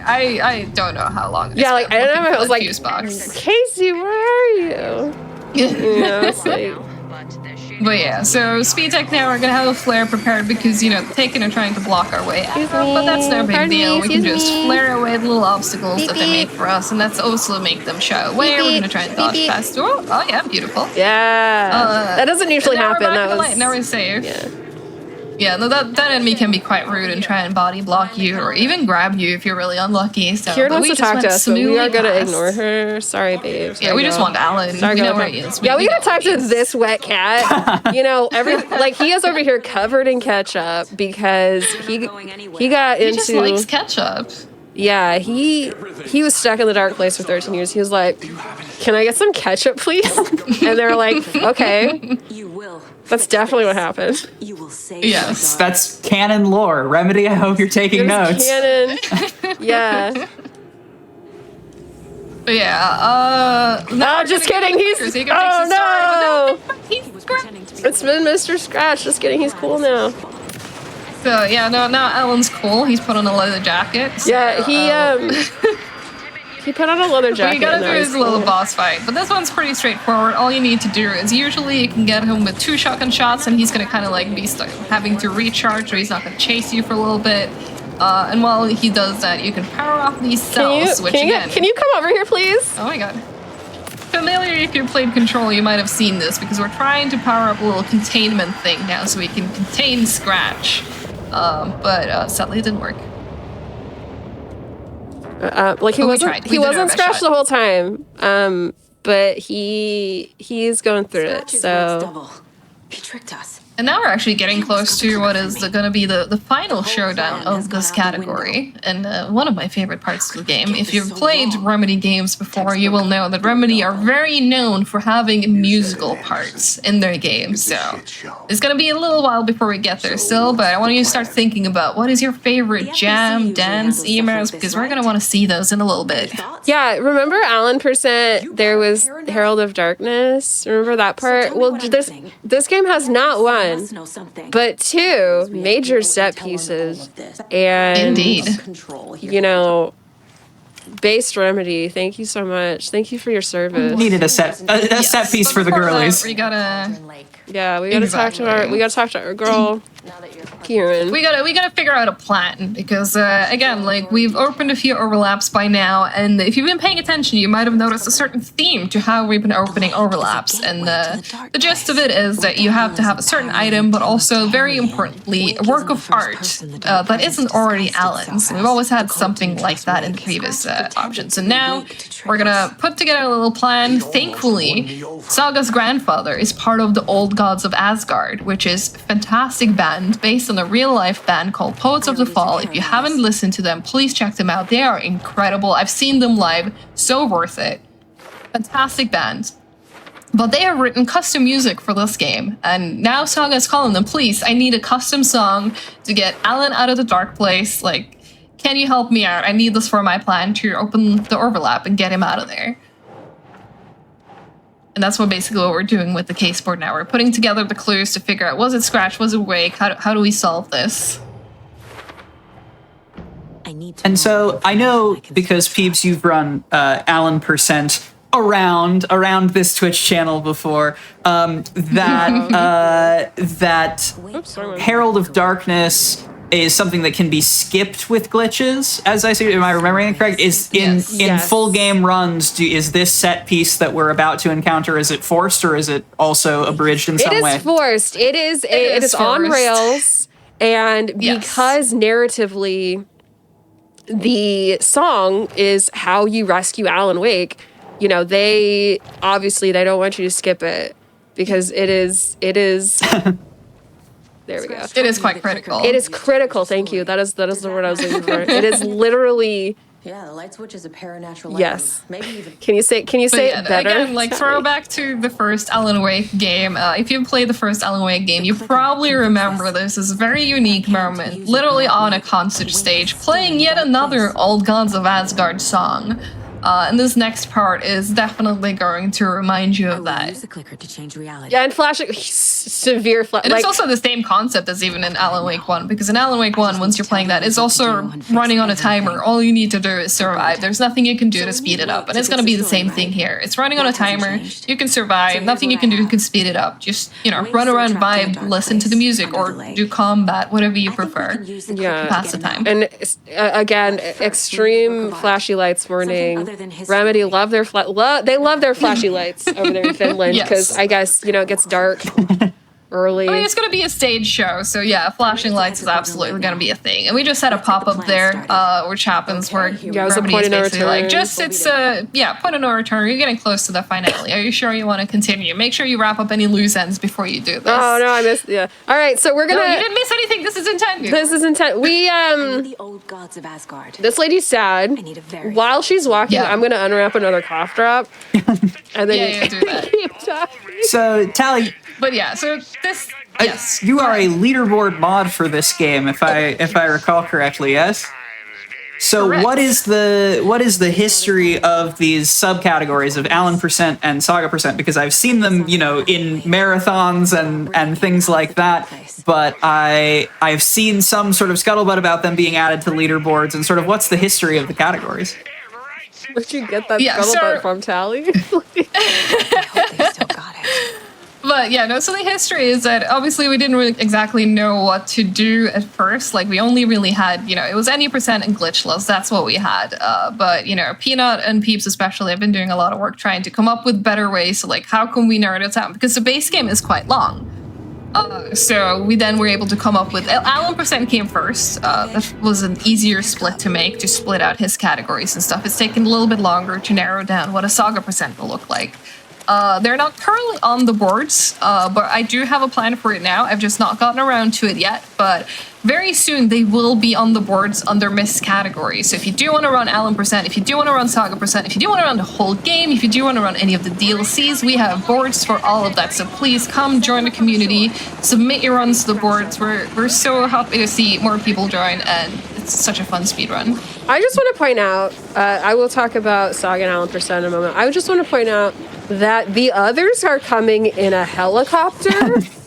Yeah. But they make Saga... Let us come on the helicopter. They make Saga drive herself, running around, fighting dudes. Like, why could she not have taken the helicopter? I understand that she calls her husband for a very dramatic phone call. But, it's narratively, it's satisfying. However, when you're playing the game, why doesn't she just take the helicopter? I will say, though, I do quite like this part of the game where you do run down and you get to listen to the conversation between Tor and Autumn, because they're writing the song in that bus that you saw ahead of us, or van, or whatever it is, I forget, but they're writing it in there as they drive, and they're discussing, like, the process, and it's incredibly funny to just listen to them. Narratively, it is fantastic. However, again, we are speedrunners this way. Yeah, no, for sure. The helicopter was an option. Into the... Yeah, it plays more into the walking sim. Like, we are not beating the walking sim allegations, babes. We are not. But okay, Saga and Alan %. So the entire community were like, what's a great way, world record for the full game is a little over 2.5 hours. And yes, it's a fantastic game. However, it's very hard to get a game like this that is bright as hell. There's a bug right now where a lot of these lights are bright as hell. But okay, it's like it's a tough one to get into, especially if you're new to speedrunning. It's a bit on the longer side. Yeah, and then showing it off, in marathons, it's harder to get a game like this in a marathon unless, it's kind of broken up into chunks. And so we decided that, and Alan %, I believe, was literally come up with by Suave Peanut. It could have been me, but because I like to deflect, I will give... I credit both of you. Okay. So yeah, we came up with Alan % first, and then that's what Suave Peanut submitted to SGDQ, and that's what was accepted. And now we finally have the time to work on Saga %. This could not be the final version of Saga %. It could have a little more changes, timing stuff. Like, I had it timed like pressing go, but sometimes you time at first input or whatever. So, little things might change here and there, but and those details are why they're not officially on the boards yet, but they will be. No, I think it's amazing. But in normal gameplay, Saga has 2 chapters, and then you're forced to play 2 chapters as Alan. But again, why would you play as Alan in a Saga category? Yeah. So we kind of really had to just think about this stuff. And flashing lights warning, please take heed.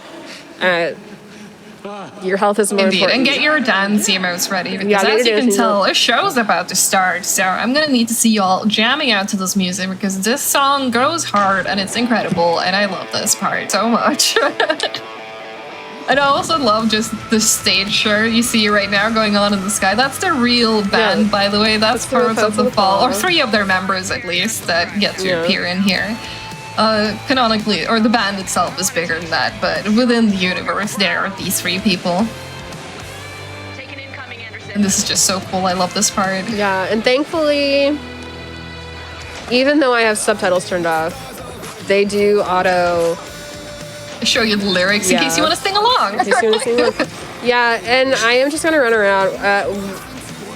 White That's whale. What I usually do here as well. Yeah, probably our white whale right now is finding somewhere where we can just stand so that we don't have to. Oh, there's no safe spot?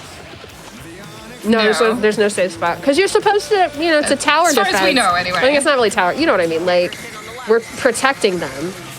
Yeah.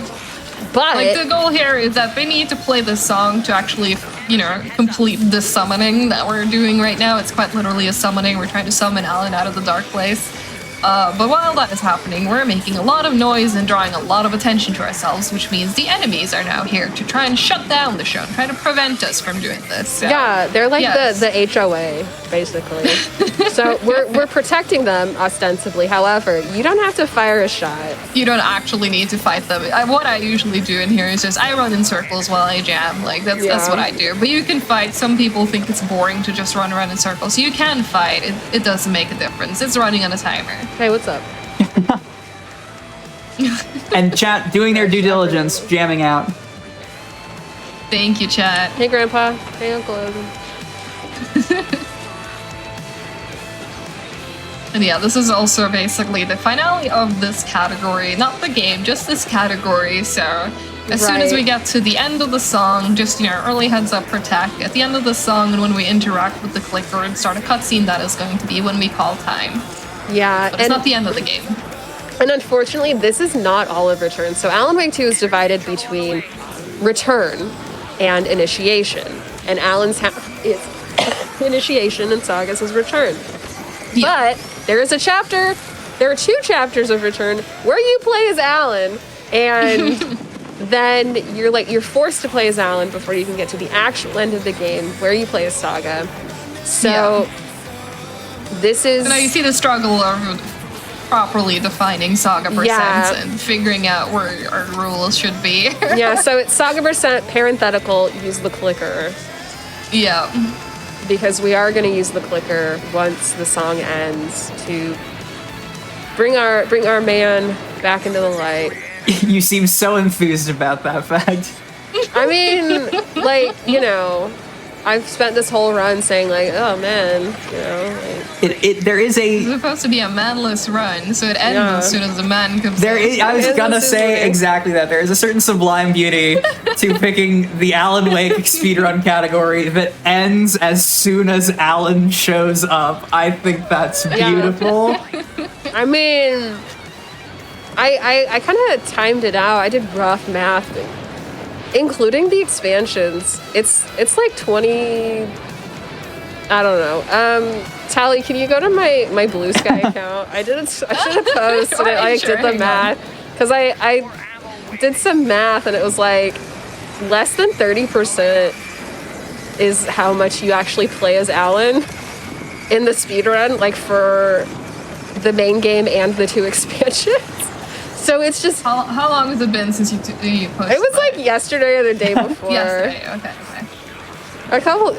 It's definitely while I've had this sinus infection. But...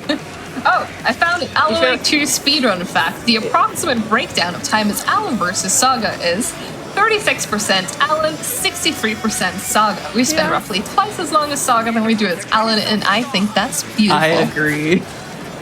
Yeah, and then if you take the expansions into account, overall Alan playtime is 27%. 27% is Alan as the guy whose name is in the title. Oh yeah, so they time is about to come up. I wasn't even watching. Oh yeah, end of the song. So we're about to get the final interaction. Yeah, they did a lot of sparklers and they were just like, all right, here we go. So that you literally do not need to fight him. And time. GG, Peeves. Heroic. Dealing with never before seen soft locks and a sinus infection.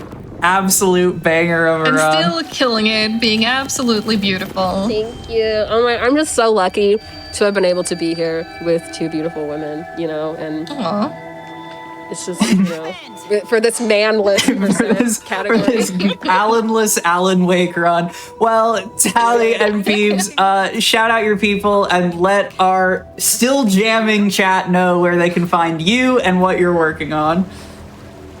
Well, you can find me, Sweet Peeps, on Twitch, on Justin TV, also on the Blue Sky place, and just right now I'm practicing for my GDQ run for Alan Wake 2, also Night Springs, the first expansion. It is kind of a Twilight Zone, Outer Limits riff, but it's really funny, and it's a huge tonal shift.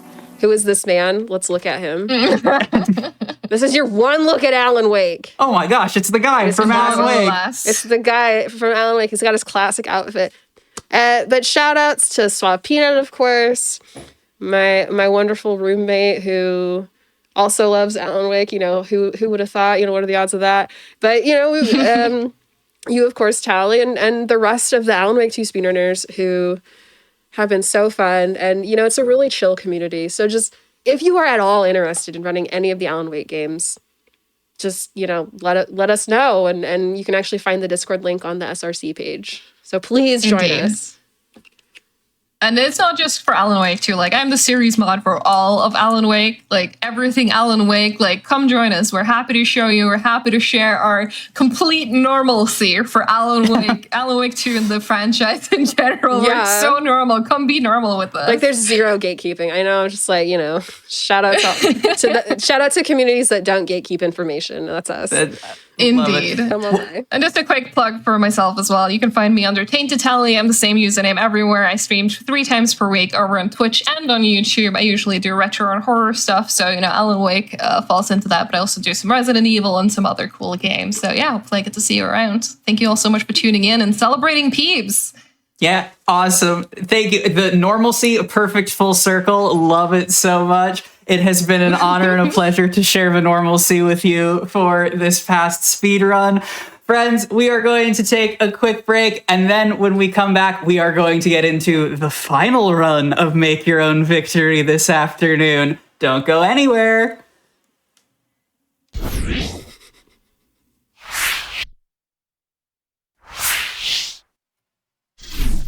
Welcome back, friends, to Make Your Own Victory, the show that attempts to capture 100% of the joy of speedrunning with 0% of the completed video games.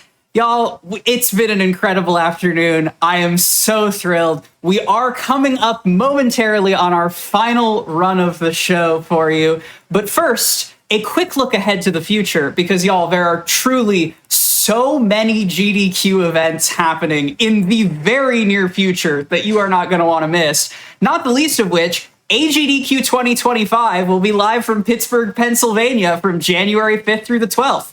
Visit gamesdonequick.com and check the AGDQ 2025 important dates section to learn more. We've seen 2 runners who are going to be featured in AGDQ 2025 so far today. You do not want to miss it. And then immediately after that, join us in celebrating Black Joy with Back to Black from February 6th through 9th, 2025. Find out more info at gamesdonequick.com/blackinaflash. That is Black in a Flash on the URL there. And that's still not all. We are keeping the marathons rolling because GDQ's next all-women and femme speedrunning event, Frost Fatales 2025, will be live from March 9th through 16th. And that can be found with more information at gamesdonequick.com/framefatales.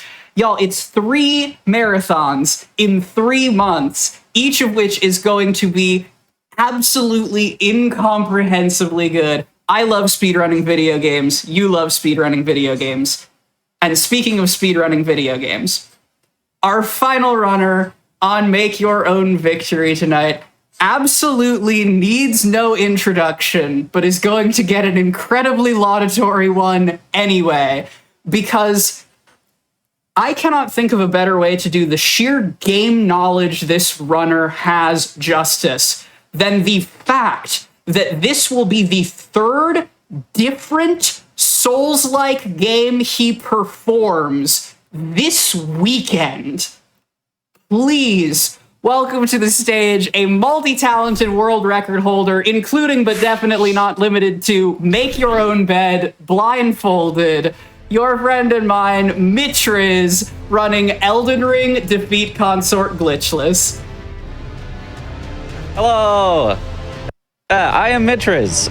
Yeah, I do a lot of Souls-likes, speedruns, things like that, and yeah, you kind of said it all, so what do I need to say anyway? Yeah, I'm excited to show off. This is a new category, new-ish Defeat Consort. An actual official leaderboard category where the goal is to beat the DLC of Elden Ring, the Shadow of the Erdtree DLC that came out, by defeating its final boss, the Consort. If you haven't played it yet, would recommend it. It's going to be a little spoilery on the final boss name when we get there. For now, I'm just going to say Consort, but you'll see when we get there. But yeah, I'm excited. Are we ready to just hop on into it? Go for it. Okay, I'll get my character all set up then. Make your own victory. We start with the Samurai class because it's got a bunch of good stuff. I'll kind of point out as we go through. We use like almost everything that the game starts you with for Samurai, as well as it's got great stats. And a Lands Between rune because we're going to need a ton of runes in the early game. And I'll just go ahead and get it started in 5, 4, 3, 2, 1. Let's go. Good luck. Thank you. Thank you. Yeah, so this category starts from a completely fresh character, despite being kind of a DLC speedrun, something that a lot of people ask about. And that's basically for the sake of, like, not necessarily fairness per se, but, like, consistency of just, okay, if we started in the DLC, should it be, like, a max level character? Should it be, like, a level 100 character? What weapons should you have? Like, it just all gets confusing. So starting from a brand new character going all the way through the DLC, I think is a super cool category because we have to unlock the DLC, which has some steps to it itself before we can actually go through and do that. Classic Souls start. It's faster to die than to fight the first boss because you're expected to lose anyway. And that first boss, actually ridiculous. That first boss will hand your butt to you several times if you try. As we make our way through, some movement tech that I'm going to be doing all over the place is I'm often going to be jumping while sprinting. It's actually slightly faster. And I'm going to be holding up my block while I do this because once you land from a jump, you're actually kind of locked into this landing animation that doesn't let you get another fast jump right away. You could jump again, but it would give you a slow jump instead. But if you block, you cancel that landing animation and you can do another fast jump quickly. Another thing I'm going to try to do right here is a bow cancel. So if you're falling and you swap to two-handing a bow at just the right time before you land, you can cancel the falling landing animation. Let's see if I got it. Got it there. So I got to immediately run instead of like doing a hard land and going like oof. Doesn't prevent damage, but does prevent the animation, so it's faster. Jumping is also especially faster if you're going uphill.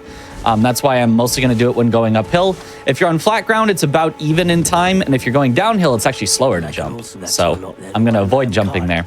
Here, we're purchasing some throwing daggers just to keep posture up on enemies later, and a crafting kit. Okay, missed this little skip. That's okay. And I'm going to keep gathering some items. Kukri specifically are going to be used for distractions. So if you throw a kukri at a wall, enemies will go investigate it. And that can help for sneaking by sections later. And root resin, which I'm going to use to craft freezing grease later. Sorry, there's a lot of stuff to get through in this run. Even though it's you know, it's going to be like 20 minutes of kind of running around gathering stuff, but there is just so much stuff to talk about already. Elden Ring sort of invites that. It sort of does, yeah. Huge game, huge open world, so many mechanics, so many, you know, bosses and enemies and weapons and all of that. And even though we're not going to be seeing, you know, too much of the game in only an hour, there's still just so much to talk about with like all the stuff we have to do. Here we are going to get our horse, our trusty Honda Accord Torrent. Then it summon me. I bequeath. And it will summon Torrent. Treat him with respect. Definitely not going to be jumping off of cliffs with him or anything. That would be non-respectful, I guess. Is Torrent a Yoshi? Discuss amongst yourselves. You know, we can't jump off him in the air, so you know, we can't truly sacrifice him, but all right, making our way into our first sort of progression point here. We're going to take this trap chest that teleports us to Celia, a place in Caelid, which is like a highly scaled zone that you would normally not want to go to in the early game. But it's got some key items that we need there, some key items to pick up, especially a Dectus medallion. You need to collect 2 halves of it, and then you get access to the Altus Plateau, where we're going to need to go later for progression. So this is kind of required. Technically, there's other ways into Altus Plateau, but they're all slower, so this is the fastest way. So that's what we do. But I do need to be very careful in this area. I could easily die if any of the enemies actually land a hit on me. I'm also collecting some runes here, which we're going to need to upgrade our weapon in a bit. Listening. Okay. Whew. Got hit by a small barrage that didn't quite kill me, but was able to luckily not get hit twice, so we're okay. Thought we left the jump scares back in Alan Wake, and yet they persist. They persist. Those bugs are a scary part. Luckily, though, if you die, it's not too far back, so it wouldn't have been the end of the world. Coming up on our first skip, at Celia, you're supposed to, like, go around lighting these fires that unlocks the path. But even though this is a glitchless run, we are allowed to perform some skips as long as they don't skip, like, a boss or a sequence break or something. So if I just jump on this tree here, and then double jump on Torrent again, and slowly climb up here, being careful not to fall off, we got to skip all that. One little second half of that. This one is like just kind of skipping, walking around the normal path. I can jump up here, and there we go. We've skipped the town of Celia. I'm amazed at the horses. Into this. Oh no, all good. I was just gonna say, next thing that we do here is there's a required like story progression thing where Melina has to take you away to Round Table Hold. So it's most convenient to do that here. And it'll also take away the setting where we can't warp because we were trapped by the trap chest. So like, we just get a lot of stuff done here. I was just going to say, I'm always amazed at how, like, steady footing Torrent has, just watching any sort of Elden Ring speedrun. Some of that geometry. You know, we make it look like that. He's a little unwieldy. His handling is, if this was a racing game, his handling stat would be very low. He does not make very sharp turns, but that's okay. We make it work. While I'm here at the Round Table Hold, I bought an axe that we're going to use just for one fight coming up. There's an NPC boss that we need to kill, and the axe has wild strikes, which is really, really good at stun locking NPCs where they can't really do anything. So that's what we're going to try to do in a bit. I'm also coming back to the tunnel that we came out of and going over here to grab a Somber Smithing Stone 5, one of the important upgrade materials.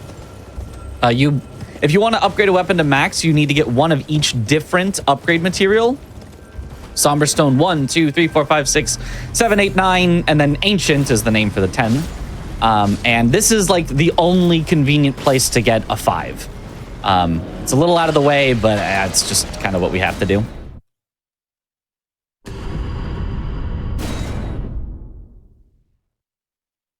And then I have to quit out here because otherwise I'm stuck in combat and the game does not let you warp away in combat.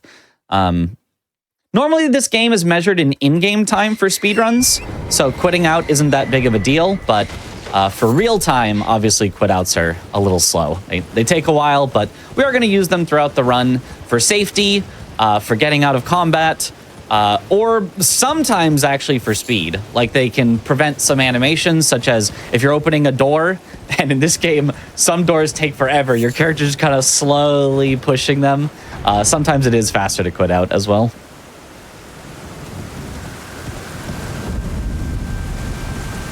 And off of something in the chat that actually just pinged in my brain, you very recently, speaking of IGT, got this under an hour IGT. Is that correct?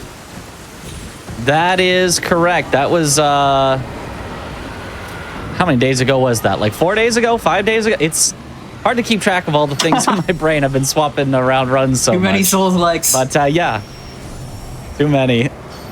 Yeah, just got it recently. So yeah, I am the current world record holder for this category as of this, let's just say previous week. And yeah, it finally got under an hour. Possibly the last hour barrier that might be broken in an Elden Ring speedrun category. Oh, in any Elden Ring speedrun category. In any category, the rest of them are pretty far away from breaking another hour barrier. So we'll see. I know the ones that I can think of are all now under 1 hour, so that would track. Yeah.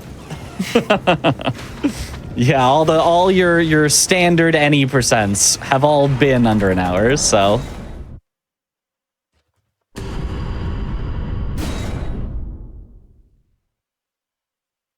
All right, here, another quit out so that I can warp away. We finally gathered all the things we needed from this area.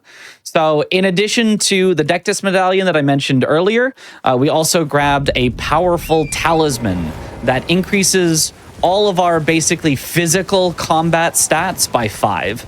So that's your health stat, your stamina / equip load stat, and your strength and dexterity, both of which will increase the damage of the weapons that we're going to use through the run. So all very, very good things. It has a huge downside, though, for being that powerful. You take 15% more damage.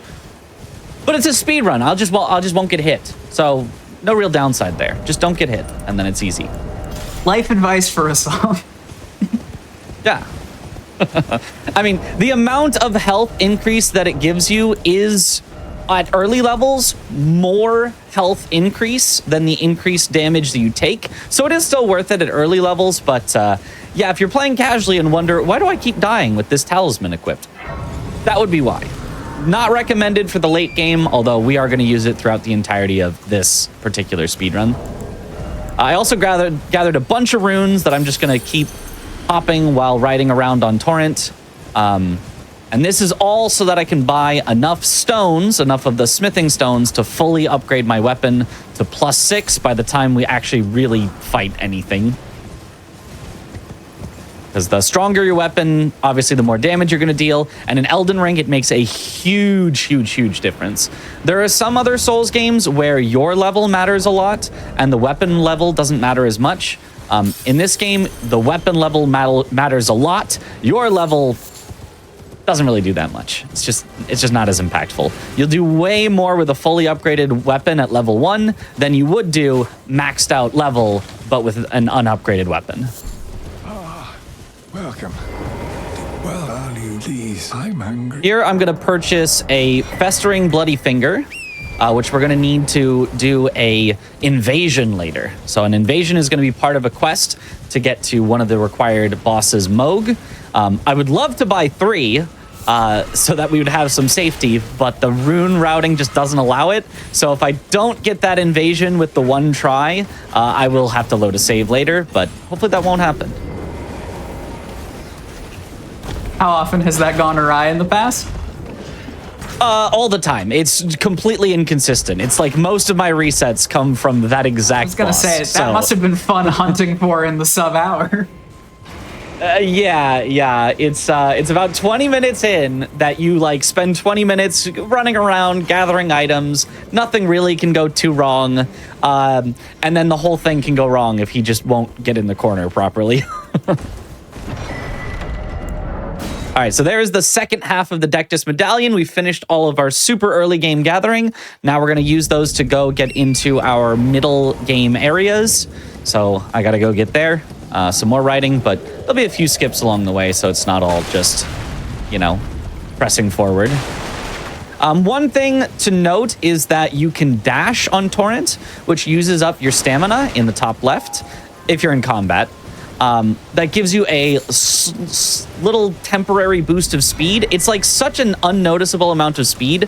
It doesn't even look like you're going any faster, but you are going a little faster. And I'm basically trying to space those out just right so that I'm using my entire burst of speed before I press the button again. Otherwise, I would just be spending more stamina than I need to. It also, unfortunately, doesn't give any iframes. You're not invulnerable at all during the dashes, so makes Torrent very, very bad for actually fighting enemies. If you're playing the game and you're fighting enemies on Torrent, I wouldn't recommend it. I generally recommend getting off Torrent. Here's a little skip. Got it. Just skips literally walking across a bridge that's to the right of me. It's like a, I don't know, 30-second time save or something, but not a glitch or anything. A lot of people think you have to go through the castle, the Stormvale Castle, to get to Liurnia. You can actually just go around. It's just a bridge. All right, and another little skip here at these wolves. I can jump down onto some I don't know, rocks here, some pillars. And if I do it just right, I won't die. And here, and then here. Nice, we didn't even take fall damage. I have no idea why when you do or do not take fall damage there, it just feels completely inconsistent, but we didn't take it this time, so. No, that's nice. All skill. That's, again, first try, All every skill. try. Every try is first try. That way, no matter when I get it, I can yell first try. That's the important bit of executing a trick, I think. Mm-hmm. If you don't yell first try, did you even get the skip? This is the ethos for speedrunning we're trying to develop here on this show. All right, make your way into Liurnia. I'm taking a particular pathing where I popped a couple of balloons to get a few more runes. And then more importantly, coming up here, we're going to grab a recipe book that's going to allow me to craft frost grease. What this does is it coats your weapon in frost, making it deal additional frost buildup. And if you deal enough frost buildup to the boss, then it will proc frost on them. That does, I think it's about 20% of their maximum life and makes them take 20% additional damage for, I don't know, 10 seconds or something.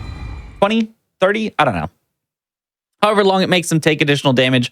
The point is it allows us to do some very quick kill scripts on bosses. So it is super, super important that we grab that. And now here's us being very nice to Torrent, definitely not dropping him off of a cliff and making him take half his health and fall damage. Only half. You're so fine. Only half. Yeah, he's fine. So really not Yoshi at all. Not at all. Oops, wrong button. All right, and we're making our way over to the blacksmith Iji, who has a bunch of these somber smithing stones that we are going to need to upgrade our weapon eventually. We're not actually going to buy them now. We're just going to grab the grace in front of him so that we can teleport back later. And we're doing all of this as well while we're making our way to the Altus Plateau. So very convenient that he's kind of right along the way.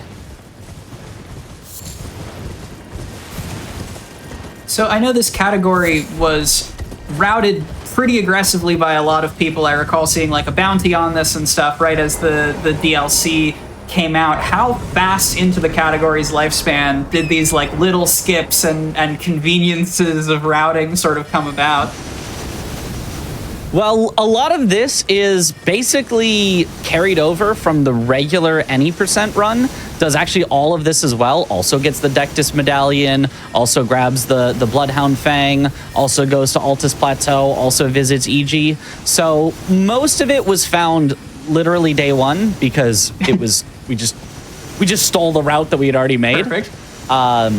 But a lot of the stuff later, it definitely came about a bit later. Some of the fights and optimizations with frost grease, I only learned about like a few weeks ago. I think it's existed for, I don't know, maybe a month, some of the optimizations, but I had to learn it as I came to the category and was like, well, I want the record now. It's gonna be mine. But yeah, it's still evolving to this day, so I'm sure there's more stuff to find. I'm sure we do not have a completely perfected route just yet, but the route we've got is pretty good. Seems fairly efficient, yeah. Seems like it.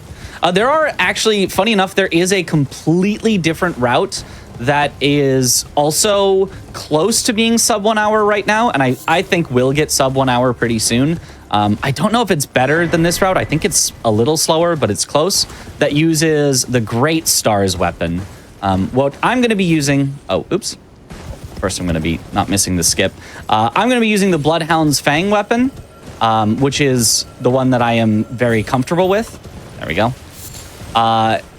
But the Great Stars, also an awesome weapon. The only problem with the Great Stars is that it is a non-somber weapon. So there's two different types of weapons. Specialized weapons that are upgraded with somber stones, which are very easy to find. You only need 10 of them.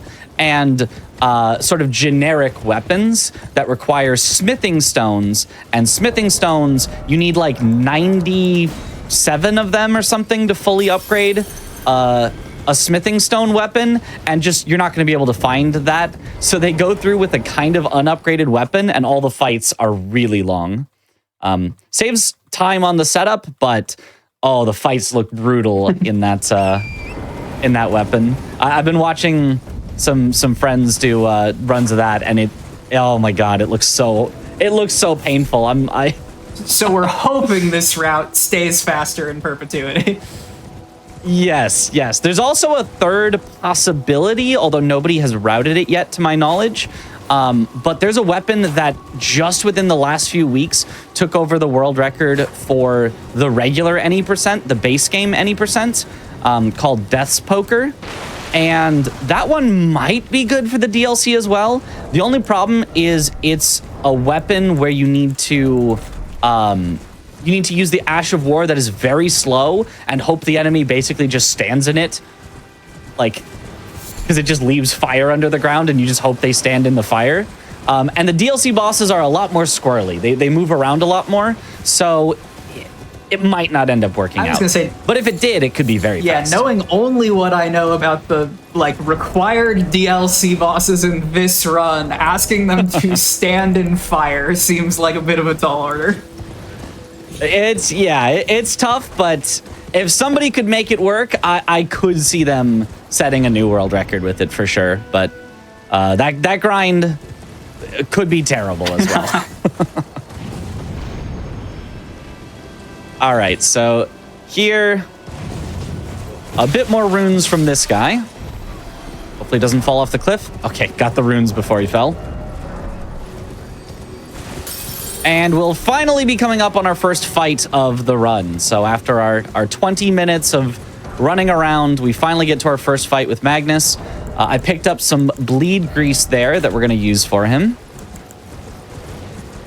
And as I mentioned, wild strikes from the axe here. The goal is going to be to get him in a corner so that he can't roll away and just wild strikes till he dies, but we'll see if he lets me do that. This is the scary one that we're hoping goes right.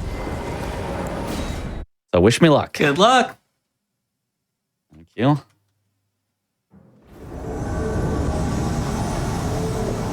Okay, bleed grease. Hope he doesn't hit me as I apply it. Nice. Get to the corner. Wait for him to come over. Oh, looking nice. He has one move with hyper armor that could get him out of this, the Lion's Claw, but as long as he doesn't do that, we've got him. Nice. Clean. All right, that was the one I was most worried about, so glad we got him.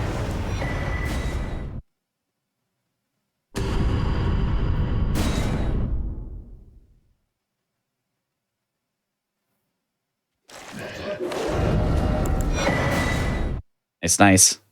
Just screaming first try in my head, not out loud because of first try. First try, yeah. Every try. Every try. All right, and we get to go right into our next boss. We kind of set it up where we get to go a little more back to back now that we've gone through all of the running at the very start. Bloodhound Knight Darrowil. There's a script that we're going to try to get, but it's going to depend on the attacks he does, and it's a little tight, so we'll see if I can get it. So start with a charged heavy, uncharged. Oh, that's unlucky. So got to do a backup strat here. Just stagger him and take the riposte. Go for some wild strikes and hope he doesn't do anything too bad. Okay, that's fine. Got him. And he gave the weapon that we're going to use for the rest of this. The Bloodhound's Fang. Super, super powerful weapon. What makes it so powerful, it is a somber weapon. So as I mentioned, easier to upgrade.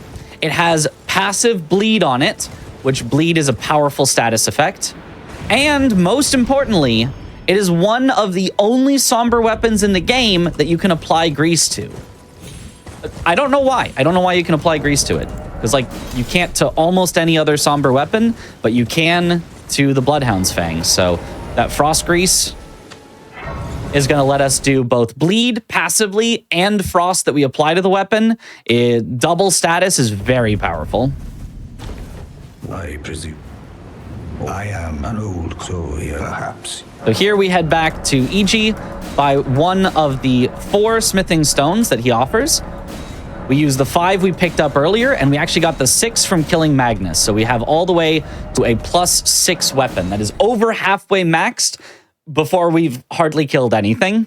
And we're on to our first big remembrance boss and required boss to access the DLC, Radon, Star Scourge Radon. Gonna do a little skip to get to his arena faster instead of having to walk around through the castle. We're just gonna drop directly into his arena. Okay, maybe Torrent is Yoshi. We did kinda... I was gonna say, that one counts. That one counts. All right, that one might be a Yoshi. But if you die in a boss arena, there are these stakes of America that let you respawn in front of the boss arena. And so that's what we're gonna do. We're gonna use it to respawn and go into the fight. Normally I would use Frost Grease here on like a world record attempt, but I'm gonna save my Frost Grease so that I have more tries on later bosses, because you can kill them without as well. It's just a tiny bit slower. So we're just gonna run at him and dodge the arrows. There was a previous strat where you could deload him to get him to stop firing arrows, but it's a little faster to just run directly at him.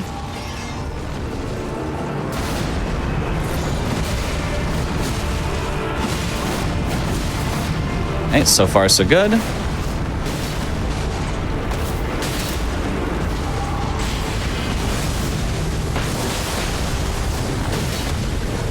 Nice, we're good on stamina. Get a bit more stamina back, and then take the riposte.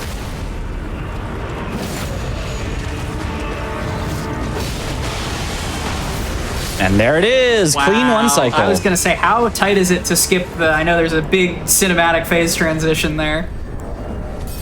Yeah, it's pretty tight without the Frost Grease. With the Frost Grease, it's simple.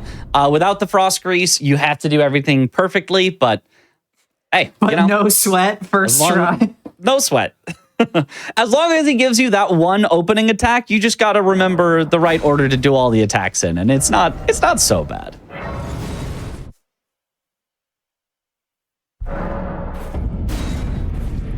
All right, now we're finally gonna level up a bit.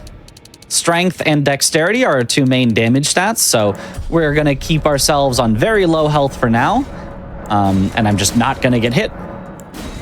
That's the goal, just don't get hit. When in doubt, not getting obliterated by the giant bosses seems like a pretty good strat. Yeah, it's pretty nice, you know. If you just don't get hit, what are they gonna do to you? Taking these notes for my future Elden Ring playthrough. That is the advice. Anytime somebody comes into chat and says, "Hey, I'm starting playing the game for the first time. What advice do you have?" Don't get hit. It's perennial advice. Like, it's never gonna be bad. All right, so now that we have killed one main boss, now we were allowed to talk to Enya, the envoy of the 2 fingers, something like that. I don't remember the exact wording, but once you talk to her, it moves Vare, another quest NPC, to this church over here, where we can perform his quest to get to Moog. First, he's going to tell us to basically go invade somebody, and I'm basically just going to tell him, yeah, I already did that, because we already invaded Magnus already, so he's going to give me the items to perform the invasions, and I'm just going to skip that by quitting out to get him to go to the next dialogue. So we quit out and tell him, we report back and say, yep, I did invade somebody. And after that, he's going to ask for the blood of a maiden. This is why we grabbed the grace after getting the Bloodhound Fang. You see, I kind of went and ran to the next grace after. It's because it's right next to a maiden where we can get her blood. So this is definitely not something cruel. We definitely don't need to type D: into the chat at all. Sounds like a challenge.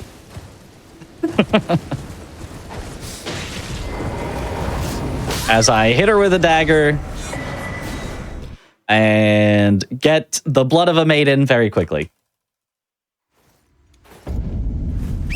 Every new thing I learn about the story of Elden Ring, the more brutal it gets. Yeah.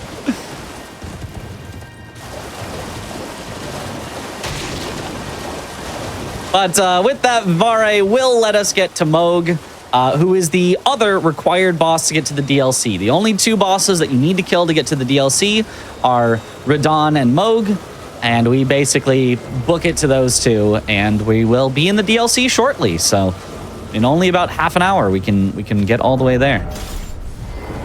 You've come, and with this, a night now. This.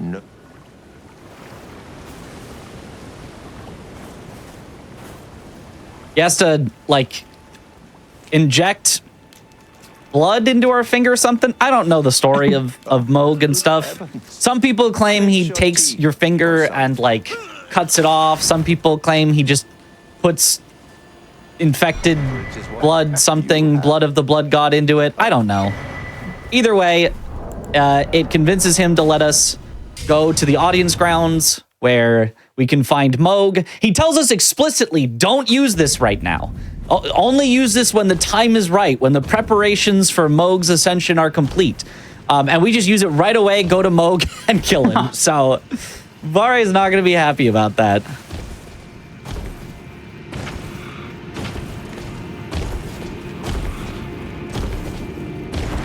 Is the preparations already supposed to be a nod to like level scaling, or is it just story that? It's just story that never happens. You can wait forever. You can do everything else in the game. Prep will never be complete. The only thing to do here is to kill Moog. So, well, if the game insists, I guess. If the game insists.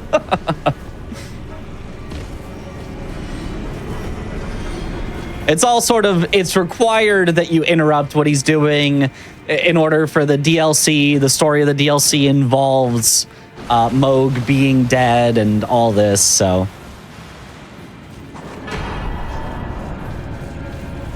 All right, grabbing a giant rune there. The Lord's rune is worth 50,000 souls, which we're going to use later to get level ups. And we're going to use our first instance of a kukri distraction. This one's a little unique. I'm going to throw this kukri not at a wall, but at an enemy. And the sound of it smacking the enemy in the face is going to distract all the other enemies. So I just throw it at that guy. He gets hit. They all go, huh? And walk towards him and surround him so that he can't hopefully come and hit me for hitting him in the face with the kukri.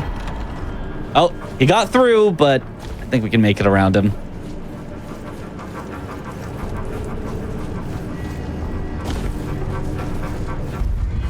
All right. I'm going to pop the Lord's Rune while we're on an elevator so it doesn't lose any time and get ready for the Moog fight. Using Frost Grease, I should be able to kill him before he goes into phase 2 with Nihil, but it's very, very tight. If he stalls too much, we won't get it. So I'm going to hope we can get it. If not, I do have a backup for a quick 2-cycle if needed. So hopefully this goes well. I remember watching you just practice this specific fight over and over again. Good luck, you got this. Thank you. Okay, not the worst attack so far. Ooh, don't like taking damage there, though.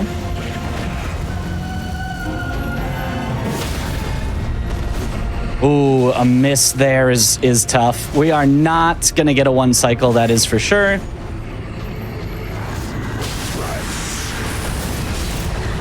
And that attack missed somehow. So I don't really know how we're going to make this up.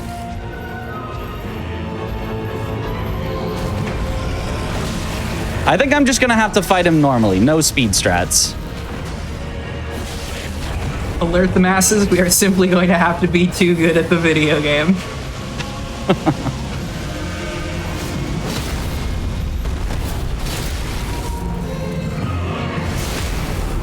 Okay, that'll do.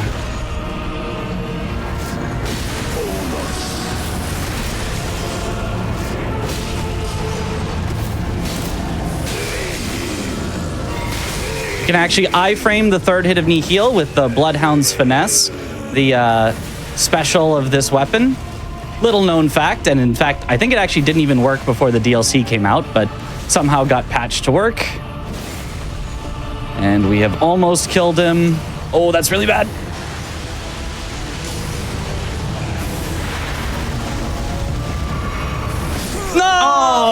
Oh, man. Right at That the was end rough. there. Yeah. Normally you would just stay in and kill him, but he put so much blood flame around him, I had to just get out. Luckily, I saved Frost Grease, so we have a second try. All right, first try, every try this time for sure. Yeah, first try, every try this time. Yep. Chad, of course, funnier than I could ever be. He's cheating. He's using your strat of not getting hit. That is cheating. Yeah, I'm the only one allowed to use that one.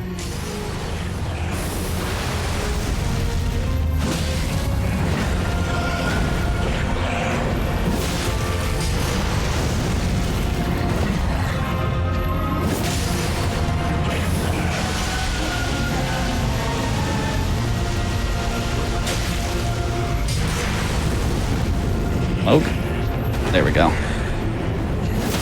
Sometimes he just stalls for a very long time. Okay, no headshot there. We can make that up. Oh, although he's in a really awkward spot right now. We'll see how this goes.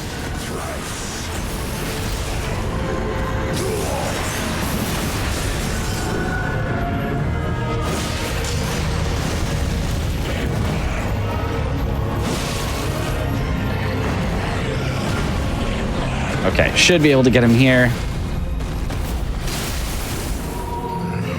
I don't think this will quite be a headshot, or one shot, one cycle. That's the word. Yeah, it will definitely not be, but that's okay. We should be able to get still a relatively quick 2 cycle here.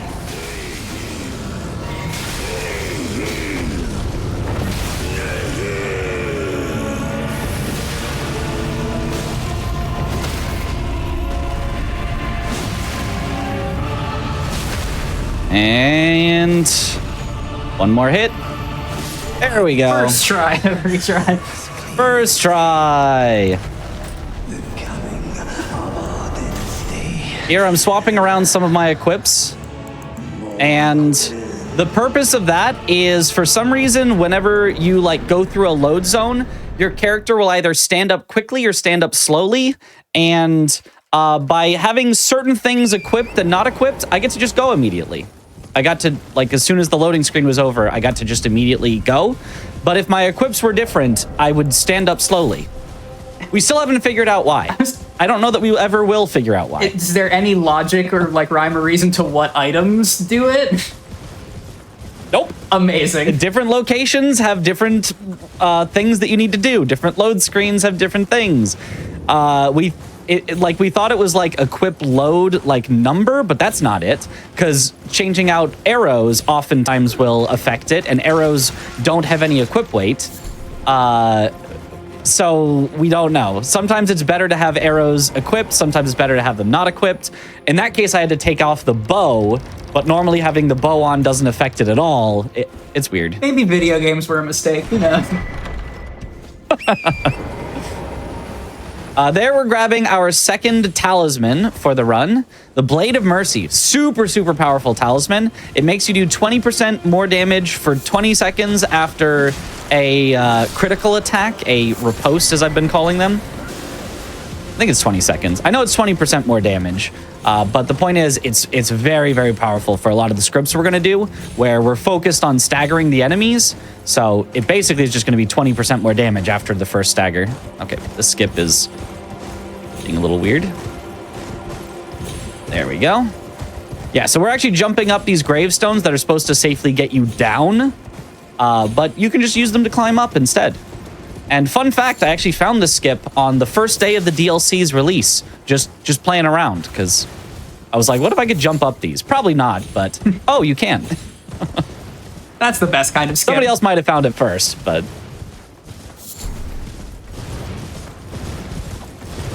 All right, we are coming up on another skip here. Probably the scariest skip in the DLC, the one near Tiolier.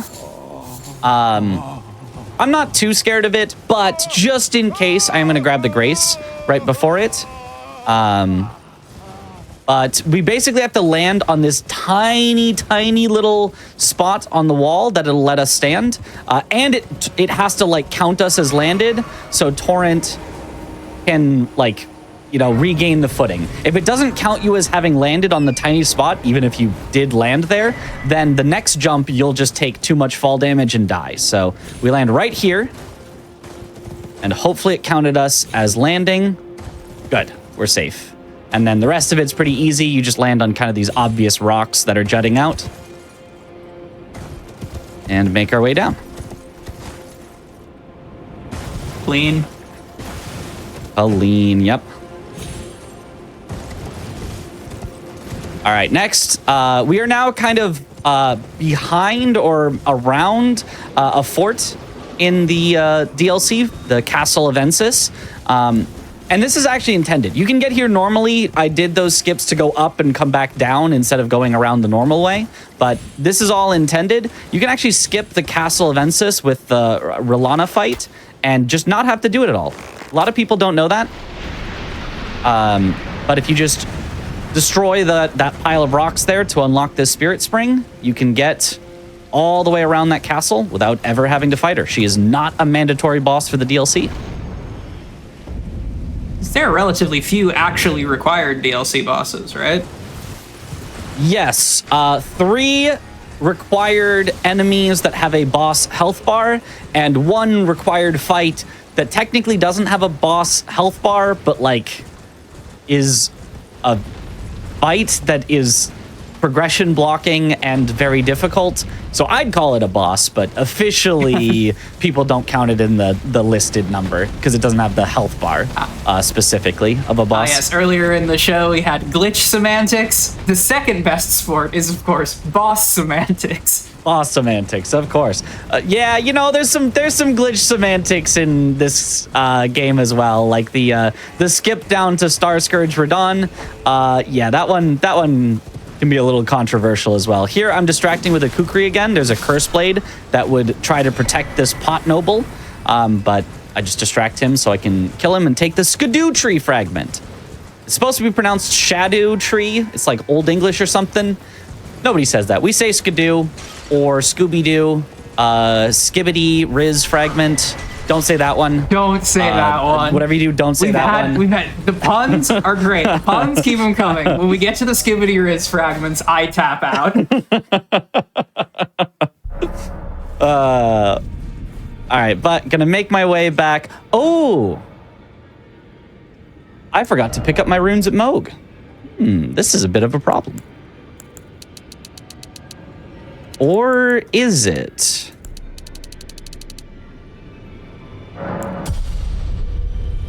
You know, we're just going to have low health for the entire rest of the DLC, but it'll probably be fine. I can keep all my damage and just get slightly less health. Maybe we're okay. I mean, are there intentional damage tanks?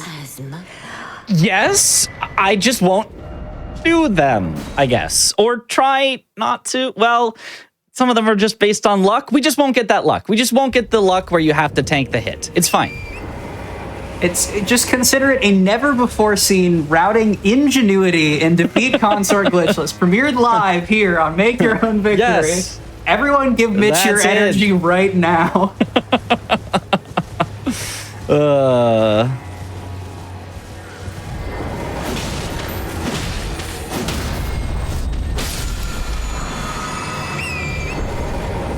All right, so there's our Somber Smithing Stone 8, and we got to go get the 7 inside of this forge because even though this does take a really long time to go gather these upgrade materials for our weapon, they make such a big difference on the damage we do that we think they're worth it. Now, it's possible that they're not worth it actually because we haven't created fully formed strategies when not using them, but with them, the kills are very nice, very clean. So I really like gathering these stones, but it's possible that in the future we could find it's like 10 seconds faster overall not to grab them.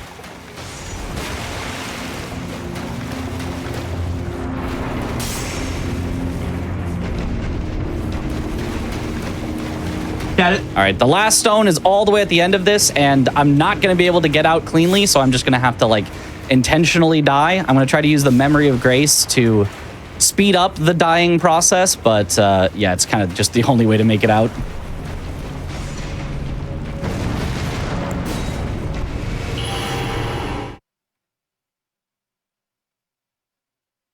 Good efficient death. Chet is bringing up, of course, the possibility that you haven't died yet, and so I guess now, but could go back for the Moog runes. And to that I say, chat, have you met Mitras? Have you met Hitless, Blindfolded, other challenge run, 7 Souls-like runner Mitras? We're not going back for them. I considered it. I did consider it. However, the reason I said no is because I did not grab any grace there. It would be probably around a 2-minute detour. Now, 2 minutes is not like run killing, but this isn't quite the order I normally do things in. That's fine also. But it's not good good enough. I think that the lack of 2 health levels is not going to make that big of a difference, whereas the lack of 2 minutes would hurt my speedrunner soul. And I can't have that. The emotional harm to me will be greater than the physical harm to my character when we probably die because I'm missing those 2 health levels. No, we just won't die. I heard a piece of great advice from a speedrunner not too long ago, actually. It was don't get hit. You know, that could work, actually. If I just did that, that could work. All right, so we run by that giant wicker man something. Fire golem? I don't know what they're called.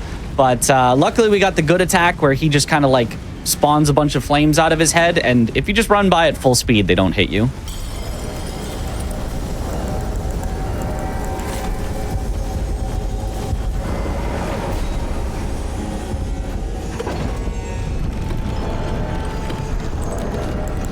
Okay, here, using Moog's Soul and a Rune Arc. I didn't mention that I picked up some Rune Arcs earlier. These are literally just for safety. They're just a little bit of extra health. They are completely unnecessary, but they do help. This video game is like hard or something. Yeah, you might say that.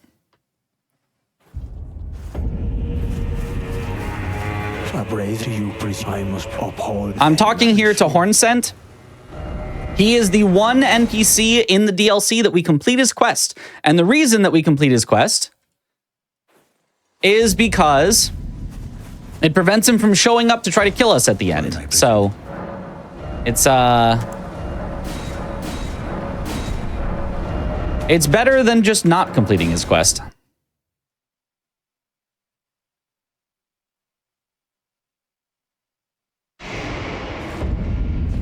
All right, I'm also going to use the Skidoo Tree fragments here. These provide you with additional damage dealt as well as damage reduction. The damage reduction, unfortunately, is not going to help that much because we are low on health, but the extra damage done makes it so we can get a clean 1 cycle if everything goes right. So hopefully I can get this good here. He's a bit of a scary one. All right, we got the good opener. We just kind of run by him and he misses. Okay, slightly abnormal follow-up, but I do like it. Okay, he's just attacking in the wrong direction. Where are you going? I'm over here. Hippo broke. Stagger him. Get a few hits in before taking the riposte.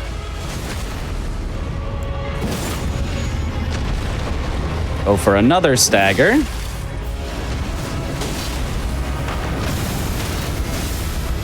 Ooh, that was the scary with low health. Take another riposte, and I should be able to finish him off here. There it is. Nice. All right, he was the one I was most scared of with low health, depending on the attacks he does. Some attacks will do like 98% of your max health normally, so definitely would have one-shot me. But luckily, he did not do those, so we're good. How dodgeable is that giant AoE quill attack there? Like, if you're running at full speed, generally you'll only get hit by 1 quill, which is livable. That counts in some ways. Yeah. But, like, completely dodging it and getting hit by 0 is not consistent. Hitless runners hate him. To To be fair, speedrunners hate him as well because you have to just stagger him out of it and hope that you don't get double hit by the needles, which can happen. You can get hit by 2 in like the same instant. Oof.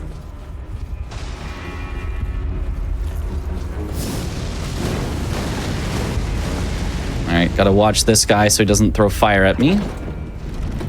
Oh, very nice.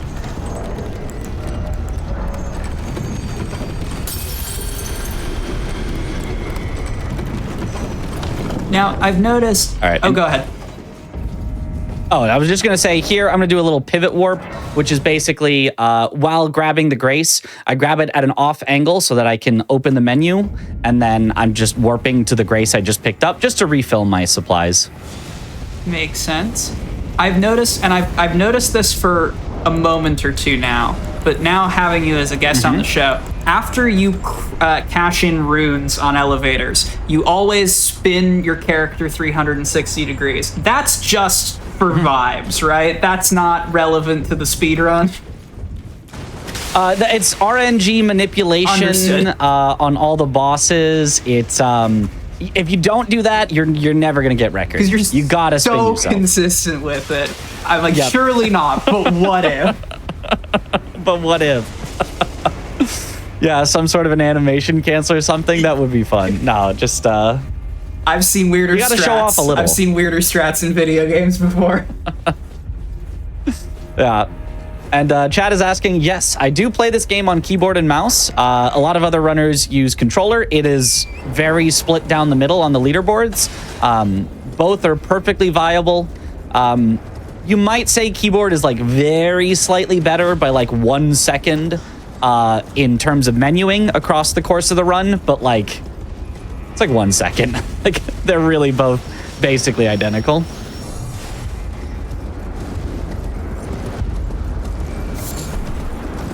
I mean, some of the Elden Ring categories are what, like 3.5 minutes long? I feel like 1 second matters in that. 3 minutes 56 seconds. Thank you very much. Sorry, I haven't and checked that one is basically keyboard only. Zip % is basically keyboard only, but that's because of the zip glitch is so precise that it requires keyboard and mouse precision. But that's that's a little bit of a special category. That does make sense, yeah. Yeah. I'm gonna grab this Grace here for safety. Normally I wouldn't grab it on record attempts, but we've got a long section behind us and a long section ahead of us that I don't want to redo just in case.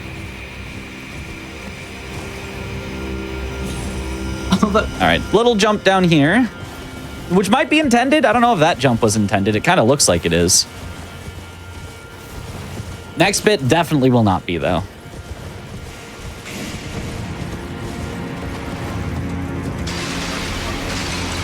I grab one more skidoo fragment off of one more pot guy, and then we've got a little skip where we're just gonna like jump down and land on a tree. And I just have to line it up as I'm going really quick here. That should be good. Boom, land on the tree. And that skips pretty much that whole ruins area there. That's so funny. Like, intersection of the branch. That's so good.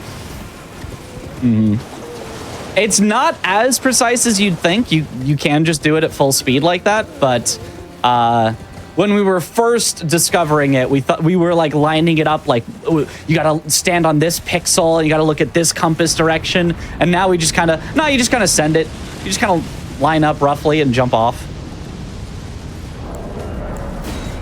I'm gonna quit out here so that this big fire golem does not try to hit me, just make it go back to sleep, because we've got a new skip coming up, relatively new, at least for me, what I've been doing, where I'm gonna try to snipe a rock pile that opens up a spirit spring. So I'm gonna stand in a particular spot, zoom in as much as I can, and do a mighty shot, which goes further than a regular shot. I gotta line this up very precisely, which is tough with my high sensitivity on my mouse.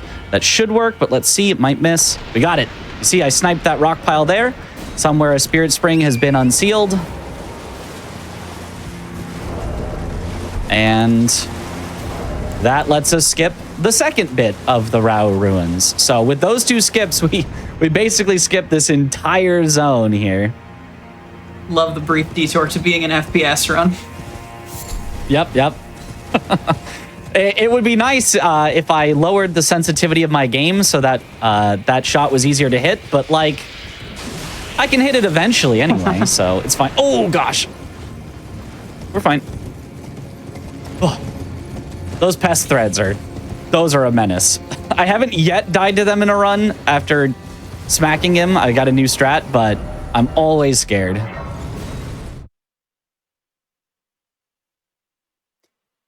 Actually, calling back to the Zips run briefly, because this is, of course, defeat consort glitchless. And I am personally a fan of glitchless runs or low glitch runs generally, which is a bit of a tongue twister. But have people looked at the DLC with some of the wackier shenanigans you can get up to in Elden Ring? Yes, and in fact, right now, there's a routing of this category, defeat consort, unrestricted. So allowing all of those various glitches. There's a new glitch that we actually only found when the DLC came out. It's been in the game since the beginning, but we only found it after the DLC came out because they patched out a lot of the other glitches we had used. So there's this sleepwalking glitch that can allow you to walk through the air, similar to the Pegasus glitch. But the Pegasus glitch got patched out, so now in the DLC, we needed a new version. We found a way to do it by yourself. You can walk through the air instead of torrent walking through the air. So, yeah, that actually just recently got a new record, 51 minutes. And I don't remember the seconds, but 51 minutes was just achieved with that particular glitch. That's amazing. I love it. Again, love low glitch. They're my home turf. But some of the shenanigans you can get up to in Elden Ring and in Souls games in general. Yeah, I wish we had zips as well in the DLC. A zip % run in the DLC would be super fun, but those did get patched out with the release of the DLC. They actually were still in the game all the way until the DLC released. So they only just got around to patching them. Wow.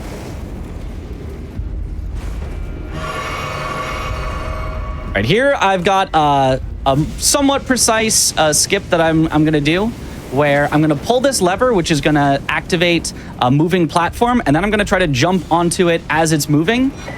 It's pretty tight, although as long as your FPS stays stable at 60 FPS, it's not too bad. If I happened to drop frames, though, it would be particularly bad, but made it. Nice. Just land on the corner as it's moving.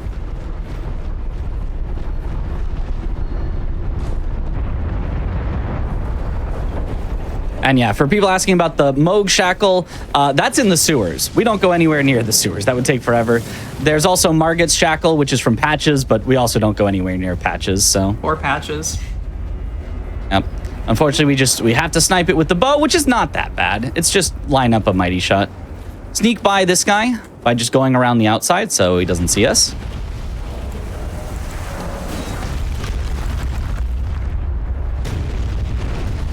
And we're to Mesmer, our first required DLC boss. We did kill the hippo earlier, but that was actually just for speed, because there are two ways into the Shadow Keep. You can come from the front, where you have to go through the hippo, or come from behind, where you'd get to skip it, but going behind takes longer, more travel time, so it was faster to go through the hippo. But here, our first required DLC boss, Mesmer the Impaler. As I expected, we are 2 health still short. We do want to trade hits on Mesmer, so this could be a scary fight. I'm going to quit out instead of waiting out the door animation. I don't actually know if it's faster real time, but it's definitely faster in game time.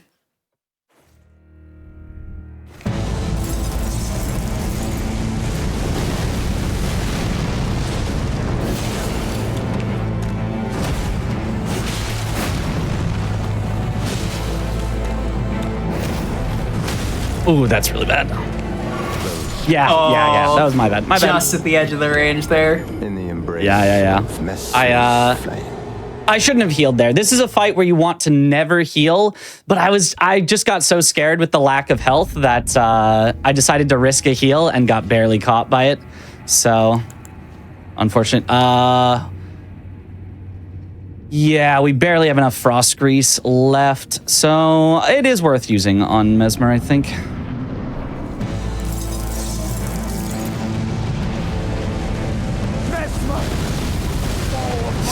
Okay, well, this is certainly a try.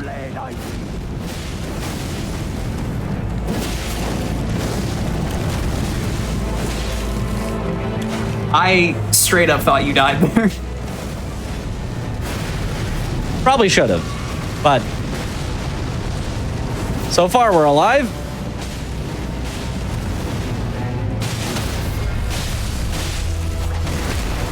Okay, we're gonna play this. Not risky at all.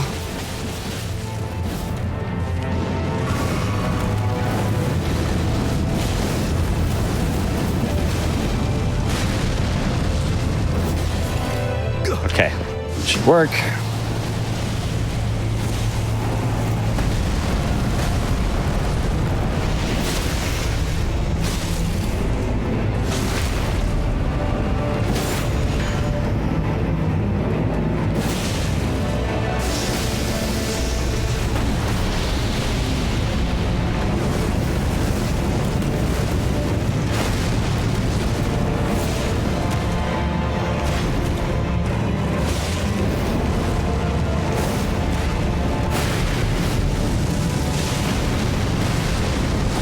There we go. Unreal handling of that opening. GG. We just had to slowly make our way back into the fight. I was 100% convinced that was just an instant one shot. I was like, oh no, the health.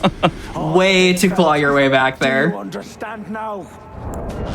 Yep. And then, yeah. Now I gotta remember what we're doing next. You know. There's still speedrun even. But I know there's still more run to speed to run. Where we talked to Hornsent to complete his quest. We did have to summon Hornsent at some point in that fight anyway. Because we got like that second try, I just decided to summon him at the very start of the fight. Whereas normally you'd summon him after Mesmer is already dead. You would just like run over and summon. But yeah, there we go. Level up. Oh, I can get 1 vigor back. We're only down by 1 vigor now. So it's basically the same thing. It's probably fine. At this point, it's basically the, yeah. And into Romina. The Rot Bug Lady. A little cheeky running R1 you can do there that puts you under her attack. Oh, this one's interesting where you kind of run next to her and she just misses. This is very much what I was thinking of when you were talking about the route that like asks the boss to stand and fire. I was like, this one? Really? Yeah. Well, she's very weak to fire, so, you know, she wouldn't have to stand there for that long. All right, now she's going to do her phase transition, so I'm going to get away from it with Bloodhound's Finesse that gives me the distance. Oh, the butterflies are in bad spots. I'm just going to stay away. Sometimes you can run in and hit her during the transition. Oh, nice lag.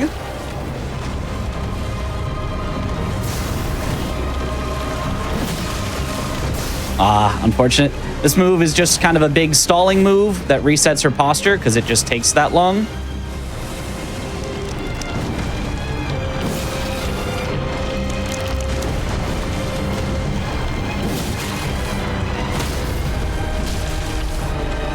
Not bad. Please get frosted now. Thank you.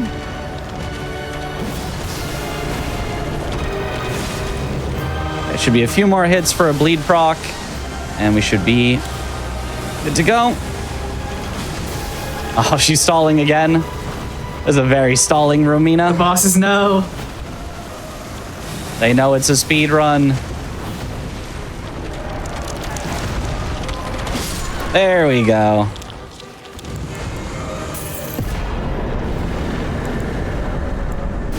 Does Romina one-shot you if you do get clipped by something? Depends on the attack. Generally, no. Generally, she does not one-shot you. Even with the slight one missing health point that we have, she should not one-shot normally.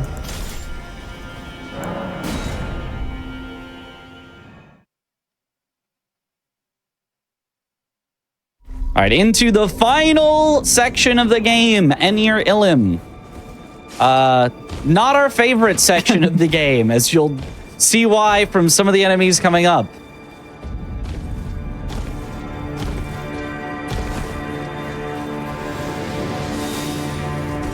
This guy's pretty chill.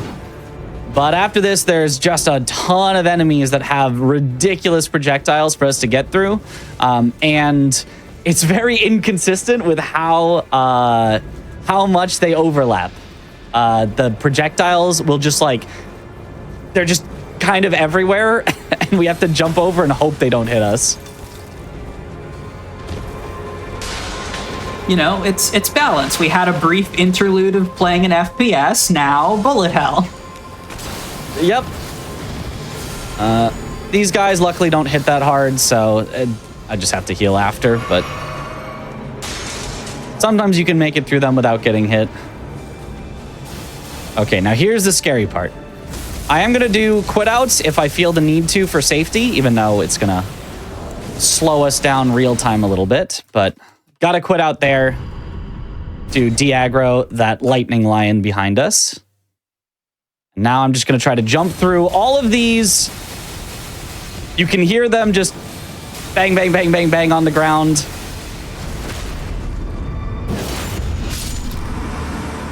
Take him out so that he'll stop shooting at us as we do the second section where there's another guy. Ow, ow, ow, ow, ow, ow. It's all overlapping. Yeah. Ooh. Yeah. Terrible, terrible overlaps there. That is the problem, is even if you avoid one, you can jump over one directly into the next one that it can put under your feet. That's so brutal. And if it hits you with one, you can get full stun locked. Especially given how piddly the projectiles look, like they're just, it's little wisps of golden light. What's the problem here? And then just seeing the array. Brutal.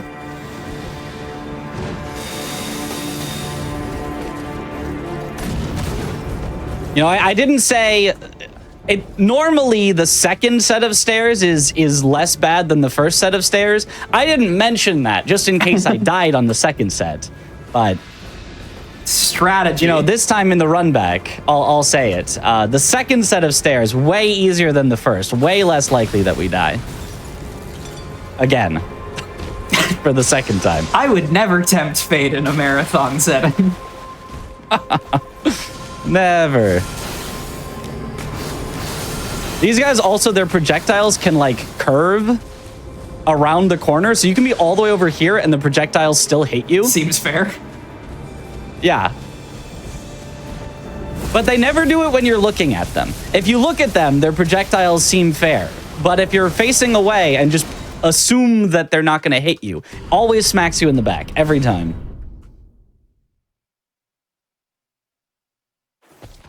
Yeah, we do have 600K on the floor. Oh, God. Well, we don't have 600K on the floor anymore. Unreal. Yep, marathon luck. I probably should have just spent the runes first before we did this running section because it can be the worst thing ever. So now we don't have enough damage for any of our quick kill strategies at all on the final bosses. Now we are actually entirely screwed on the final two boss fights that are the hardest two in the game. We'll find a way, though. I am on the edge of my seat. I think I already have a backup for the first one for Leda and friends. Shouldn't be too bad. Radon, we're just gonna have to play it normally, which is fine. Normally it would cost you about like 30 seconds to a minute to not get the quick kill. And so we just might be more like a minute to a minute and a half slower, which is a lot of extra time in that fight, but yeah. I love that we have officially dropped the veneer of spoilers. It's like, well, oh, we're in trouble. It's Radon. Oh, yeah, it's Radon. Yep, it's that guy. It's that guy. I remember that guy.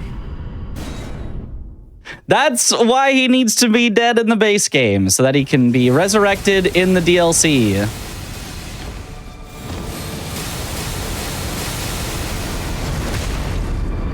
That last projectile looked like it spawned under you there. It looked like it, but somehow did not get... Oh my God, not again. Harder than... I swear I have like an 80% success rate on this section in normal runs. Harder than every boss in the video game, confirmed? Yep, all of them combined.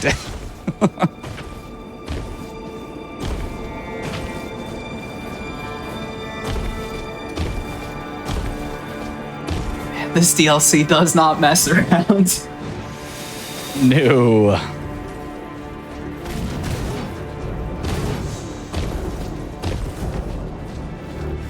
Honestly, this should just be the category. Fastest time getting through Enir Illim. It's sort of like the what are they called in Super Mario Odyssey? The Koopa free running ILs, just parkour Enir Illim circuit. Like, I'd run it if I ever got this good at Elden Ring.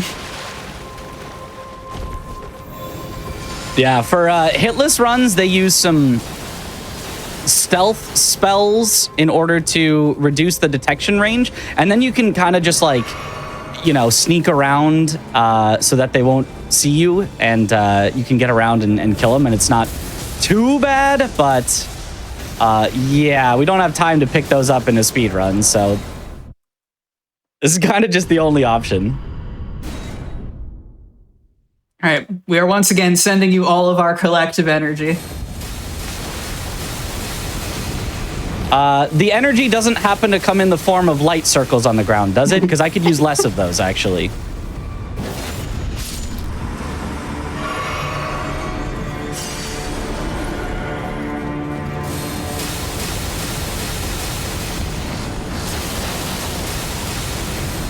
Okay, there we go. And I'm just gonna quit out.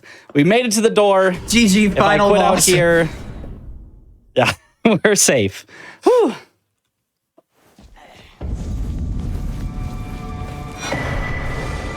Wow, that's so brutal to be at the end of this run, too. Yep, there's a grace right after. We're not done yet with some of the scary sections, but the rest of it is at least more manageable, more controlled. If you do the right thing, you should be fine on these final bits. So starting with the birds. I don't want him hitting me in the back, so I just stagger him.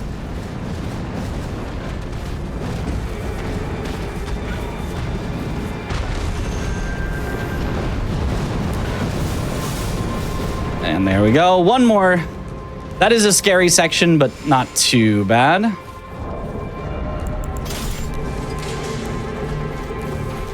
And now the Frost Lion. I have to get through here as fast as possible to not get hit by him and die. Whew, barely made it. Never any doubt. And then one last guy, which for normal speedruns, we like to call 3 quit out guy, because the easiest way to get by him is to just spam quit outs, walk a few feet forward, quit out again, walk a few feet forward, quit out again. But for real time, you can also do a little sneaky strat over here.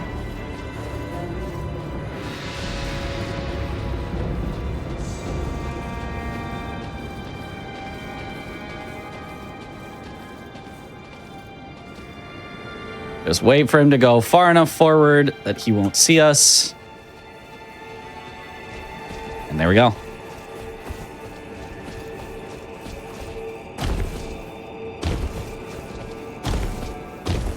All right, now I've got to see if my plan for Leda and friends will actually work out here.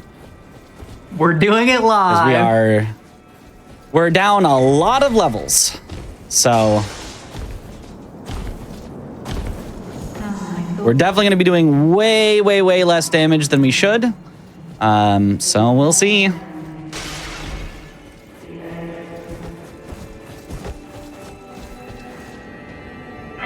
First, going to use the last Skidoo tree level up for the run.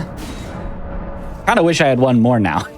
Normally you do too much damage if you had one more level, but this time it would definitely have helped.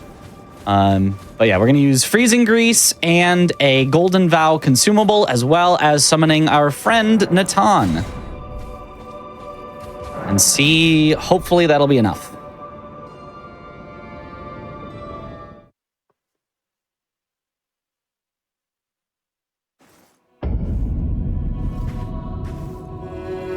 Don't you dare approach Mikula the Kind. Needle Knight Ledder and Dryleaf Dane will never allow this. Okay, so I'm basically going to set up Dryleaf Dane just above half health. So as soon as he goes under half health, Leda is going to spawn. And so I want to finish him off immediately from half health. So I'm going to try to get him just above half health. And then try to finish him off all at once. Let's see if this will work. Nice. Okay, now for Leda, I'm going to try to not have her do that attack. That's the worst attack to see.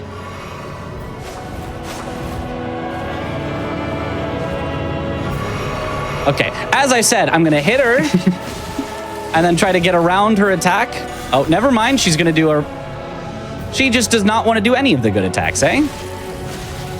You can normally hit her and get around her attack like that and then keep hitting her from behind. But now that Natan's here, we can just kind of gang up on her, beat her up. There we go. Make the world.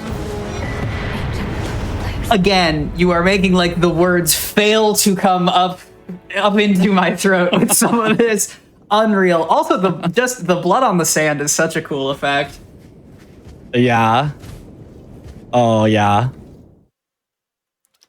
And normally we would actually skip the runes that you get from Leda. But because I'm so rune deprived, so low on levels, I'm going to take them and hope it kind of makes up for a lot of the levels we're missing. Because there remains only one, I believe. Only one boss. There is only one left.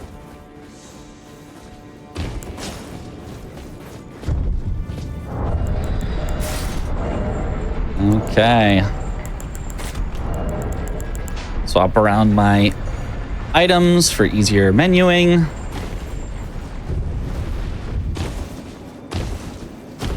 And hopefully you will go well. There is like a super cool strategy where you can stagger him at the start of phase 2, but it requires like exact amounts of damage, which we are not going to have. So we'll see how this ends up going.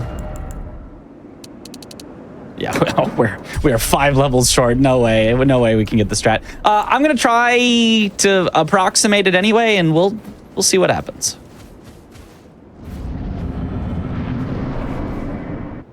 Good luck, final boss. Thank you. I definitely got to concentrate.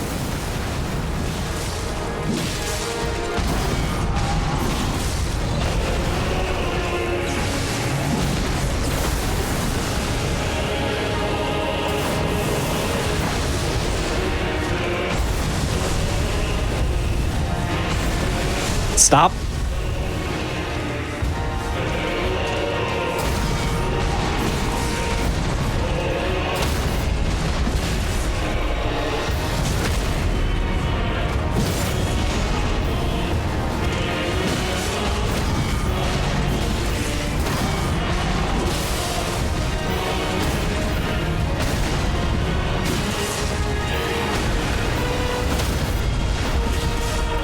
Oh, actually, it might work. If I stagger him here, nice! Let's go. Okay.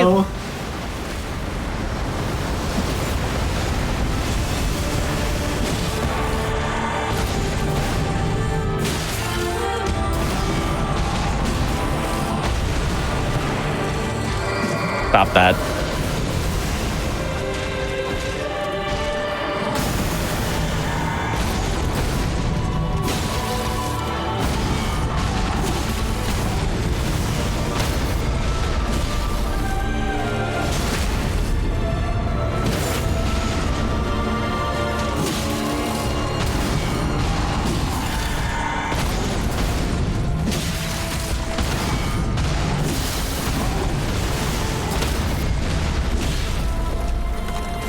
Oh, we're actually still gonna get the quick kill.